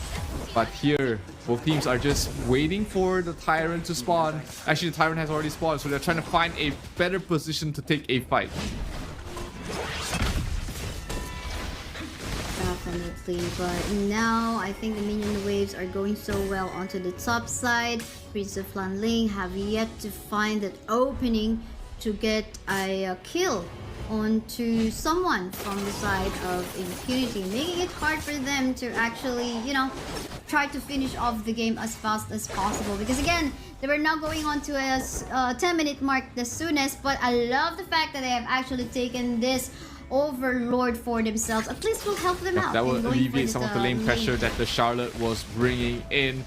So that's going to be very important here for Impunity to deal with, making sure that they don't lose more than just don't lose too many towers here in this side. So this mid lane again constantly under pressure from the side of Vitality. They're trying to find an opening there. Black trying to engage, trying to find somebody, catch them off guard, but not able to find anyone at the moment. Not yet. Going on to a stalemate this time, so a lot of things can happen, and we can see what our side laners are actually doing as well. Just going off for the pressure onto the opposite part of the map. But oh, look at the damage! What an off-cam kill in here. Our City Boy will no longer be a City Boy because he will go on to heavens. He will fall down onto the hands of Long. And there goes actually a good position even for Impunity to maybe, if they want to, secure the these objectives, whether it be the Overlord or the Tyrant. They have a good position, but maybe also it's a good way for them to actually go for a push or a siege in the mid. Hold stop, because one member in here of Impunity is super low on HP. Megumi will fall down, and the rest of the members of Team Vitality in here, however, will be trying to back away. Zhang Fei going for the frontline protection for his teammates, and there you go. Everyone will just back away for the meantime. One hero that cannot be caught off like that is Megumi. He just provides way too much to the team, and the moment he falls, you can see that Impunity was hesitant to take any fight after that. So the side of Vitality, they found an opening, they got a pick up on towards Megumi, but not being able to convert that into any sort of objective anywhere across the map. Now they're trying to go for the Tyrant, and they'll be able to make swift work out of this, but can the side of Impunity make a response in time? Maybe get something else done across the map, maybe push up the top, but not in time. They're going to lose the Tyrant for nothing, and they're going to be able to maybe contest the Overlord as well. They do have the Chain Lightning buff in here, giving MICC more magical power output, and looks like they're gonna go for that. Unbridled Outburst has been used by the Zhang Fei, but members of Impunity are still so persistent into defending, so they don't want to give this out to Team Vitality, and also there's a good pressure onto the bot as well onto the side. So still quite a stalemate situation. Really playing rather safe right now, knowing that this is their last chance, their last possible chance to make it to the playoffs of the Esports World Cup. That's why you see them not really taking any huge chances, making sure they cross their I's and dot their T's, or is it the other way around? But hey, it's still the lead right now for the side of Vitality. Only 1,000 net worth, not the biggest lead in the world, but still something to take note of as they're trying to finish off this mid-tier 1 tower. But still very patient from Impunity. They know that they have superior late game. They're not trying to be over aggressive themselves. Top lane, bottom lane though, they're getting pushed out quite far. It's going to be the Byron to try and defend this on himself. The Dacia will take everybody here. 5 heroes trying to bring down this tower. The tower goes down really quickly, and Impunity catches the side of Vitality off guard. But can they get away safely? Can they back off without losing too many members? They lose Black. CT Boy towards the back line. He finds Megumi. Is he going to go for the kill though? He's going to look for Long. Oh no, not enough damage yet. They're going to be able to recall. The Ashen gets a double kill before he needs to back off here. So it is just a 2-for-1 trade for Impunity, and they also get the tier 3 tower. Actually, it's so funny. There goes the ultimate coming from the Dacia already going for that, but they went back to the base to just go back to the same place. So I think that was like, okay, we go back already, but they went again back to the same place. I don't know what happened in there. Maybe they're looking for a chance. Okay, this is already going towards the late game, and I mean, we all know that Prince of Lanling is not so strong in the late game, so we might as well try to fight again. But yeah, I think they gotta respect that. Once your cooldowns have already disappeared, you gotta respect that one. Go for a reset, because the tower objective has already been taken down. You know, in the still they should be feeling pretty happy about themselves there. From the side of Impunity, they made a huge cross-map play, and they were able to catch Vitality off guard. Getting that tier 3 tower is huge, because it means that, hey, they will be feeling even more confident to drag out the late game longer, because the enhanced creeps will continue pushing off the bottom lane. That will alleviate a lot of the map pressure that Vitality can really bring. And right now, after all of that, but Impunity is back in the driver's seat. Definitely, they are back, and this is again going on to the late game, which will make it even harder for CT Boy to make a play, even try to get Long, because he could just, like, you know, burst it down by the Long if he tries to pick him off. And if looking at the itemization, more survivability is added in here. Definitely not something you can burst down even One as saving an grace assassin. is that the Diren J is more farmed right now than the Long, but Long is not too far behind to try and catch up here. Black in some trouble. He has to pop his shoes, trying to back off, but his entire team is right behind him. He's not feeling too scared, and they will try and contest this Overlord there. This Overlord will allow them to push up another lane, but if Vitality is able to somehow get a good fight, that might just turn things around. Here it goes, Charlotte towards the front lines. They're getting knocked back by the Unbridled Outburst. They will, Impunity will get the Overlord, so it will be Vitality backing off for now, knowing that there's nothing left to fight for. No ultimate also left for the Zhang Fei. So true, and this is gonna help out Impunity in pushing the lanes even further. Again, prolonging this series. That is the goal of Impunity, and they're getting even closer in there. We can even say that they have the lead here already, and they can even be more empowered onto a much later stage.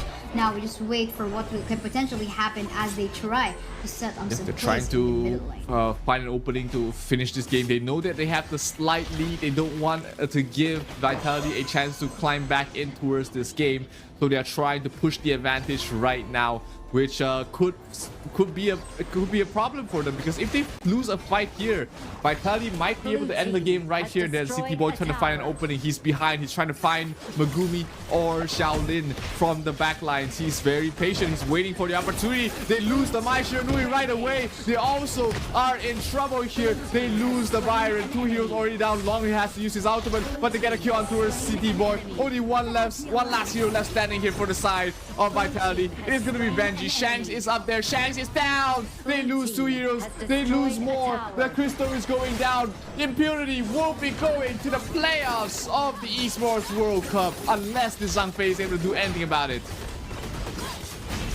Blue team killing spree. I think this is gonna be it though, because the rest of the members of Team Vitality are all wiped out. Congratulations to Impunity. They have secured their top 4 placement for them to move forward to the knockout stage. My oh my, 2 wins and 3 losses, actually same as a VKS, so it's just a 3-4 positioning for them. I mean, 3rd place for them doesn't matter anymore, because anyway it's gonna be on the hands of LGD to pick who would they want to have a matchup. What a play there by Impunity, knowing stage. that they have the late game advantage, knowing that their late game is superior. They never took those early fights. They were just trying to stall out the game, trying to drag out the map, and one big play with the Dachiao got them the tier 3 tower, got them 2 kills. And this is why people have been banning out the support hero. She is just so strong in these global situations where you feel like, hey, maybe it's just only 1 hero. No, we're bringing in 5 right here for the fight. Yes, why not? I mean, the global presence we're talking about, you gotta respect what the Daxiao can do, and that's why this is also getting banned out, not only for the capability, but of course you can pair her up with a lot of other heroes like the Futsu and of course the Doya, or I mean any other combinations as well, who can potentially go for that surprise engages. But I think we want to take a look at the highlights, or rather the match results from that one. Any particular here that you would want to highlight? Mainly just the damage output from both Shaolin and X0. They've dealt basically the entire team's damage, but of course their Black isn't there to deal damage. He's there to soak up the damage for the rest of his team. That's why you see his team fight participation rate at 100%. He was just absolutely crucial in starting off this fight. And let's take a look at the highlights of this game there. It was just a very tough early game there for the side of Impunity. They just kept losing fights, but they managed to stabilize the mid game, get a couple of crucial pickoffs and fights, and this bottom lane was the one that started the entire thing. Started to end the game here for the side of Vitality, because Impunity just reached a power spike without too many issues.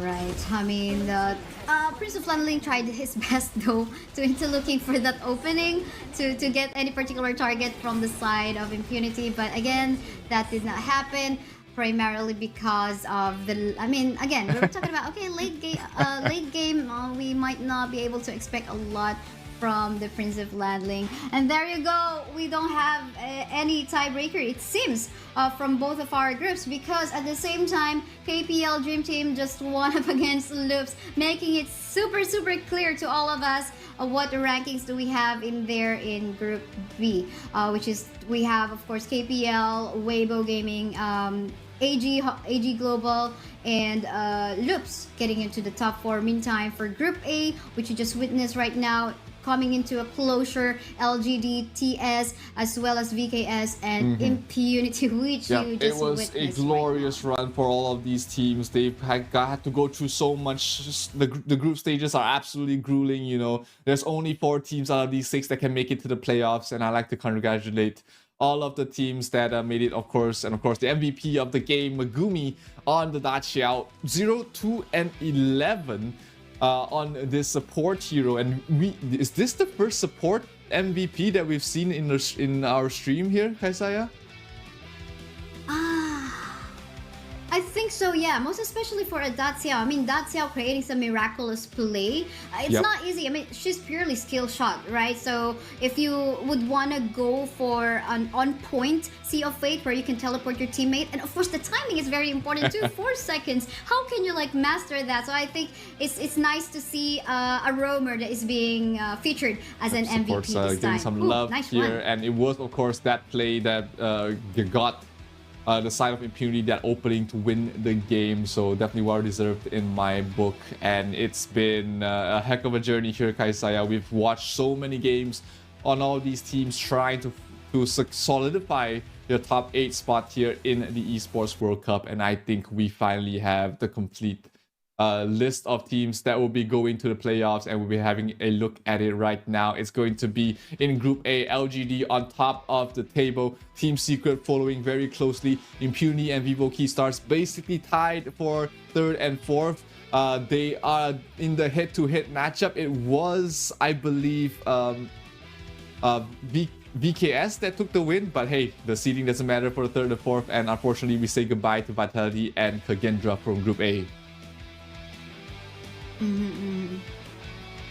Yeah, that's true. But of course, for Group B, just as we have mentioned, we have on the top seed KPL, who will be able to choose between AG Global or Loops, who they're going to be matching up against with on the knockout stage. And of course, seeding pretty on seed 2 is Weibo Gaming. So it's going to be an intense and exciting knockout stage in the form of single elimination. Quarterfinals going to be on this best of 3 format, while the semifinals on best and finals on a best of 5. So I guess your weekend is going to be full of intense action this Saturday and Sunday. And yeah, but for you, I mean, there's just so many Zero, different emotions right now, especially with the teams and with me as well. But let's take a look at the plays of the day that made all these teams and this show absolutely amazing. Let's take a look at what we have. Tyrant has been defeated. Blue team has slain an enemy. And we see the plays of coming from all the things that you've seen here from Streamby. I can remember this one wherein the Arlie is actually just going ham and wild. This was the moment, yes, quadra kill, and this was the moment where, okay, Wawa, please don't show yourself up. You don't want to be the penta for Zeiss in here, but fortunately in this scenario, she was able to just be safe, and at least in here the Arlie Zeiss was just decided to just go back to her power soul. So then again, a lot of good plays. I mean, that doesn't sum it up. I mean, those are just like few selection of highlights, but of course if you run through everything on the whole stream, for sure, you will see a lot of and you can also let us know what your favorite play of this entire tournament is by posting it on social media. But remember to put the hashtag HOKXEWC2024, because then you'll be in the running to stand a chance to win some permanent skins. So make sure you post it, you get the clip on, I don't know, YouTube and Twitch, and then make the post on your Instagram. It could be a reel, it could be a story, it could be a post. You can make it on Facebook, you can put it on X as well, on Twitter as well. So make sure that you put it out there, but remember to put the hashtag HOKXEWC2024. And that was it. We are so glad. We are so glad to bring you all the action on this group stage with me and Zero. But then again, don't you forget to support the knockout stage. It's just gonna be in it for us. We will see you guys on the live chat, but don't forget again to watch the knockout stage. That it is for us, guys. Bye-bye. We'll see you guys again in the future events. Bye. Red team has slain an enemy. Red team has slain team. All honor.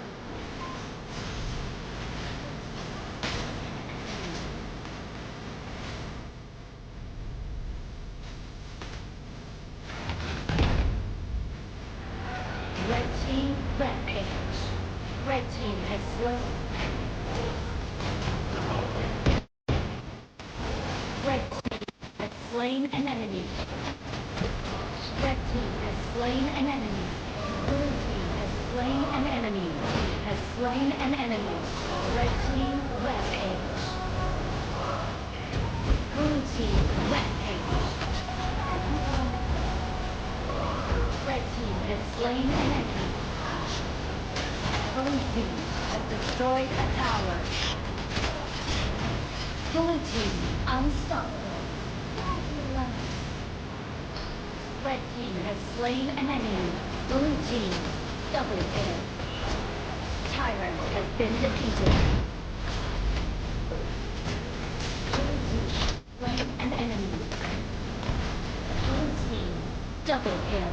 Blue team triple kill. Blue team quad.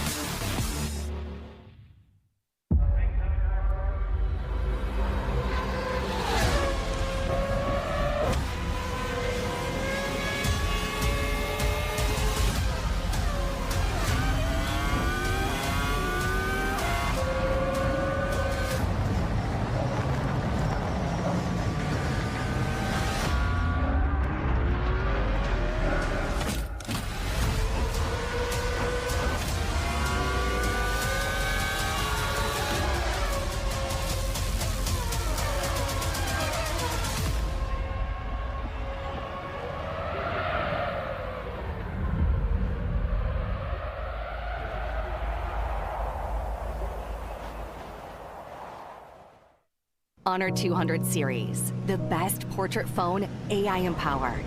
Studio level, AI portrait camera, 3 hardcore portrait modes. Color, vibrant and classic to capture portraits that truly stand out. AI empowered magic portal. Snapdragon 8S Gen 3 AI chipset. 5,200 milliampere per hour silicon carbon battery, 100 watt, Honor Supercharge. This is Honor 200 series.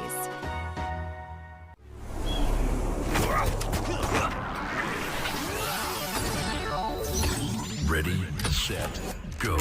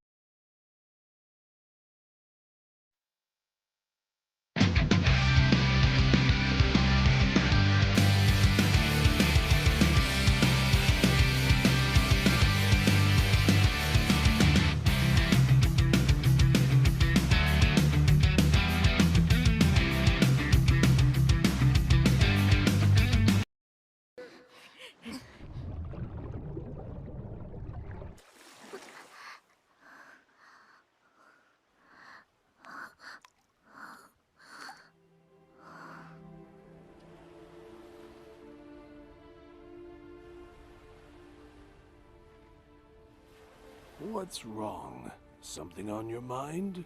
No, I just fell. I don't like the horns on my head anymore. Why am I different? You don't have to live the same life as they do. You have your own fate. Did we tell you not to come here? I'm not a monster! Beat him up! Get rid of him!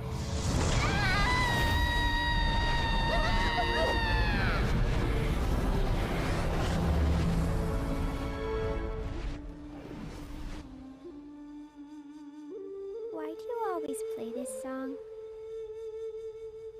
This is a tune from our homeland. When we hear it, it reminds us of where we come from and who we are, so we don't become lost.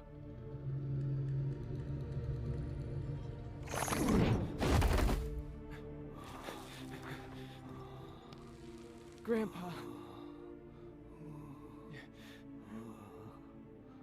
Grandpa. You must keep walking. The road ahead is long.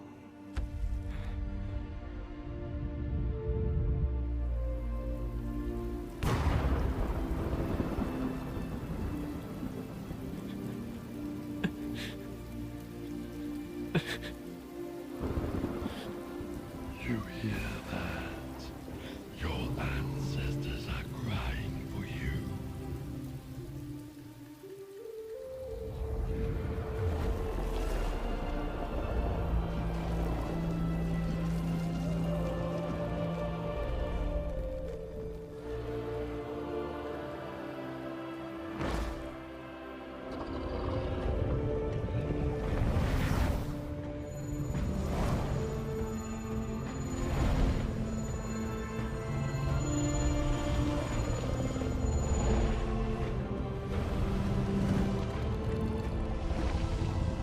My child, we are not crying.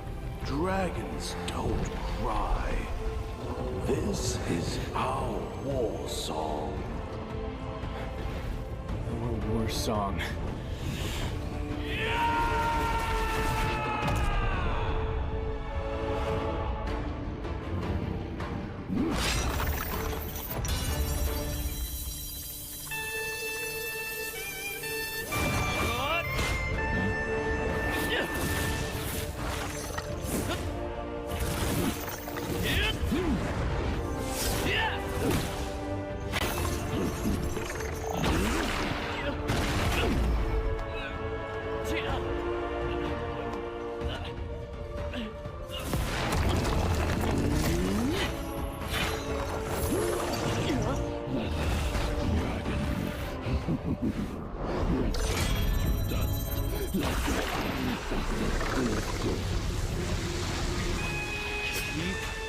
Dreaming!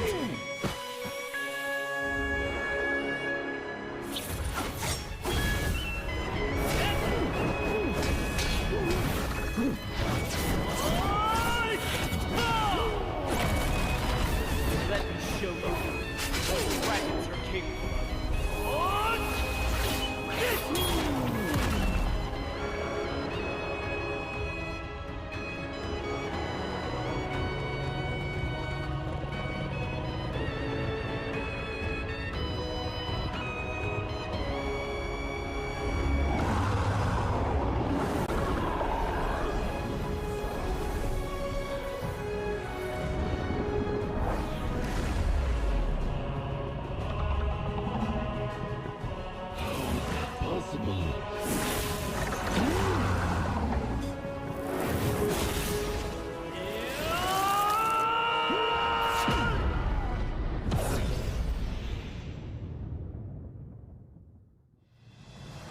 From this moment on, wherever I go, the dragon shall roar, for it will become their home.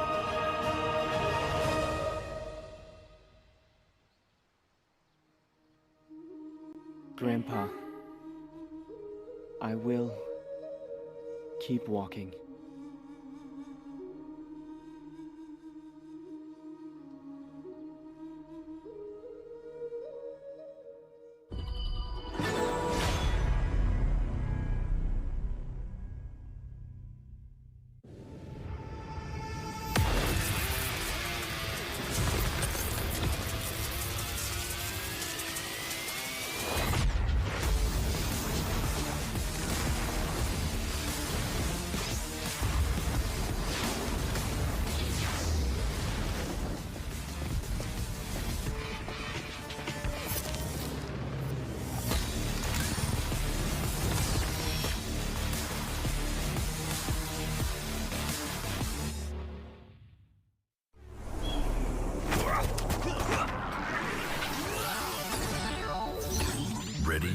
set, go.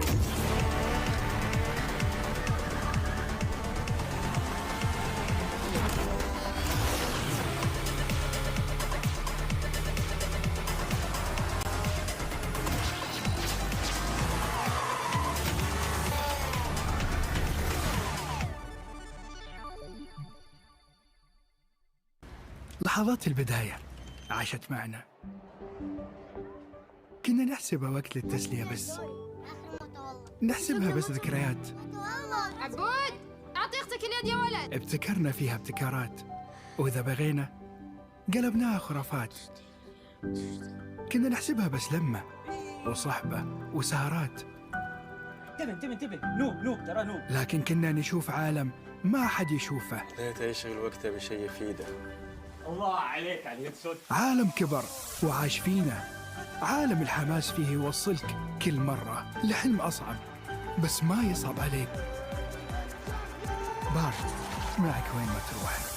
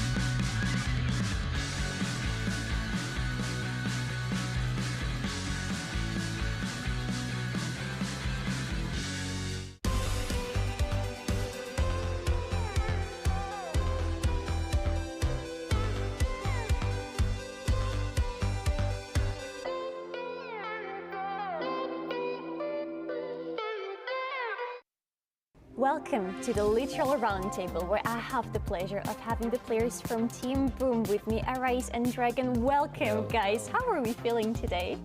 Feeling great because I sleep 8 hours. That's more than me, lucky you. Did you have good sleep? Yeah, because we won RRQ yesterday. That's why we had good sleep. Right, you did win the SEA qualifiers yesterday. Up until yesterday, we didn't know if we would see you at the Esports World Cup, but now we have the pleasure of having you. Tell me about the experience going through the finals of the qualifiers. Was it easy for you, or did you have any struggles? We're beating some teams, some strong teams in the screen. So for me, I think it's an easy win. We had a little bit struggle because before coming to the qualifier, we had a really bad experience in Malaysia, because in TIS2, because we dropped early after we are defeated by BKS and Vitality. That's why we are a little bit sad about that. But after that, we really hard work and we come back stronger. And then we were back in our momentum coming from qualifying and beating RRQ. You are going to meet both VKS and Vitality in this tournament. Do you think you're gonna have your revenge this time? If we met on the playoffs, then we're gonna surely crush them. We hope that VKS and Vitality go to playoffs because we want to meet them there.